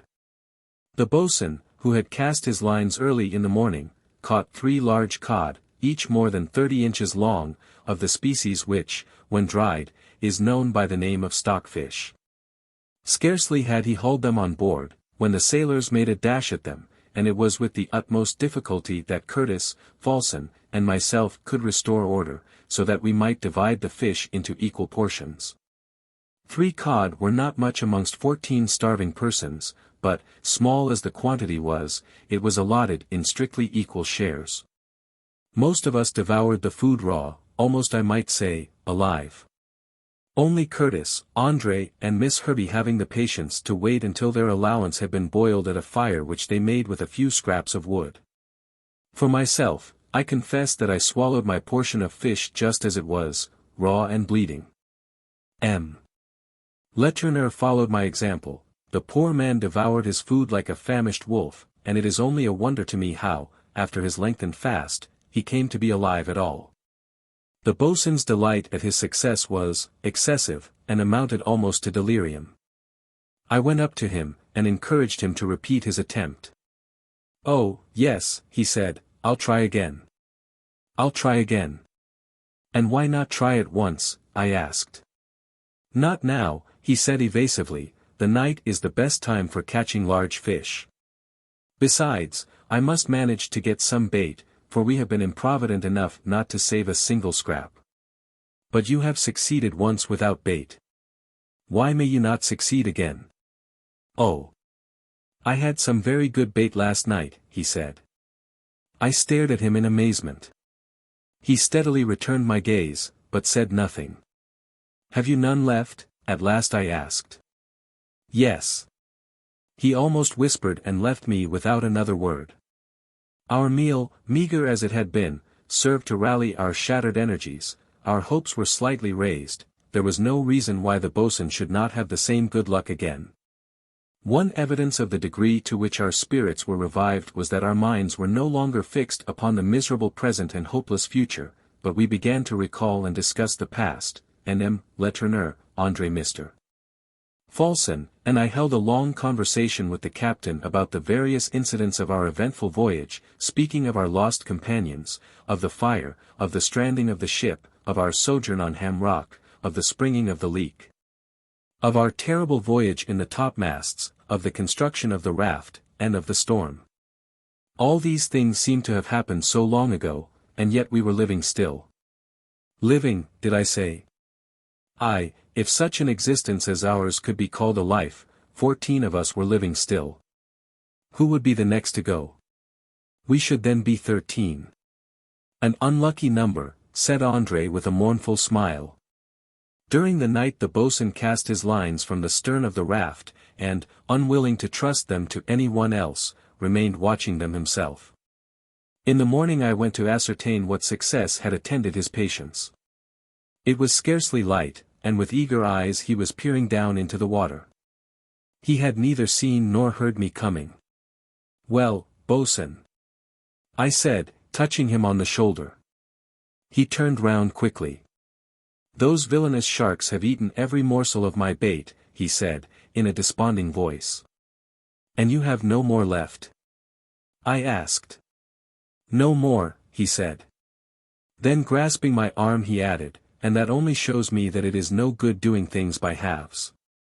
The truth flashed upon me at once, and I laid my hand upon his mouth. Poor Walter. Chapter 42.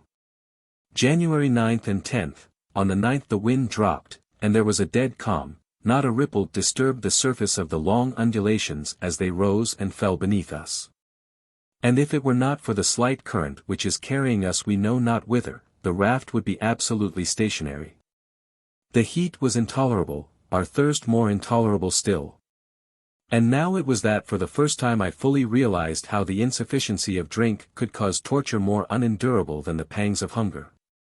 Mouth, throat, pharynx, all alike were parched and dry, every gland becoming hard as horn under the action of the hot air we breathed.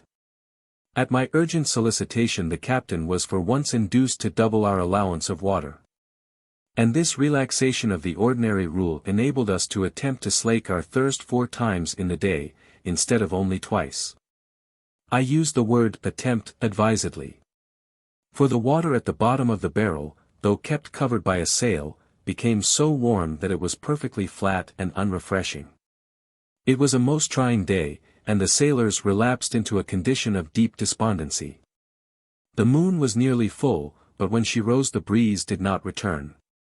Continuance of high temperature in daytime is a sure proof that we have been carried far to the south, and here, on this illimitable ocean, we have long ceased even to look for land. It might almost seem as though this globe of ours had veritably become a liquid sphere. Today we are still becalmed, and the temperature is as high as ever. The air is heated like a furnace, and the sun scorches like fire. The torments of famine are all forgotten, our thoughts are concentrated with fevered expectation upon the longed-for moment when Curtis shall dole out the scanty measure of lukewarm water that makes up our ration. Oh, for one good draught, even if it should exhaust the whole supply. At least, it seems as if we then could die in peace. About noon we were startled by sharp cries of agony, and looking round I saw Owen writhing in the most horrible convulsions. I went towards him, for, detestable as his conduct had been, common humanity prompted me to see whether I could afford him any relief. But before I reached him, a shout from Flaypole arrested my attention. The man was up in the mast, and with great excitement pointing to the east. "A ship! A ship!" he cried. In an instant all were on their feet. Even Owen stopped his cries and stood erect. It was quite true that in the direction indicated by Flaypole there was a white speck visible upon the horizon. But did it move? Would the sailors with their keen vision pronounce it to be a sail? A silence the most profound fell upon us all. I glanced at Curtis as he stood with folded arms intently gazing at the distant point. His brow was furrowed, and he contracted every feature, as with half-closed eyes, he concentrated his power of vision upon that one faint spot in the far-off horizon. But at length he dropped his arms and shook his head. I looked again, but the spot was no longer there. If it were a ship, that ship had disappeared, but probably it had been a mere reflection, or, more likely still, only the crest of some curling wave. A deep dejection followed this phantom ray of hope. All returned to their accustomed places. Curtis alone remained motionless, but his eye no longer scanned the distant view. Owen now began to shriek more wildly than ever. He presented truly a most melancholy sight. He writhed with the most hideous contortions, and had all the appearance of suffering from tetanus. His throat was contracted by repeated spasms, his tongue was parched, his body swollen, and his pulse, though feeble, was rapid and irregular. The poor wretch's symptoms were precisely such as to lead us to suspect that he had taken some corrosive poison. Of course it was quite out of our power to administer any antidote. All that we could devise was to make him swallow something that might act as an emetic. I asked Curtis for a little of the lukewarm water. As the contents of the broken barrel were now exhausted, the captain, in order to comply with my request, was about to tap the other barrel, when Owen started suddenly to his knees, and with a wild, unearthly shriek, exclaimed, "No! No! No! Of that water I will not touch a drop." I supposed he did not understand what we were going to do, and endeavored to explain, but all in vain. He persisted in refusing to taste the water in the second barrel. I then tried to induce vomiting by tickling his uvula, and he brought off some bluish secretion from his stomach, the character of which confirmed our previous suspicions, that he had been poisoned by oxide of copper. We now felt convinced that any efforts on our part to save him would be of no avail. The vomiting, however, had for the time relieved him, and he was able to speak. Curtis and I both implored him to let us know what he had taken to bring about consequences so serious. His reply fell upon us as a startling blow.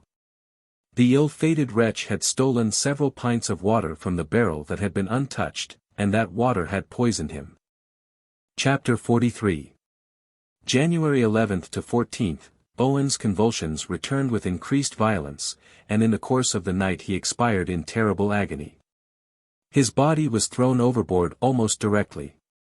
It had decomposed so rapidly that the flesh had not even consistency enough for any fragments of it to be reserved for the boatswain to use to bait his lines.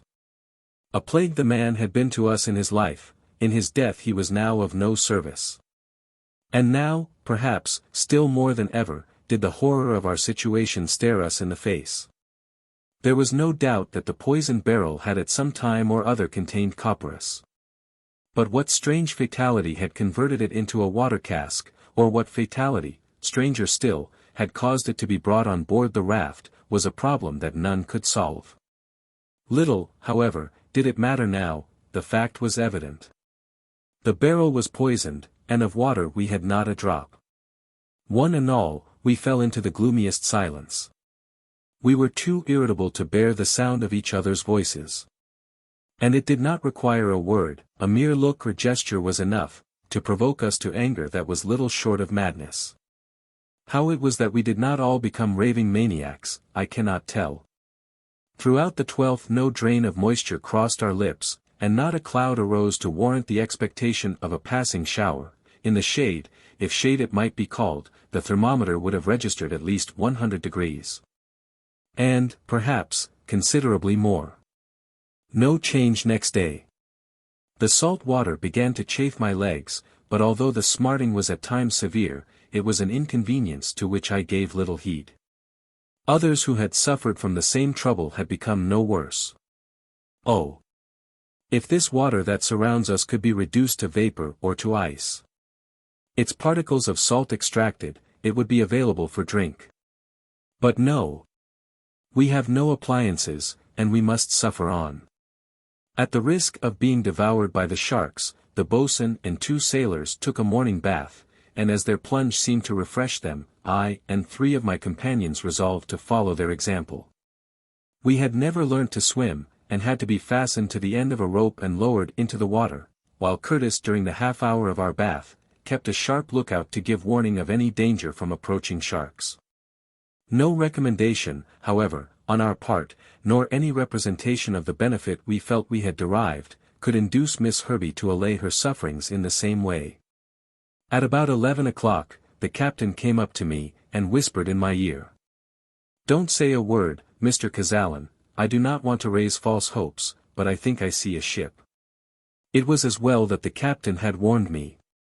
Otherwise, I should have raised an involuntary shout of joy. As it was, I had the greatest difficulty in restraining my expressions of delight. "Look behind to larboard," he continued in an undertone. Affecting an indifference which I was far from feeling, I cast an anxious glance to that quarter of the horizon of which he spoke, and there, although mine is not a nautical eye, I could plainly distinguish the outline of a ship under sail. Almost at the same moment the boatswain, who happened to be looking in the same direction, raised the cry, "Ship ahoy!" Whether it was that no one believed it, or whether all energies were exhausted, certain it is that the announcement produced none of the effects that might have been expected. Not a soul exhibited the slightest emotion, and it was only when the boatswain had several times sung out his tidings that all eyes turned to the horizon. There, most undeniably, was the ship, and the question rose at once to the minds of all, and to the lips of many, would she see us? The sailors immediately began discussing the build of the vessel, and made all sorts of conjectures as to the direction she was taking. Curtis was far more deliberate in his judgment. After examining her attentively for some time, he said, "She is a brig running close upon the wind, on the starboard tack. If she keeps her course for a couple of hours, she will come right athwart our track." A couple of hours. The word sounded to our ears like a couple of centuries. The ship might change her course at any moment. Closely trimmed as she was, it was very probable that she was only tacking about to catch the wind, in which case, as soon as she felt a breeze, she would resume her larboard tack and make away again. On the other hand, if she were really sailing with the wind, she would come nearer to us, and there would be good ground for hope. Meantime, no exertion must be spared, and no means left untried, to make our position known. The brig was about 12 miles to the east of us, so that it was out of the question to think of any cries of ours being overheard, but Curtis gave directions that every possible signal should be made. We had no firearms by which we could attract attention, and nothing else occurred to us beyond hoisting a flag of distress.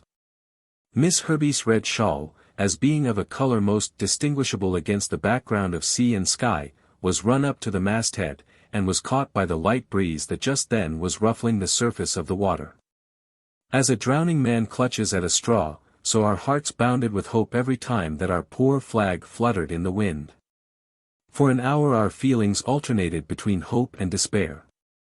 The ship was evidently making her way in the direction of the raft, but every now and then she seemed to stop, and then our hearts would almost stand still with agony lest she was going to put about. She carried all her canvas, even to her royals and staysails, but her hull was only partially visible above the horizon. How slowly she advanced! The breeze was very, very feeble, and perhaps soon it would drop altogether. We felt that we would give years of our life to know the result of the coming hour. At 12:30 the captain and the boatswain considered that the brig was about 9 miles away. She had, therefore, gained only 3 miles in an hour and a half, and it was doubtful whether the light breeze that had been passing over our heads had reached her at all. I fancied, too, that her sails were no longer filled, but were hanging loose against her masts. Turning to the direction of the wind, I tried to make out some chance of a rising breeze. But no, the waves were calm and torpid, and the little puff of air that had aroused our hopes had died away across the sea. I stood aft with M. Letourneur, André and Miss Herbey, and our glances perpetually wandered from the distant ship to our captain's face. Curtis stood leaning against the mast, with the boatswain by his side. Their eyes seemed never for a moment to cease to watch the brig, but their countenances clearly expressed the varying emotions that passed through their minds. Not a word was uttered, nor was the silence broken, until the carpenter exclaimed, in accents of despair, "She's putting about." All started up, some to their knees, others to their feet. The boatswain dropped a frightful oath. The ship was still 9 miles away, and at such a distance it was impossible for our signal to be seen. Our tiny raft, a mere speck upon the waters, would be lost in the intense irradiation of the sunbeams. If only we could be seen, no doubt all would be well. No captain would have the barbarous inhumanity to leave us to our fate, but there had been no chance. Only too well we knew that we had not been within the range of sight. "My friends," said Curtis, "we must make a fire, it is our last and only chance. Some planks were quickly loosened and thrown into a heap upon the forepart of the raft. They were damp and troublesome to light. But the very dampness made the smoke more dense, and ere long a tall column of dusky fumes was rising straight upwards in the air. If darkness should come on before the brig was completely out of view, the flames we hoped might still be visible. But the hours passed on, the fire died out, and yet no signs of help. The temper of resignation now deserted me entirely, faith, hope, confidence, all vanished from my mind, and like the boatswain, I swore long and loudly. A gentle hand was laid upon my arm, and turning round I saw Miss Herbey with her finger pointing to the sky. I could stand it no longer, but gliding underneath the tent I hid my face in my hands and wept aloud. Meanwhile the brig had altered her tack, and was moving slowly to the east. 3 hours later and the keenest eye could not have discerned her topsails above the horizon. Chapter 44. January 15th. After this further shattering of our excited hopes, death alone now stares us in the face. Slow and lingering as that death may be, sooner or later it must inevitably come. Today some clouds that rose in the west have brought us a few puffs of wind, and in spite of our prostration, we appreciate the moderation, slight as it is, in the temperature. To my parched throat the air seemed a little less trying, but it is now 7 days since the boatswain took his haul of fish. And during that period we have eaten nothing. Even André Letourneur finished yesterday the last morsel of the biscuit which his sorrowful and self-denying father had entrusted to my charge. Jinkstrap the Negro has broken loose from his confinement, but Curtis has taken no measures for putting him again under restraint. It is not to be apprehended that the miserable fellow and his accomplices, weakened as they are by their protracted fast, will attempt to do us any mischief now. Some huge sharks made their appearance today, cleaving the water rapidly with their great black fins. The monsters came close up to the edge of the raft, and Flaypole, who was leaning over, narrowly escaped having his arm snapped off by one of them. I could not help regarding them as living sepulchres, which ere long might swallow up our miserable carcasses, yet, withal, I profess that my feelings were rather those of fascination than of horror. The boatswain, who stood with clenched teeth and dilated eye, regarded these sharks from quite another point of view. He thought about devouring the sharks, not about the sharks devouring him. And if he could succeed in catching one, I doubt if one of us would reject the tough and untempting flesh. He determined to make the attempt, and as he had no whirl which he could fasten to his rope he set to work to find something that might serve as a substitute. Curtis and Dowlas were consulted, and after a short conversation, during which they kept throwing bits of rope and spars into the water in order to entice the sharks to remain by the raft, Dowlas went and fetched his carpenter's tool, which is at once a hatchet and a hammer. Of this he proposed to make the whirl of which they were in need, under the hope that either the sharp edge of the adze or the pointed extremity opposite would stick firmly into the jaws of any shark that might swallow it. The wooden handle of the hammer was secured to the rope, which, in its turn, was tightly fastened to the raft. With eager, almost breathless, excitement we stood watching the preparations, at the same time using every means in our power to attract the attention of the sharks. As soon as the whirl was ready the boatswain began to think about bait. And, talking rapidly to himself, ransacked every corner of the raft, as though he expected to find some dead body coming opportunely to sight. But his search ended in nothing. And the only plan that suggested itself was again to have recourse to Miss Herbey's red shawl, of which a fragment was wrapped round the head of the hammer. After testing the strength of his line, and reassuring himself that it was fastened firmly both to the hammer and to the raft, the boatswain lowered it into the water. The sea was quite transparent, and any object was clearly visible to a depth of 200 feet below the surface. Leaning over the low parapet of the raft we looked on in breathless silence, as the scarlet rag, distinct as it was against the blue mass of water, made its slow descent.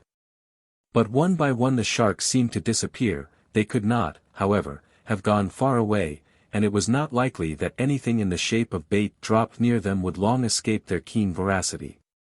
Suddenly, without speaking, the boatswain raised his hand and pointed to a dark mass skimming along the surface of the water, and making straight in our direction. It was a shark, certainly not less than 12 feet long. As soon as the creature was about 4 fathoms from the raft, the boatswain gently drew in his line until the whirl was in such a position that the shark must cross right over it. At the same time he shook the line a little, that he might give the whirl the appearance, if he could, of being something alive and moving. As the creature came near, my heart beat violently, I could see its eyes flashing above the waves. And its gaping jaws, as it turned half over on its back, exhibited long rows of pointed teeth. I know not who it was, but someone at that moment uttered an involuntary cry of horror. The shark came to a standstill, turned about, and escaped quite out of sight. The boatswain was pale with anger. "The first man who speaks," he said, "I will kill him on the spot." Again he applied himself to his task. The whirl again was lowered, this time to the depth of 20 fathoms, but for half an hour or more not a shark could be distinguished. But as the waters far below seemed somehow to be troubled, I could not help believing that some of the brutes at least were still there. All at once, with a violent jerk, the cord was wrested from the boatswain's hands. Firmly attached, however, as it was to the raft, it was not lost. The bait had been seized by a shark, and the iron had made good its hold upon the creature's flesh. "Now, then, my lads," cried the boatswain, "haul away." Passengers and sailors, one and all, put forth what strength they had to drag the rope. But so violent were the creature's struggles that it required all our efforts, and it is needless to say that they were willing enough, to bring it to the surface, at length, after exertions that almost exhausted us. The water became agitated by the violent flappings of the tail and fins. And looking down I saw the huge carcass of the shark writhing convulsively amidst waves that were stained with blood. "Steady! Steady!" said the boatswain, as the head appeared above. The whirl had passed right through the jaw into the middle of the throat, so that no struggle on the part of the animal could possibly release it. Dowlaw seized his hatchet, ready to dispatch the brute the moment it should be landed on the raft. A short sharp snap was heard. The shark had closed its jaws, and bitten through the wooden handle of the hammer. Another moment and it had turned round and was completely gone. A howl of despair burst from all our lips. All the labor and the patience, all had been in vain. Dowlas made a few more unsuccessful attempts, but as the whirl was lost, and they had no means of replacing it, there was no further room for hope. They did, indeed, lower some cords twisted into running knots, but, as might have been expected, these only slipped over, without holding, the slimy bodies of the sharks. As a last resource the boatswain allowed his naked leg to hang over the side of the raft. The monsters, however, were proof even against this attraction. Reduced once again to a gloomy despondency, all turned to their places, to await the end that cannot now be long deferred. Just as I moved away I heard the boatswain say to Curtis, "Captain, when shall we draw lots?" The captain made no reply. Chapter 45. January 16th. If the crew of any passing vessel had caught sight of us as we lay still and inanimate upon our sailcloth, they would scarcely, at first sight, have hesitated to pronounce us dead. My sufferings were terrible. Tongue, lips, and throat were so parched and swollen that if food had been at hand I question whether I could have swallowed it. So exasperated were the feelings of us all, however, that we glanced at each other with looks as savage as though we were about to slaughter and without delay eat up one another. The heat was aggravated by the atmosphere being somewhat stormy. Heavy vapors gathered on the horizon, and there was a look as if it were raining all around. Longing eyes and gasping mouths turned involuntarily towards the clouds, and M. Letourneur, on bended knee, was raising his hands, as it might be in supplication to the relentless skies. It was 11 o'clock in the morning. I listened for distant rumblings which might announce an approaching storm, but although the vapors had obstructed the sun's rays, they no longer presented the appearance of being charged with electricity. Thus our prognostications ended in disappointment. The clouds, which in the early morning had been marked by the distinctness of their outline, had melted one into another and assumed an uniform dull grey tint. In fact, we were enveloped in an ordinary fog. But was it not still possible that this fog might turn to rain? Happily this hope was destined to be realized. For in a very short time, Daulas, with a shout of delight, declared that rain was actually coming, and sure enough, not half a mile from the raft, the dark parallel streaks against the sky testified that there at least the rain was falling. I fancied I could see the drops rebounding from the surface of the water. The wind was fresh and bringing the cloud right on towards us, yet we could not suppress our trepidation lest it should exhaust itself before it reached us. But no, very soon large heavy drops began to fall, and the storm cloud, passing over our heads, was outpouring its contents upon us. The shower, however, was very transient. Already a bright streak of light along the horizon marked the limit of the cloud and warned us that we must be quick to make the most of what it had to give us. Curtis had placed the broken barrel in the position that was most exposed, and every sail was spread out to the fullest extent our dimensions would allow. We all laid ourselves down flat upon our backs and kept our mouths wide open. The rain splashed into my face, wetted my lips, and trickled down my throat. Never can I describe the ecstasy with which I imbibed that renovating moisture. The parched and swollen glands relaxed, I breathed afresh, and my whole being seemed revived with a strange and requickened life. The rain lasted about 20 minutes, when the cloud, still only half exhausted, passed quite away from over us. We grasped each other's hands as we rose from the platform on which we had been lying, and mutual congratulations, mingled with gratitude, poured forth from our long silent lips. Hope, however evanescent it might be, for the moment had returned, and we yielded to the expectation that, ere long, other and more abundant clouds might come and replenish our store. The next consideration was how to preserve and economize what little had been collected by the barrel, or imbibed by the outspread sails.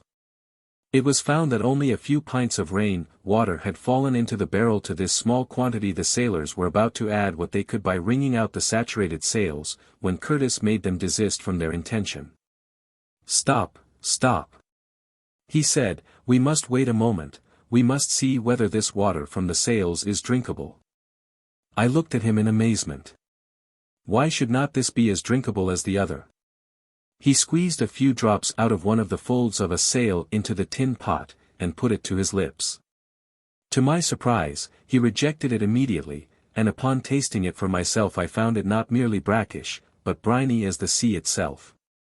The fact was that the canvas had been so long exposed to the action of the waves, that it had become thoroughly impregnated by salt, which of course was taken up again by the water that fell upon it.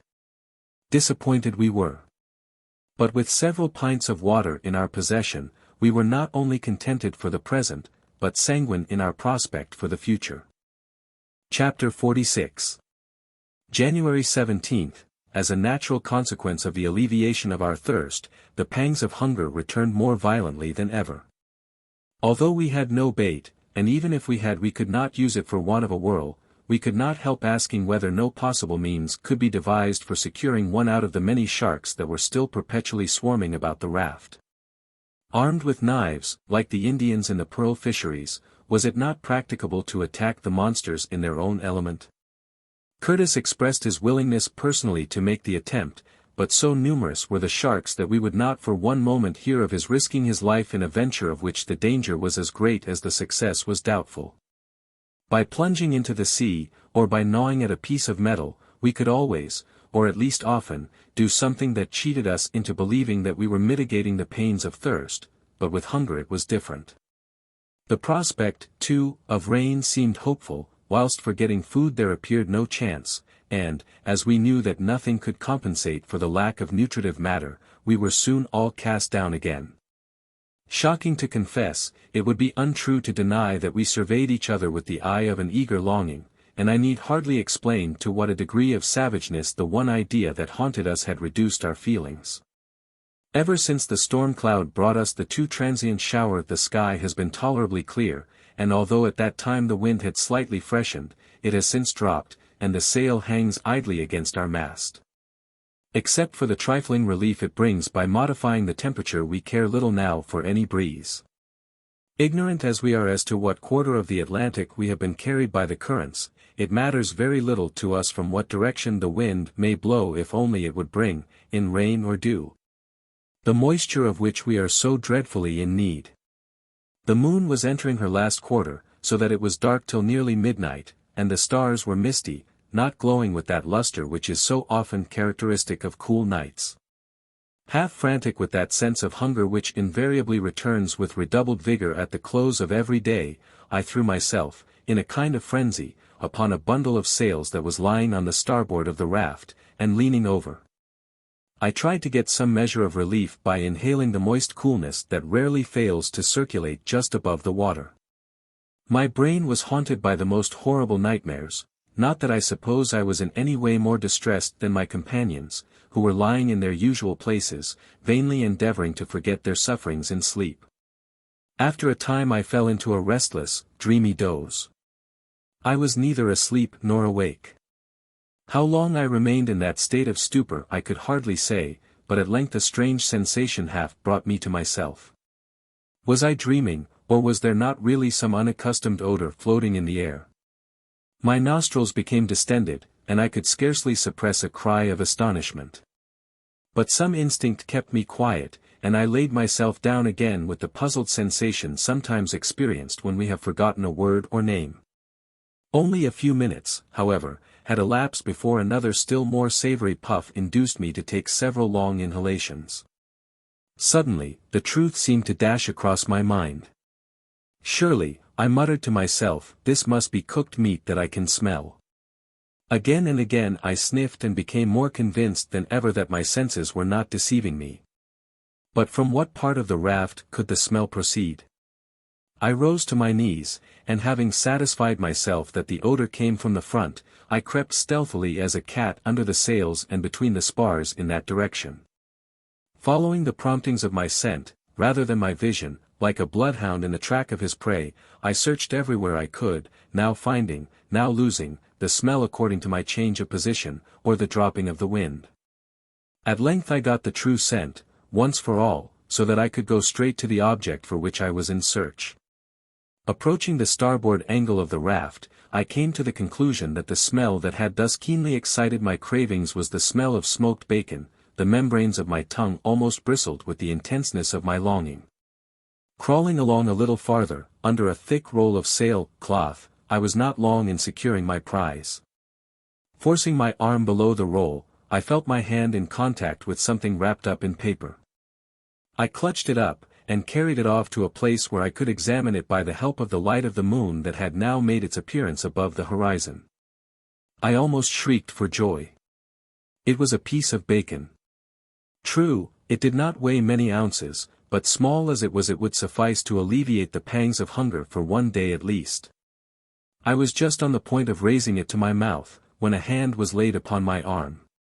It was only by a most determined effort that I kept myself from screaming out one instant more, and I found myself face to face with Hobart.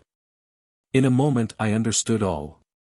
Plainly this rascal Hobart had saved some provision from the wreck, upon which he had been subsisting ever since.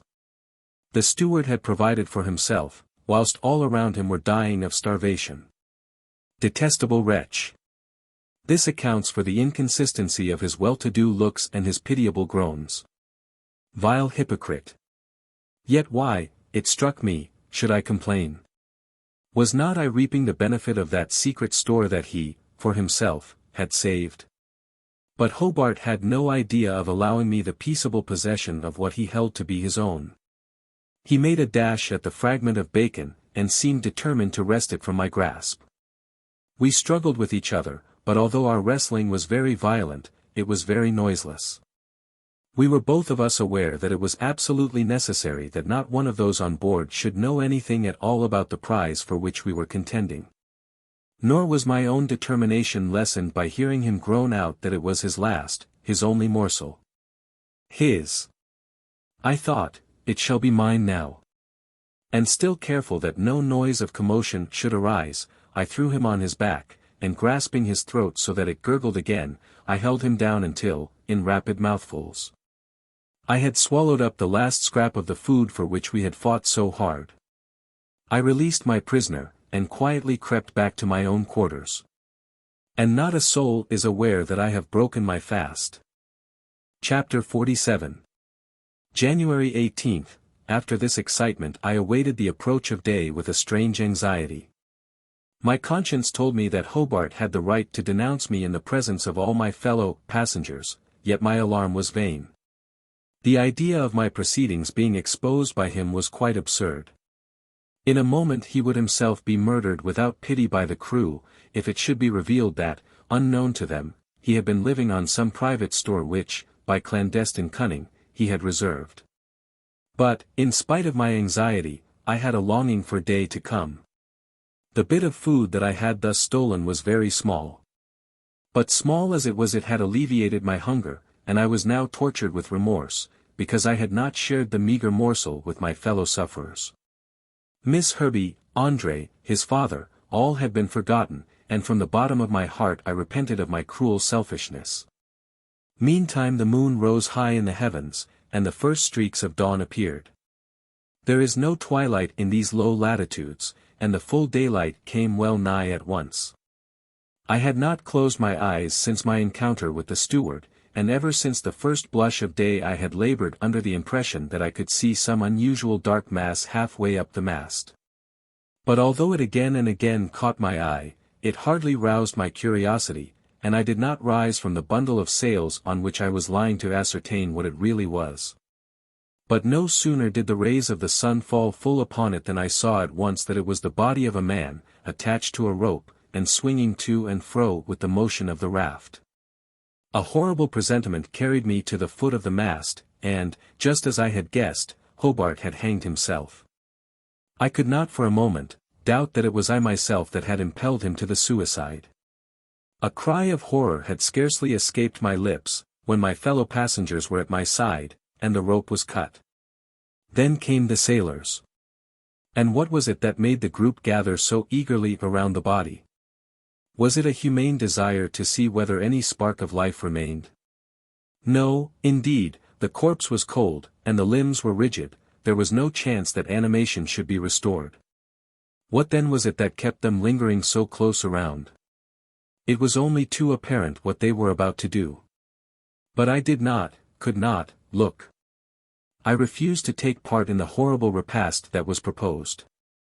Neither would Miss Herbie, Andre nor his father, consent to alleviate their pangs of hunger by such revolting means. I know nothing for certain as to what Curtis did, and I did not venture to inquire. But of the others, Falson, Daulas, the boatswain, and all the rest, I know that, to assuage their cravings, they consented to reduce themselves to the level of beasts of prey. They were transformed from human beings into ravenous brutes. The four of us who sickened at the idea of partaking of the horrid meal withdrew to the seclusion of our tent. It was bad enough to hear, without witnessing the appalling operation. But, in truth, I had the greatest difficulty in the world in preventing Andre from rushing out upon the cannibals, and snatching the odious food from their clutches. I represented to him the hopelessness of his attempt, and tried to reconcile him by telling him that if they liked the food they had a right to it. Hobart had not been murdered, he had died by his own hand. And, after all, as the boatswain had once remarked to me, it was better to eat a dead man than a live one. Do what I would, however, I could not quiet Andre's feeling of abhorrence. In his disgust and loathing he seemed for the time to have quite forgotten his own sufferings. Meanwhile, there was no concealing the truth that we were ourselves dying of starvation, whilst our 8 companions would probably, by their loathsome diet, escape that frightful destiny. Owing to his secret hoard of provisions, Hobart had been by far the strongest amongst us. He had been supported, so that no organic disease had affected his tissues, and really might be said to be in good health when his chagrin drove him to his desperate suicide. But what was I thinking of? Whither were my meditations carrying me away? Was it not coming to pass that the cannibals were rousing my envy instead of exciting my horror? Very shortly after this I heard Daulas talking about the possibility of obtaining salt by evaporating seawater in the sun. And then, he added, we can salt down the rest. The boatswain assented to what the carpenter had said, and probably the suggestion was adopted. Silence, the most profound, now reigns upon the raft. I presume that nearly all have gone to sleep. One thing I do know, that they are no longer hungry. Chapter 48. January 19th, all through the day the sky remained unclouded and the heat intense, and night came on without bringing much sensible moderation in the temperature. I was unable to get any sleep, and, towards morning, was disturbed by hearing an angry clamor going on outside the tent. It aroused Letourneur, André, and Miss Herbey, as much as myself, and we were anxious to ascertain the cause of the tumult. The boatswain, Daulas, and all the sailors were storming at each other in frightful rage, and Curtis, who had come forward from the stern, was vainly endeavoring to pacify them. But who has done it? We must know who has done it, said Daulas, scowling with vindictive passion on the group around him. There's a thief, howled out the boatswain, and he shall be found. Let's know who has taken it. I haven't taken it. Nor I. Nor I. Cried the sailors one after another. And then they set to work again to ransack every quarter of the raft. They rolled every spar aside, they overturned everything on board, and only grew more and more incensed with anger as their search proved fruitless. Can you tell us, said the boatswain, coming up to me, who is the thief? Thief? I replied. I don't know what you mean. And while we were speaking the others all came up together, and told me that they had looked everywhere else, and that they were going now to search the tent. Shame! I said. You ought to allow those whom you know to be dying of hunger at least to die in peace. There is not one of us who has left the tent all night. Why suspect us? Now just look here, Mr. Kazallon, said the boatswain, in a voice which he was endeavoring to calm down into moderation, we are not accusing you of anything, we know well enough you, and all the rest of you, had a right to your shares as much as anybody. But that isn't it. It's all gone somewhere, every bit. Yes, said Sandon gruffly, it's all gone somewheres, and we are a-going to search the tent. Resistance was useless, and Miss Herbey, Letourneur, and André were all turned out. I confess I was very fearful. I had a strong suspicion that for the sake of his son, for whom he was ready to venture anything, Letourneur had committed the theft. In that case I knew that nothing would have prevented the infuriated men from tearing the devoted father to pieces. I beckoned to Curtis for protection, and he came and stood beside me. He said nothing, but waited with his hands in his pockets, and I think I am not mistaken in my belief that there was some sort of a weapon in each. To my great relief the search was ineffectual. There was no doubt that the carcass of the suicide had been thrown overboard, and the rage of the disappointed cannibals knew no bounds. Yet who had ventured to do the deed? I looked at Letourneur and Miss Herbey. But their countenances at once betrayed their ignorance. André turned his face away, and his eyes did not meet my own. Probably it is he, but, if it be, I wonder whether he has reckoned up the consequences of so rash an act. Chapter 49. January 20th to 22nd.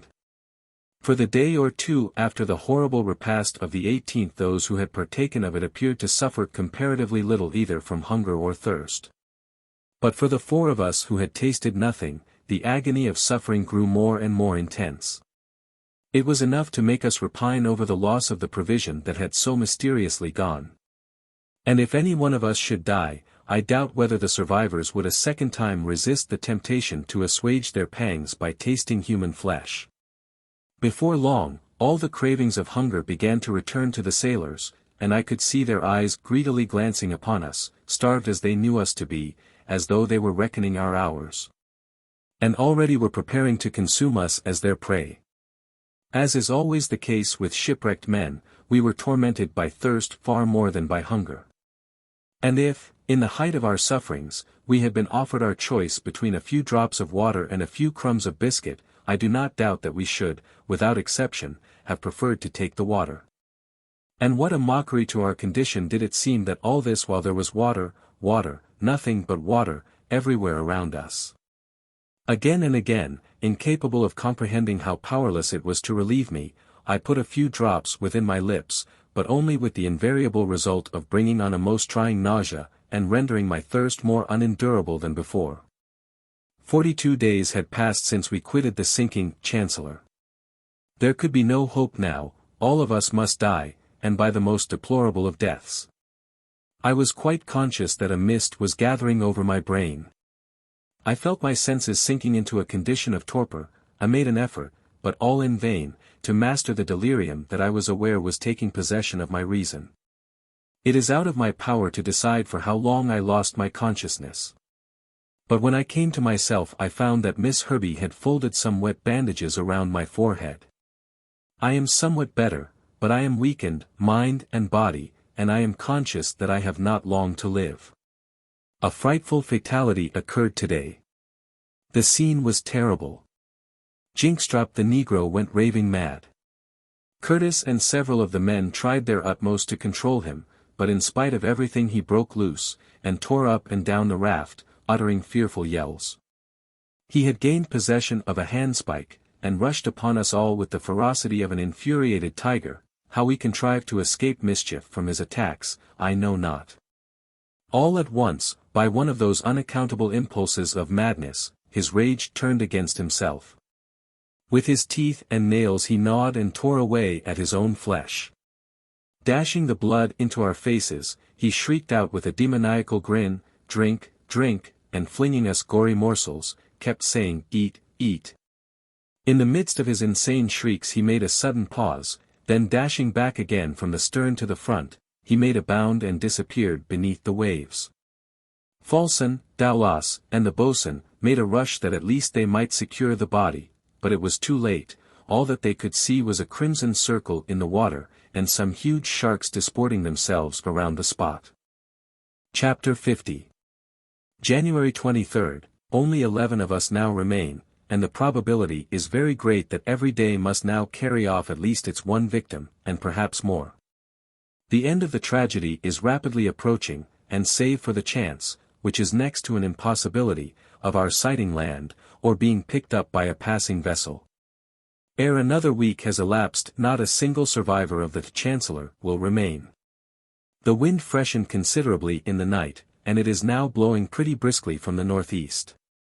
It has filled our sail, and the white foam in our wake is an indication that we are making some progress. The captain reckons that we must be advancing at the rate of about 3 miles an hour. Curtis and Falsten are certainly in the best condition amongst us, and in spite of their extreme emaciation they bear up wonderfully under the protracted hardships we have all endured.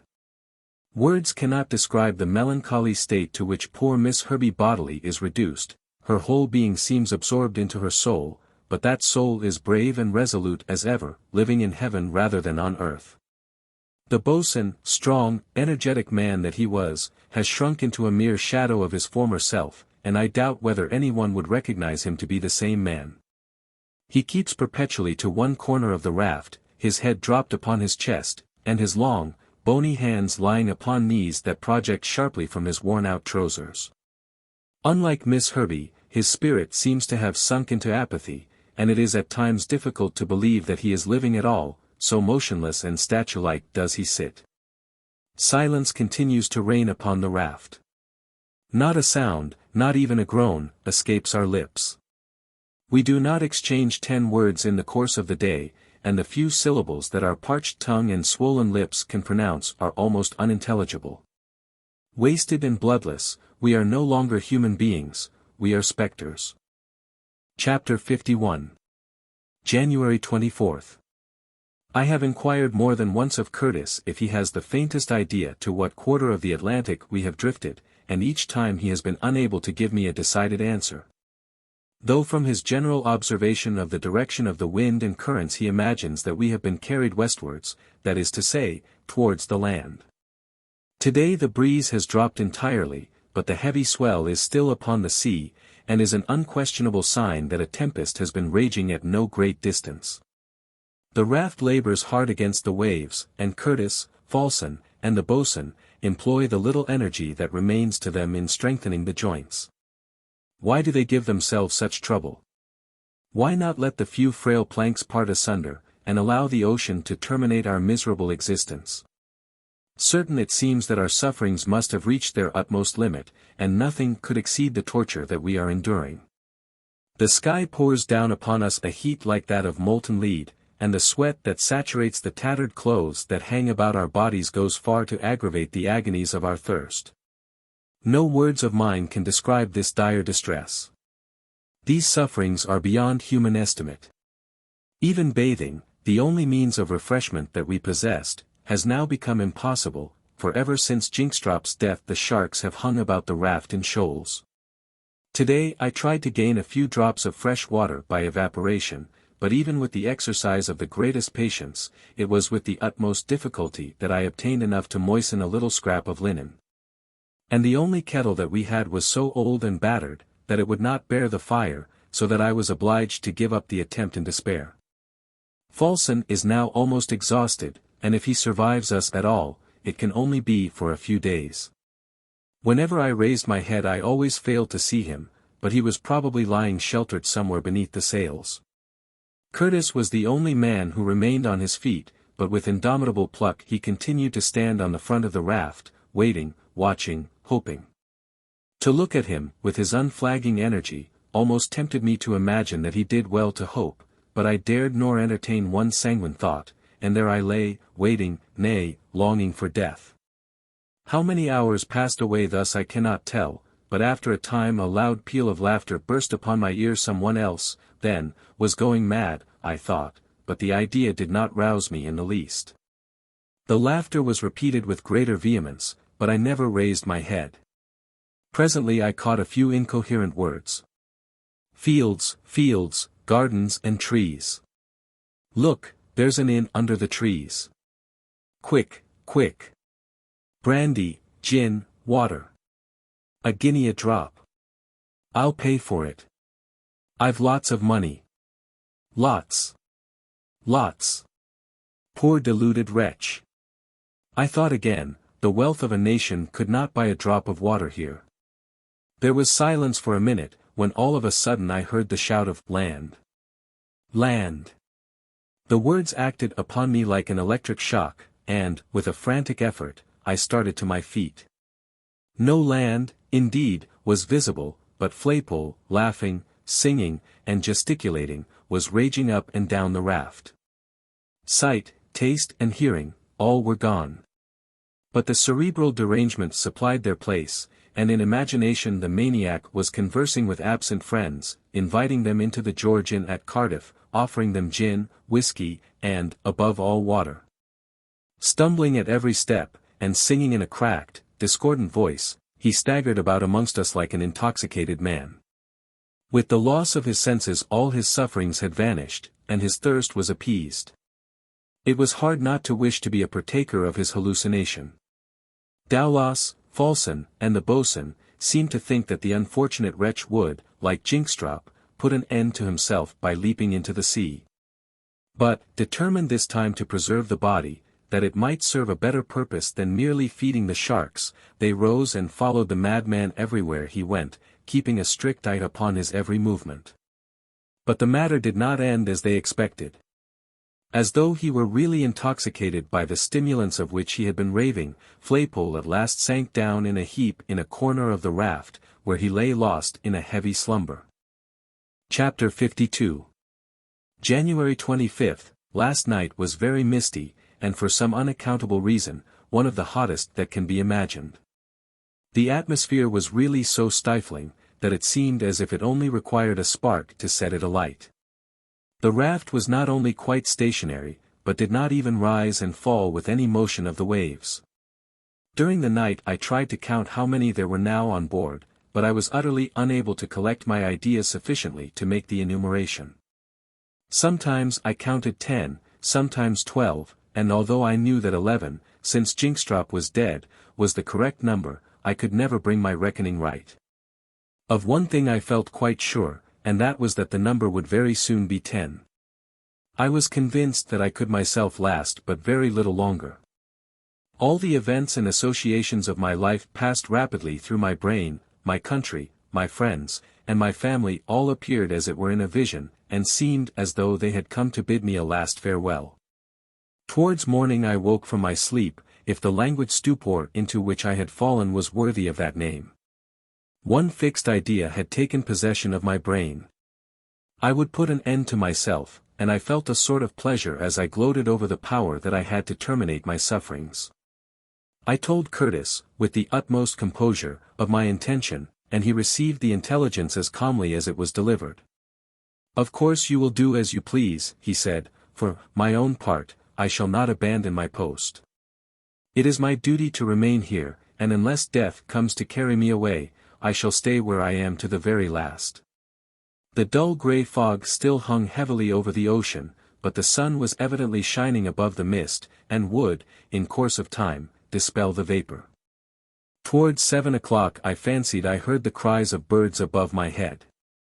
The sound was repeated 3 times, and as I went up to the captain to ask him about it, I heard him mutter to himself, "Birds!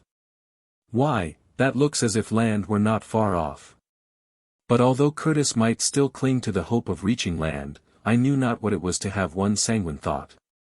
For me there was neither continent nor island.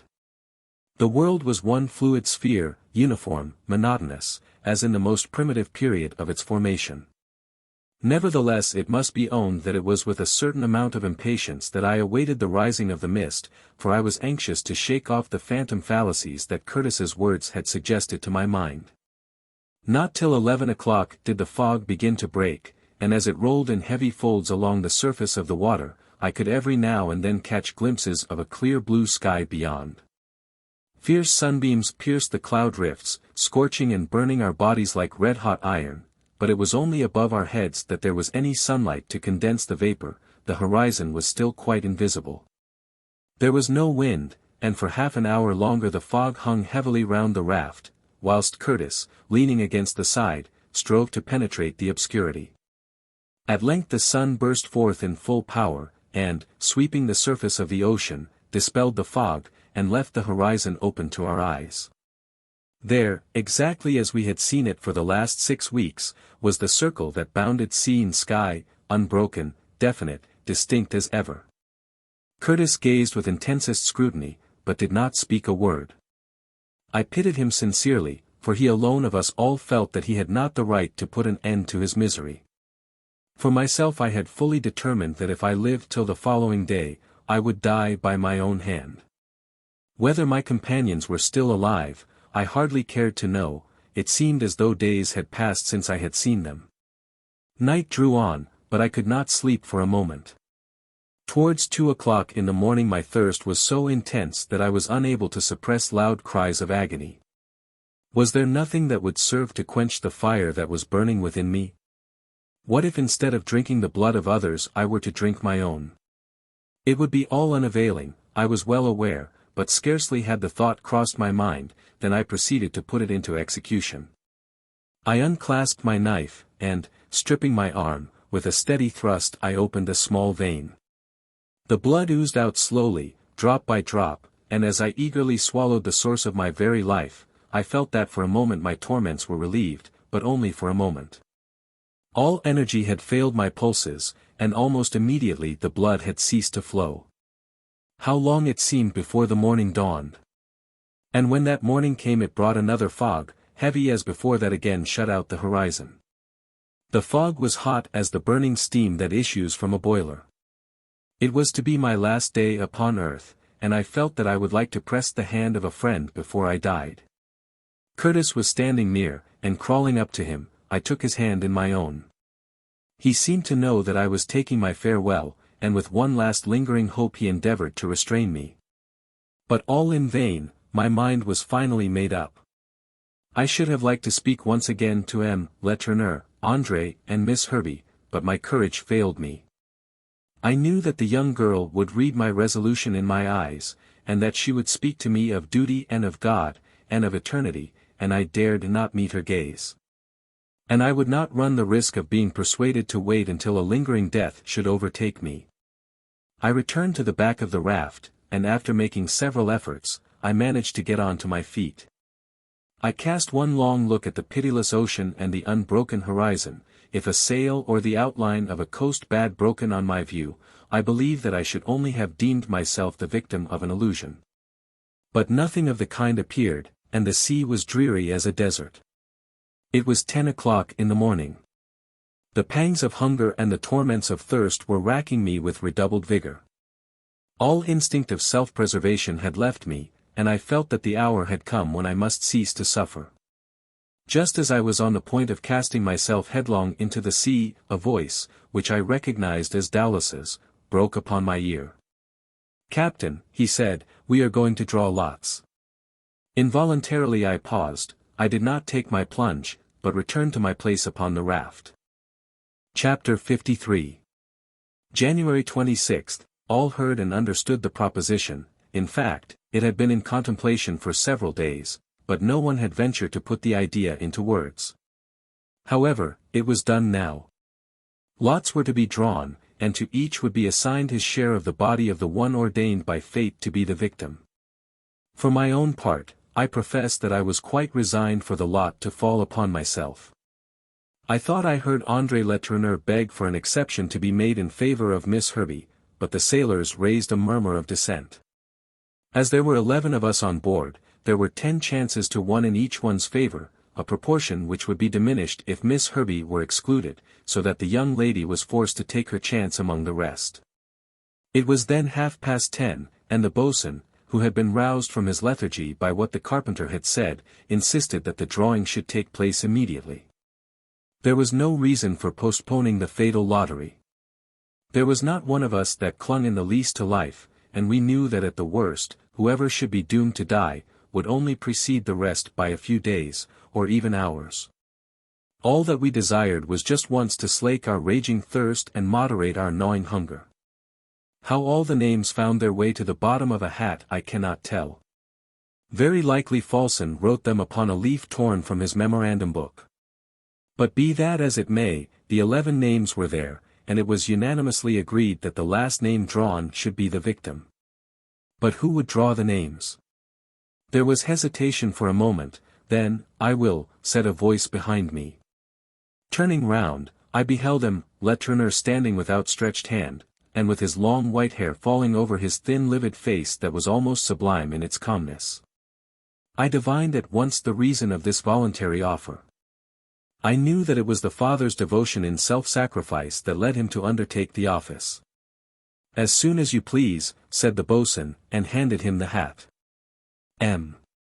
Letourneur proceeded to draw out the folded strips of paper one by one, and after reading out aloud the name upon it, handed it to its owner. The first name called was that of Burke, who uttered a cry of delight. Then followed Flaypole and the boatswain. What his name really was I never could exactly learn. Then came Falson, Curtis, Sandon. More than half had now been called, and my name had not yet been drawn. I calculated my remaining chance. It was still 4-1 in my favor. M. Letourneur continued his painful task. Since Burke's first exclamation of joy not a sound had escaped our lips, but all were listening in breathless silence. The 7th name was Miss Herbey's, but the young girl heard it without a start. Then came mine, yes, mine. And the 9th was that of Letourneur. "Which one?" asked the boatswain. "André," said M. Letourneur. With one cry André fell back senseless. Only 2 names now remained in the hat, those of Dowlas and of M. Letourneur himself. "Go on," almost roared the carpenter, surveying his partner in peril as though he could devour him. M. Letourneur almost had a smile upon his lips, as he drew forth the last paper but one, and with a firm, unfaltering voice, marvelous for his age, unfolded it slowly, and read the name of Dowlas. The carpenter gave a yell of relief as he heard the word. M. Letourneur took the last bit of paper from the hat, and without looking at it, tore it to pieces.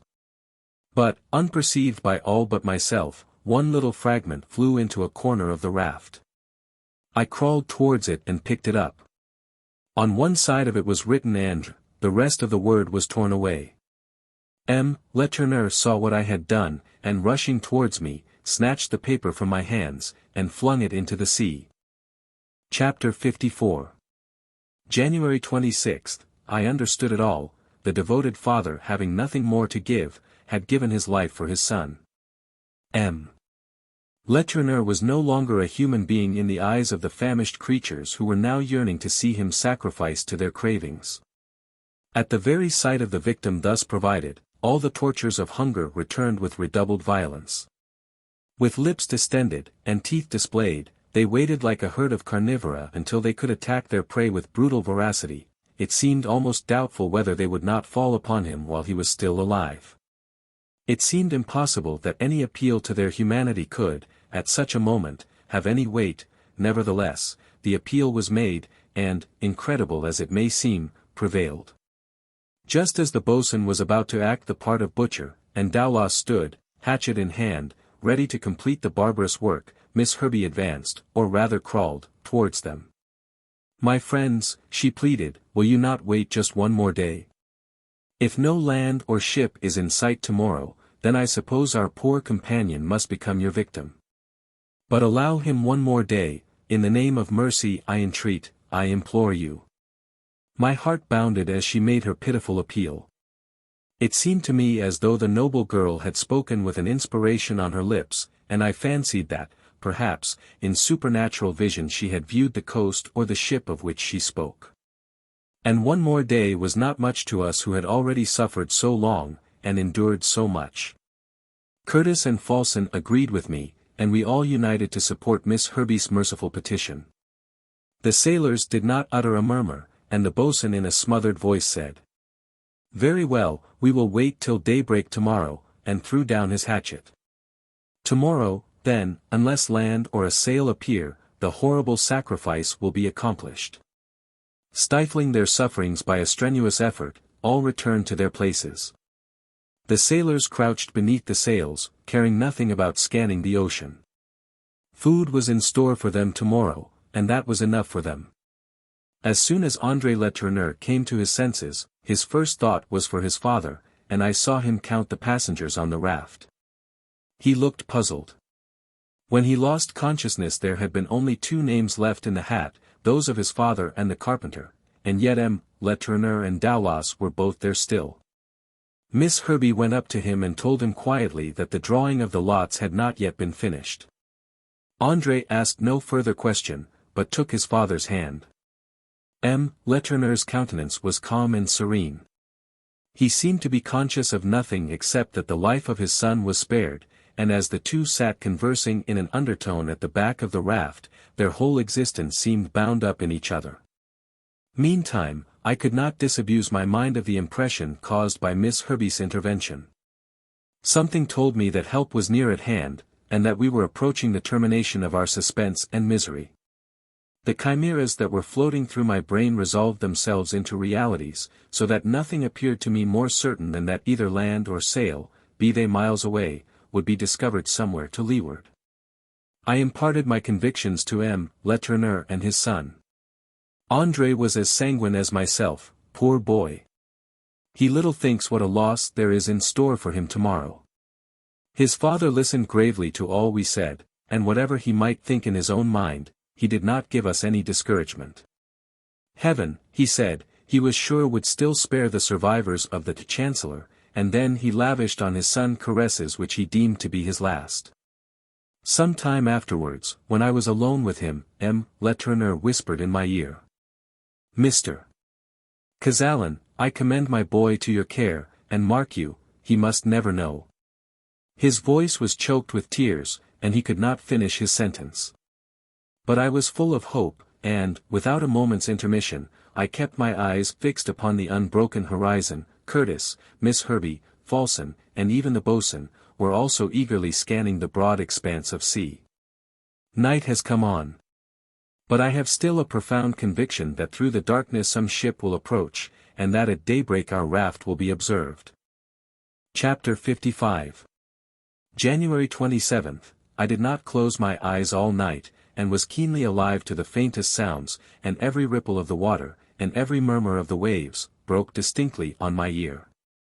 One thing I noticed and accepted as a happy omen. Not a single shark now lingered round the raft.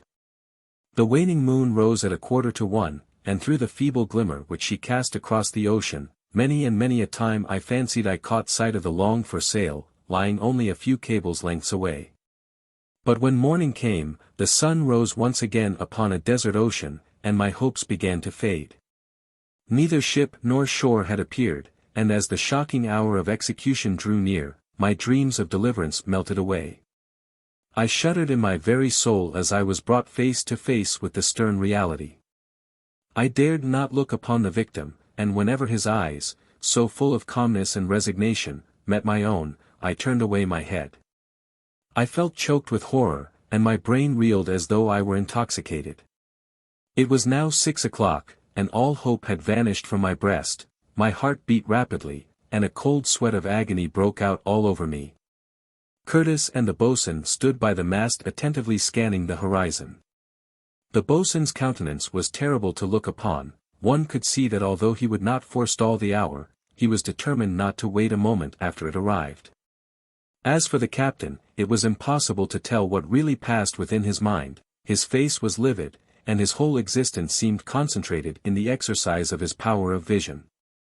The sailors were crawling about the platform, with their eyes gleaming, like wild beasts ready to pounce upon their devoted prey. I could no longer keep my place, and glided along to the front of the raft. The boatswain was still standing intent on his watch, but all of a sudden, in a voice that made me start, he shouted, "Now then, time's up," and followed by Dowlas, Burke, Flaypole, and Sandon, ran to the back of the raft. As Dowlas seized the hatchet convulsively, Miss Herbey could not suppress a cry of terror. André started to his feet. "What are you going to do to my father?" he asked in accents choked with emotion. "My boy," said M. Letourneur, "the lot has fallen upon me, and I must die." "Never," shrieked André, throwing his arms about his father, "they shall kill me first. It was I who threw Hobart's body into the sea, and it is I who ought to die." But the words of the unhappy youth had no other effect than to increase the fury of the men who were so staunchly bent upon their bloody purpose. "Come, come, no more fuss," said Dowlas, as he tore the young man away from his father's embrace. André fell upon his back, in which position two of the sailors held him down so tightly that he could not move, whilst Burke and Sandon carried off their victim to the front. All this had taken place much more rapidly than I have been able to describe it. I was transfixed with horror, and much as I wished to throw myself between M. Letourneur and his executioners, I seemed to be rooted to the spot where I was standing. Meantime the sailors had been taking off some of M. Letourneur's clothes, and his neck and shoulders were already bare. "Stop a moment," he said in a tone in which was the ring of indomitable courage. "Stop. I don't want to deprive you of your ration, but I suppose you will not require to eat the whole of me today." The sailors, taken aback by his suggestion, stared at him with amazement. "There are 10 of you," he went on. "My 2 arms will give you each a meal, cut them off for today, and tomorrow you shall have the rest of me." "Agreed," cried Dowlas, and as M. Letourneur held out his bare arms, quick as lightning the carpenter raised his hatchet. Curtis and I could bear this scene no longer. Whilst we were alive to prevent it, this butchery should not be permitted, and we rushed forward simultaneously to snatch the victim from his murderers. A furious struggle ensued, and in the midst of the melee I was seized by one of the sailors, and hurled violently into the sea. Closing my lips, I tried to die of suffocation in the water. But in spite of myself, my mouth opened, and a few drops trickled down my throat. Merciful heaven! The water was fresh. Chapter 56. January 27th continued. A change came over me as if by miracle. No longer had I any wish to die, and already Curtis, who had heard my cries, was throwing me a rope. I seized it eagerly, and was hauled up onto the raft. "Fresh water," were the first words I uttered. "Fresh water," cried Curtis, "why then, my friends, we are not far from land." It was not too late. The blow had not been struck, and so the victim had not yet fallen. Curtis and André, who had regained his liberty, had fought with the cannibals, and it was just as they were yielding to overpowering numbers that my voice had made itself heard. The struggle came to an end. As soon as the words, fresh water, had escaped my lips, I leaned over the side of the raft and swallowed the life-giving liquid in greedy draughts. Miss Herbey was the first to follow my example, but soon Curtis, Falsten, and all the rest were on their knees and drinking eagerly. The rough sailors seemed as if by a magic touch transformed back from ravenous beasts to human beings. And I saw several of them raise their hands to heaven in silent gratitude. André and his father were the last to drink. "But where are we?" I asked at length. "The land is there," said Curtis, pointing towards the west. We all stared at the captain as though he were mocking us. No land was in sight, and the raft, just as ever, was the center of a watery waste. Yet our senses had not deceived us. The water we had been drinking was perfectly fresh. "Yes," repeated the captain, "land is certainly there, not more than 20 miles to leeward." "What land?" inquired the boatswain. "South America," answered Curtis, "and near the Amazon. No other river has a current strong enough to freshen the ocean 20 miles from shore."